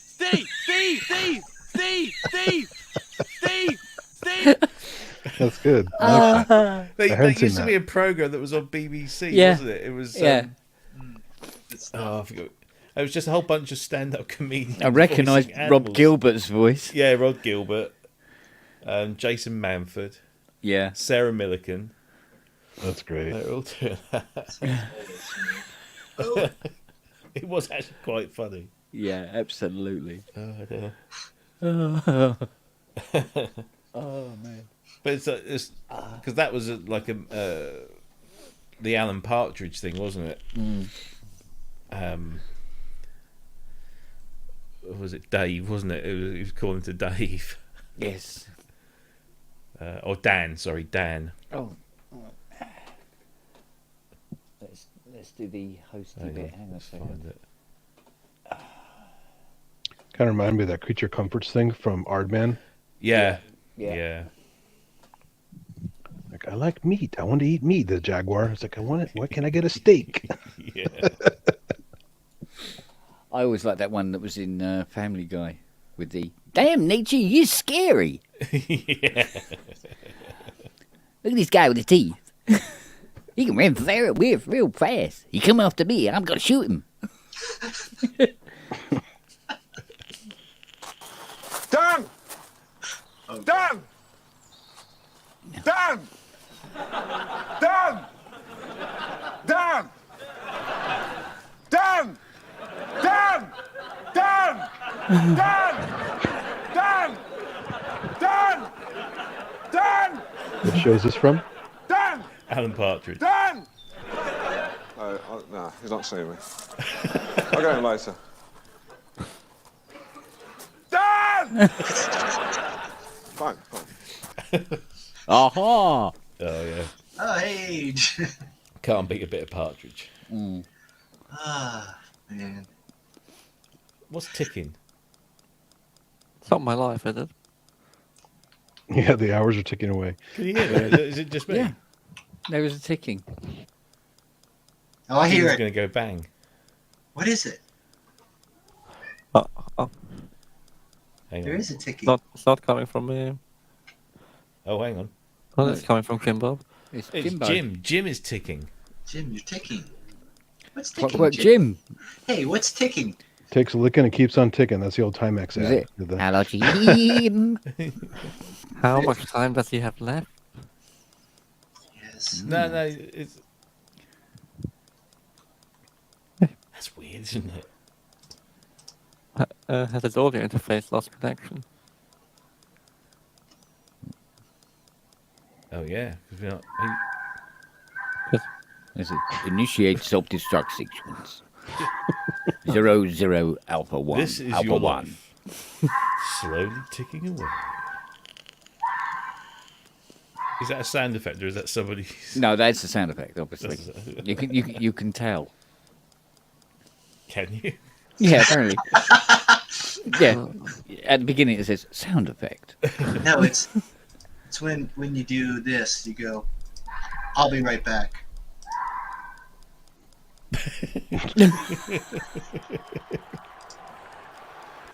Jim, you're ticking. We can't hear you. I don't know if you can hear us, Jim, but we cannot hear you. Hey, David, do you have apart from lotion this. for a basket? Is that what you're doing? So... No, that was more fox sound. Inspired by the fox sound.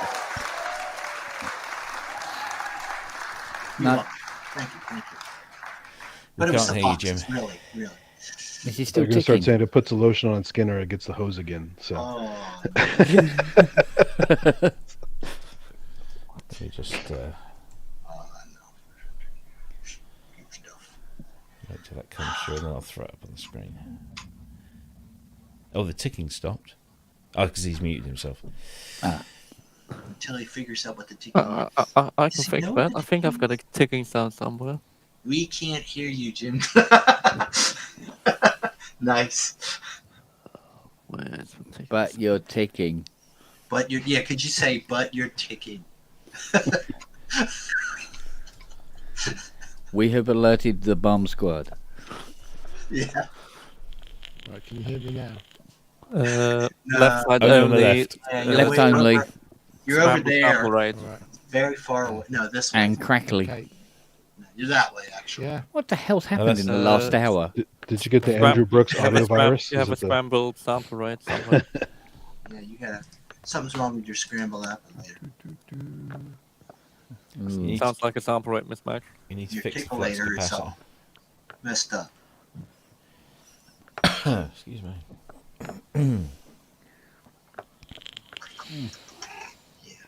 Hello, Cleo. Lord, She look at brings her. it all She's back. So She brings it all gorgeous.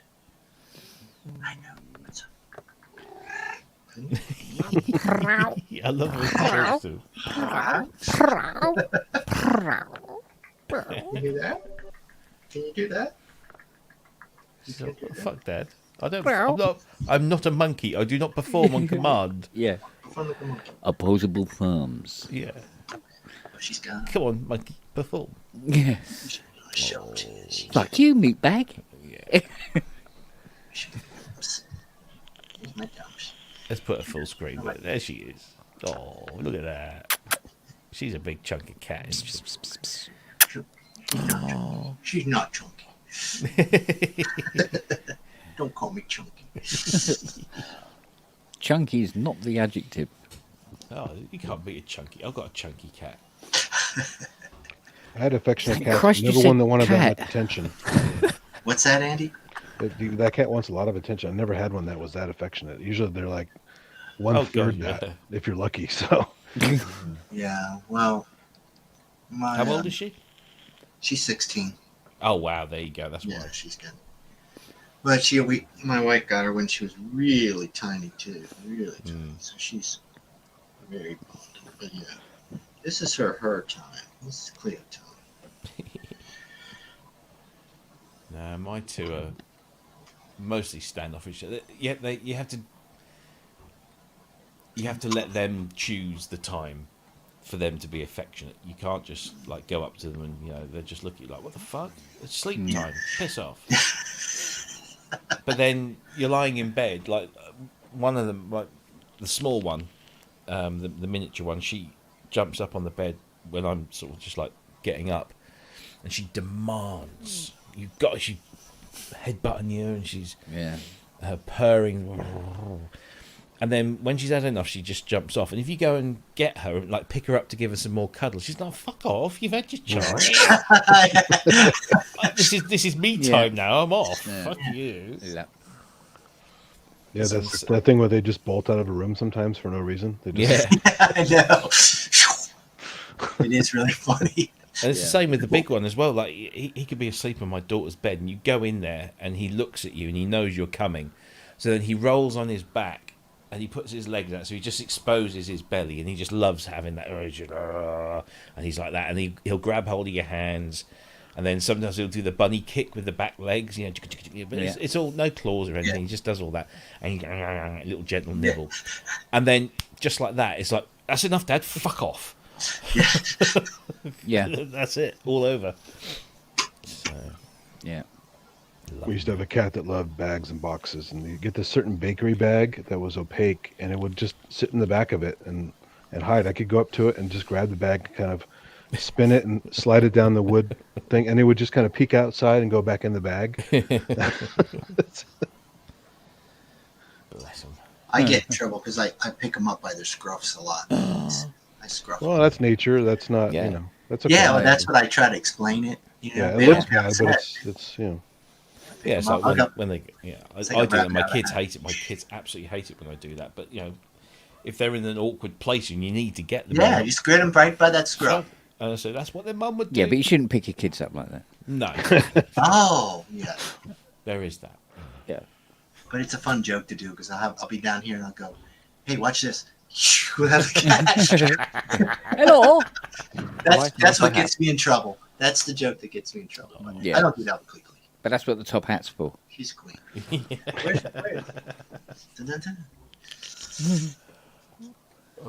Could you imagine having a cat in a top hat? Help. I tried to get you in there, but that's like. Well, Dr. Zeus managed it.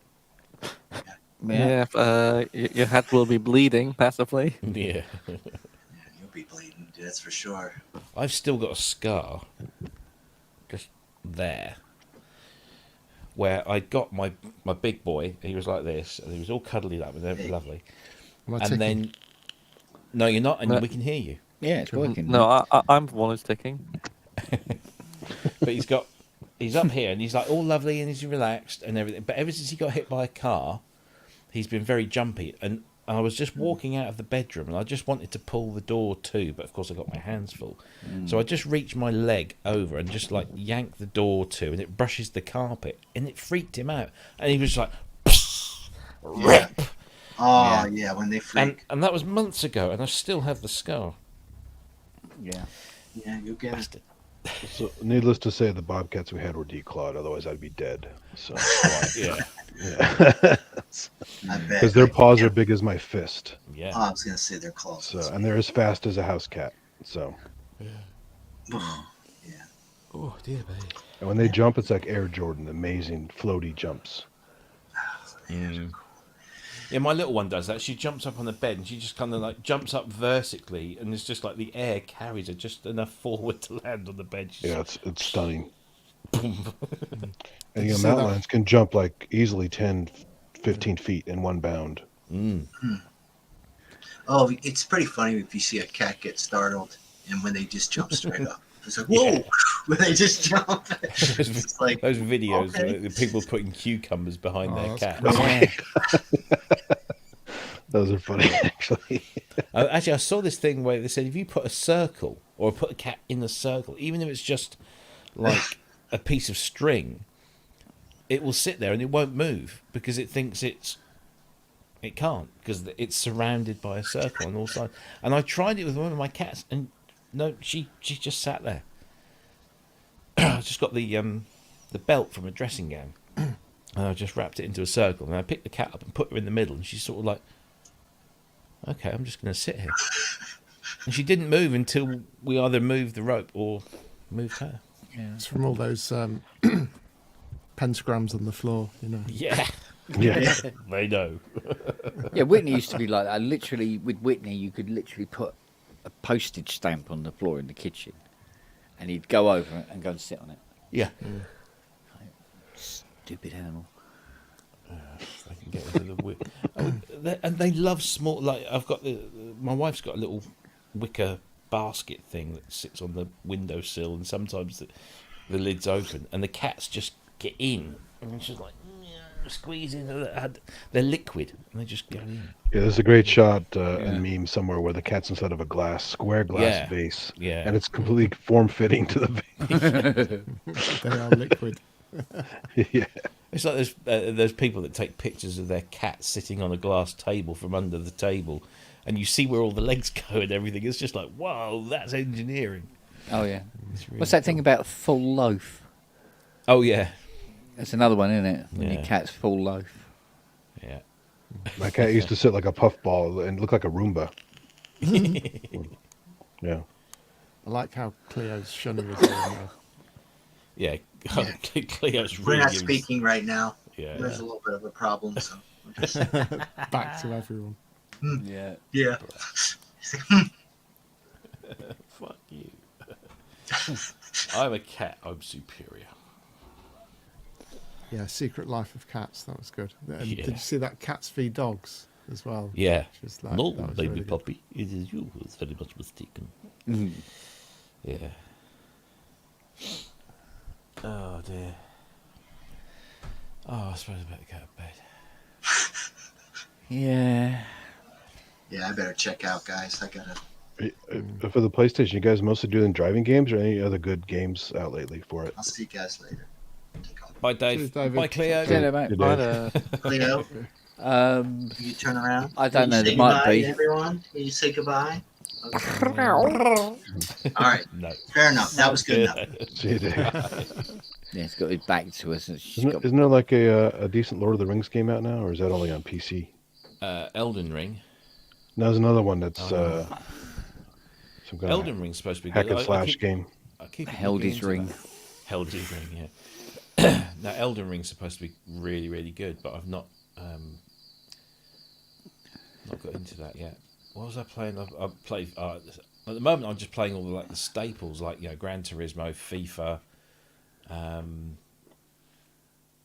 Call of Duty Vanguard, and I've been trying a few of the other, like No Man's Sky. I hadn't played that for ages, but they just That's the updated it. procedural one, right? Where it's all It's really cool, especially in VR. Yeah. That's quite good. But I've got Horizon Dawn Forbidden West or whatever it's something or other. I don't know.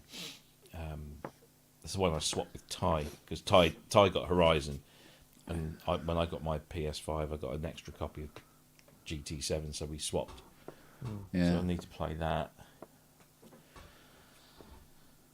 But How you no, getting just on with GT7? yeah, pretty good.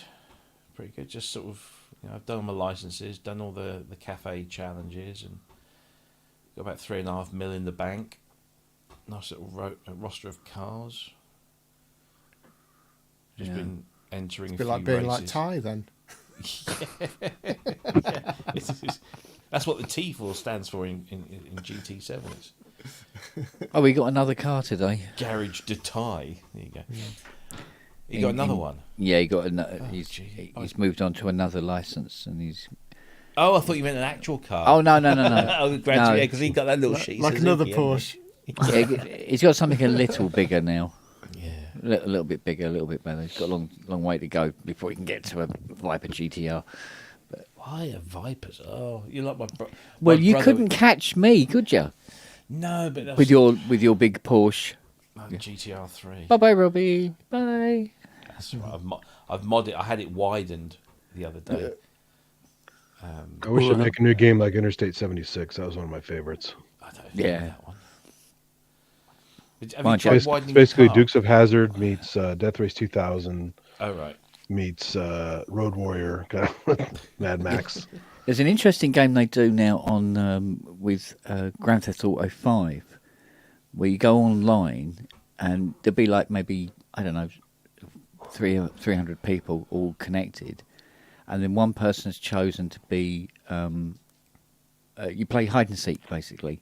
Oh, right. So you get a car, but you've got to try and drive around the city like one of the AI cars. Okay. And everybody's looking for you. Wow. And if they crash into you, you know, it's over. And there's lots of chases and stuff. It's really quite clever. They're watching cars, making sure which car. They go, that's not right. That's not right. It's him. It's him. It's him. Well, a game called Driver was fun when it came out with the Yeah, cops I used to chasing like all the time. Yeah, that had good. That had good. And the good films, physics. you could edit your films and stuff. Oh, it was Yeah. so fun. Yeah, that was a nice one to I play. used to really like the one that was set in London. Oh yes, Gangster one. Yeah, the gangster one. And they did a oh yeah, what was it called? Oh yeah. Shit. You remember that? Because it was Yes. the Yes. map was London. Oh, what was it? And you The could Godfather drive games around like that too. modelled it Godfather's a all, lot of yeah. It fun. was all modelled on London. Yeah. But they did a like not a new version of it, but a kind of a spin-off called Blood and Truth on PS4, which was all VR. Yeah. And it was done really, really well. So you're doing this whole kind of, you know, London gangster movie. Was but in fucking VR. Tom Hardy in it? Yeah. Yeah, so it was all that. Wankers! You Yeah, wankers! All of you. Put your phone down, all right? Yeah. Yeah. What was that called? Oh God, yeah. I'm Yes. Getaway. trying to find it now. Getaway. Yes, that's Getaway. it. That's The Getaway. It, yeah. Well remembered. Yeah. Proper story. Yeah. And you had to drive around London, and you were actually driving around London. They'd modelled it. That was PS2, wasn't it? I played it on GTA, PC. GTA had a London, the original GTA, top down, had a London expansion that was pretty fun. Yeah. What people play the original GTA or GTA 2? Yeah. Hard, yeah. Old school. Played on any laptop. You didn't need a fancy card or anything. It was great. Do you remember Syndicate? Oh, Syndicate Wars as well. Yeah. Yeah. The sequel. remember that. Oh, those are great. I used to be really good at what's that game I used to play a lot online? Using Unreal. Persuadatron. Oh, Unreal Tournament, yeah. Yeah. Unreal's good, yeah. Well, Unreal and then Unreal Tournament, but Yeah. I mean that was the start of the whole Unreal Engine, wasn't Yes, it? yeah. Yeah. Which Well, reminds me, Half-Life 3, waiting for that at the moment. It's being redone, but it's being done by fans. When I used to work at Gateway Computers, we used to have Unreal Tournament loaded on the server. So you had when you walked in the shop, in the middle of the shop at the back, there was a big glass air-conditioned cabinet which had all of the store's servers in it. That Yeah. were then connected to the thing, but we installed it on there, and so as soon as we shut up the shop, everyone would sit, because we had every like model of computer we made on display, and we'd all sit in there and like spend a couple of hours playing Unreal Tournament. Yeah. That was like early 2000, 2001, I think it was. Monster Kill. We used to play Halo. and Ultra Counter-Strike. Kill. Those are fun. Yeah. Sorry? We used to play Halo and Counter-Strike after work. They were a lot of fun. Yeah. Yeah. I used to What's that love weird Unreal game you used to play? There was another weirdy one. In fact, Duke Soldier Nukem was a Fortune. fun network game too. If you play the old DOS Duke Nukem game. Oh God, yeah, played it to death. On the network though, it was great. With Yeah. players. What about Yeah, it was- Soldier of Fortune? Do you remember Soldier of Fortune? Oh It was yeah, really a lot of very trouble bloody. because you could just you could shoot someone, then carry on shooting them, and their body would like go. Yeah, the intestines fly out and Yeah, the legs fly yeah. off, and Yeah. very violent. Yes. And they actually scream in pain and crawl away too. Yeah, yeah. Yeah. Never did us any harm. No. No. No, Yet. exactly. Yet. No, because I think we've got a PlayStation 2 because of Grand Theft Auto 3. Well, we bought it. It was just to be able to get that game. Yeah. Played it to fucking death. Well, I've never played 3. I've only done Vice City and San Andreas. I've never played the original 3. 3 was good, but Vice City was excellent with the soundtrack and everything. Yeah, yeah. Scarface absolutely. character and all that. Yeah. Yeah, okay. I don't even know any, but nobody of my friends at the time actually seemed to have GTA 3. But everybody had either Vice City or San Andreas. Well, you know, the Godfather 3. I'm sorry, Grand Theft Auto 3 was the first one to have Ray Liotta in it, of all people. Yeah. Yeah. So. Yeah, because it was all based on that, wasn't it? Sort of all that Scarface stuff. Well, the mansion was done out like that, wasn't it? Oh, it was great. And then the Scarface game came out, which is awesome. Yeah. Yeah. Oh man. Going taunting everybody. The voice actor was quite good for that. Yeah. Yeah, it was a good old game, that. I remember all the hoo-ha about it being very violent. It's very violent. Yeah, okay, you've not seen it. What about Yeah, it's in the movie, I guess, yeah. yeah. What about, yeah, well, what about Duke Nukem, you know? Yeah. And then they brought out that Duke Nukem, the new one. Oh, Forever? Yeah. Yeah, Forever. I never played it. It was like 10 years too late. Yeah, I mean, it started off kind of... It looked like it was going to be good, but it ended up being a parody of itself. Yeah. And it was sort of like, no, they shouldn't have bothered. They changed engines like 3 or 4 times. Yeah. Yeah, they just kept messing with it, and then they basically ruined it. And the Octobrains look weird. Yeah. But it was fun in the network game because you have the Hollow Duke you could drop. Yeah. And trick somebody. Yeah. And they start shooting the Hollow Duke and then you ambush them. Yeah. I was My favorite was pretty the hot with the build engine, actually. I was making some really sweet levels with that. Well, the other thing was fun, too, is there's a shrink array. Yeah. And I didn't see this personally, but some guys were playing when I wasn't there. And they said he had the jetpack and he got shrunk and he flew away like a little fly. He didn't get stepped on. Yeah. Yeah. Yeah, because I think the shrink ray came out with the plutonium pack. Oh, right, okay. It wasn't with the original game, but when the plutonium pack came out, and But yeah, normally you get stepped on, and then he had a jetpack so he could fly away and not get stepped on. So. Yeah, yeah, or run into the bogs, go under the door in the toilets. Yeah. Just try and hide as best you could. The bloke kicks the door down, you just put a rocket launcher into his head. Yeah. Yeah, good stuff. It took me a while to get into PlayStation because I was always a Sega fan. Sega. I had a Mega Drive. Yeah. And I got a multi-Mega, which was a Mega Drive and a Mega CD and a compact. Is that also why you're such a massive FM fan? Yeah, that'll be it. I finished Sonic the Hedgehog. Yeah. Wow. Nice. I actually finished it. But when they started coming out with the the next generation stuff, it was Sega Saturn came first, I think, and then PlayStation sort of shortly followed. And I won a Sega Saturn on the Big Breakfast. Remember that? No, really? Yeah. Cool. I was on my day off. It was midweek. And I was lying in bed, and I got the portable telly in the corner. And I was just watching. It was Gabby Roslin and Chris Evans at the time. And they had this. They used to have this phone-in competition every day. I forget what it was called, but basically they had a giant table with giant breakfast. Yeah. Things, so a giant kettle and a giant teapot and a giant teacup, and under each one of those was a clue to something. And I think I can't remember whether it was basically the answer that I got was it was EastEnders. So basically it was like they would read a clue or they'd play a sound clip or something, and you have to name the TV show. So I'm thinking, I'd love a Sega Saturn. So I ring up, and I got through, and they said, yeah, we're going to put you on hold. You're 3 in the queue.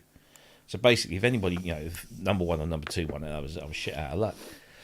And they both got it wrong, and I knew what it was, and I got to talk to Gabby Roslin. I said, it's EastEnders, it's EastEnders. Yeah, you win. So I win this thing, and somebody stays on the line, took all my details, and they said, it'll be delivered during the day, and we need somebody to sign for it. So I said, well, you better deliver it to my workplace, and that'll be fine.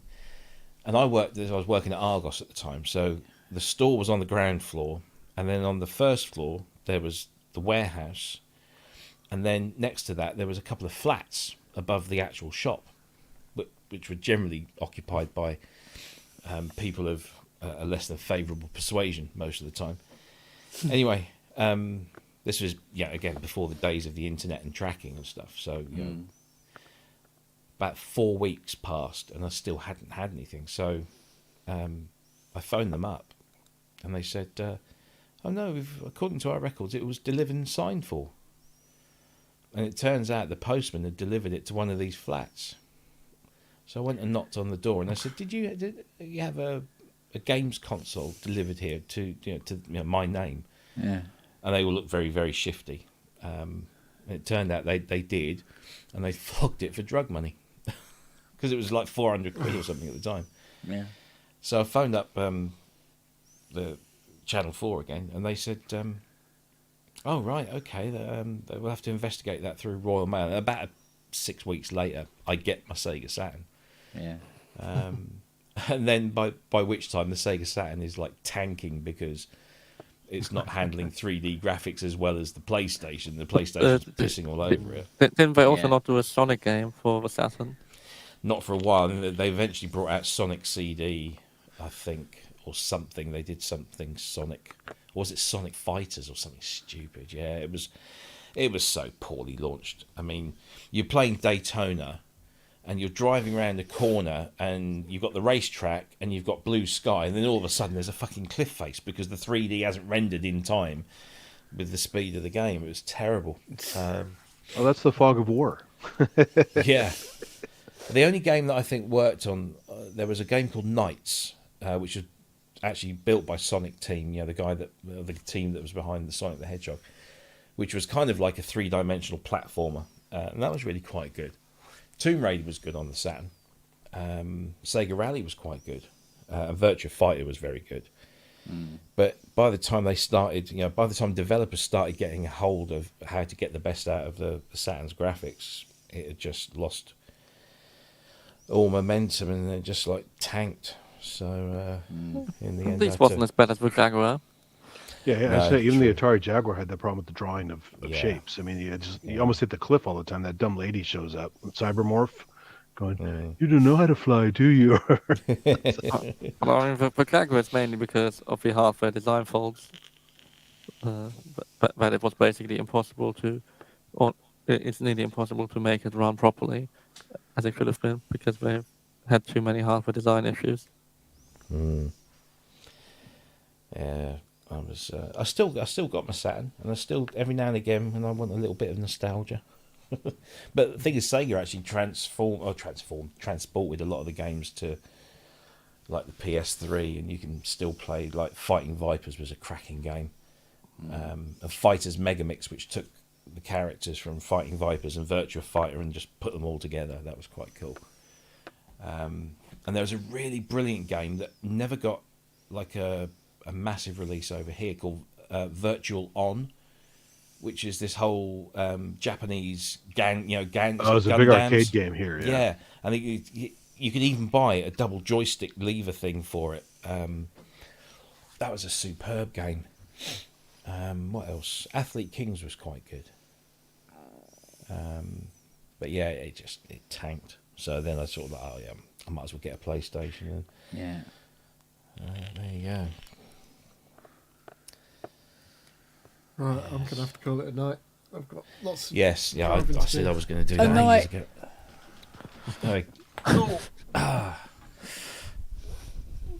Yeah. Sega World. There, I forgot all about Sega. Ken just mentioned Sega World, the Trocadero. Yeah. In Piccadilly. That was quite a cool place to go. That's where you had an 8-up Daytona machine. Massive thing. You just 8 up and play that. And what was the the plane game that Sega did? It's like a you have a jet fighter thing. Oh, what was that called? But yeah. Afterburner.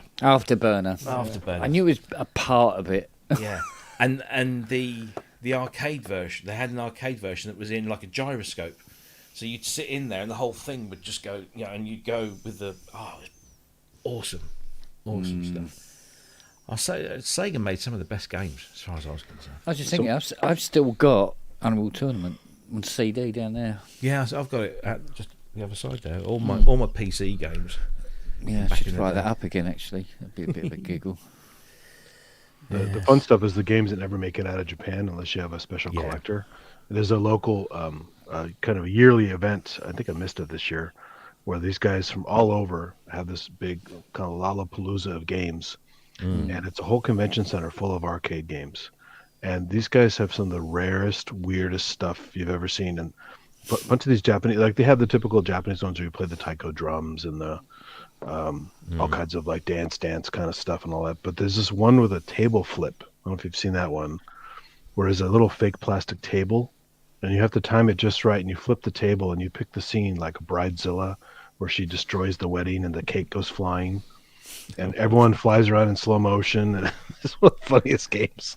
There's a Japanese train driving game that you can only get in Japan. It was never brought out of it, and you actually get the game and you get a little hardware controller that's like it's got all the levers and the horns, and it looks. I've got to admit, I do like a bit of a train sim every now and again, and I really, that's it. Wagyu knows, of course. Wagyu knows. Densha to go.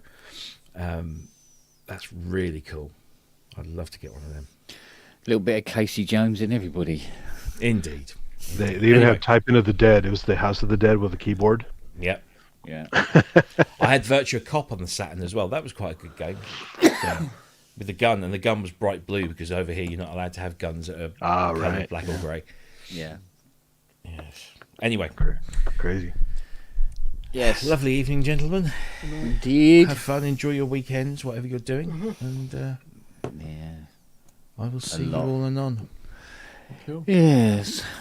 All right then, guys. All right, well, see everybody. Good times. See you later. Everybody take care. Have a good You one. too.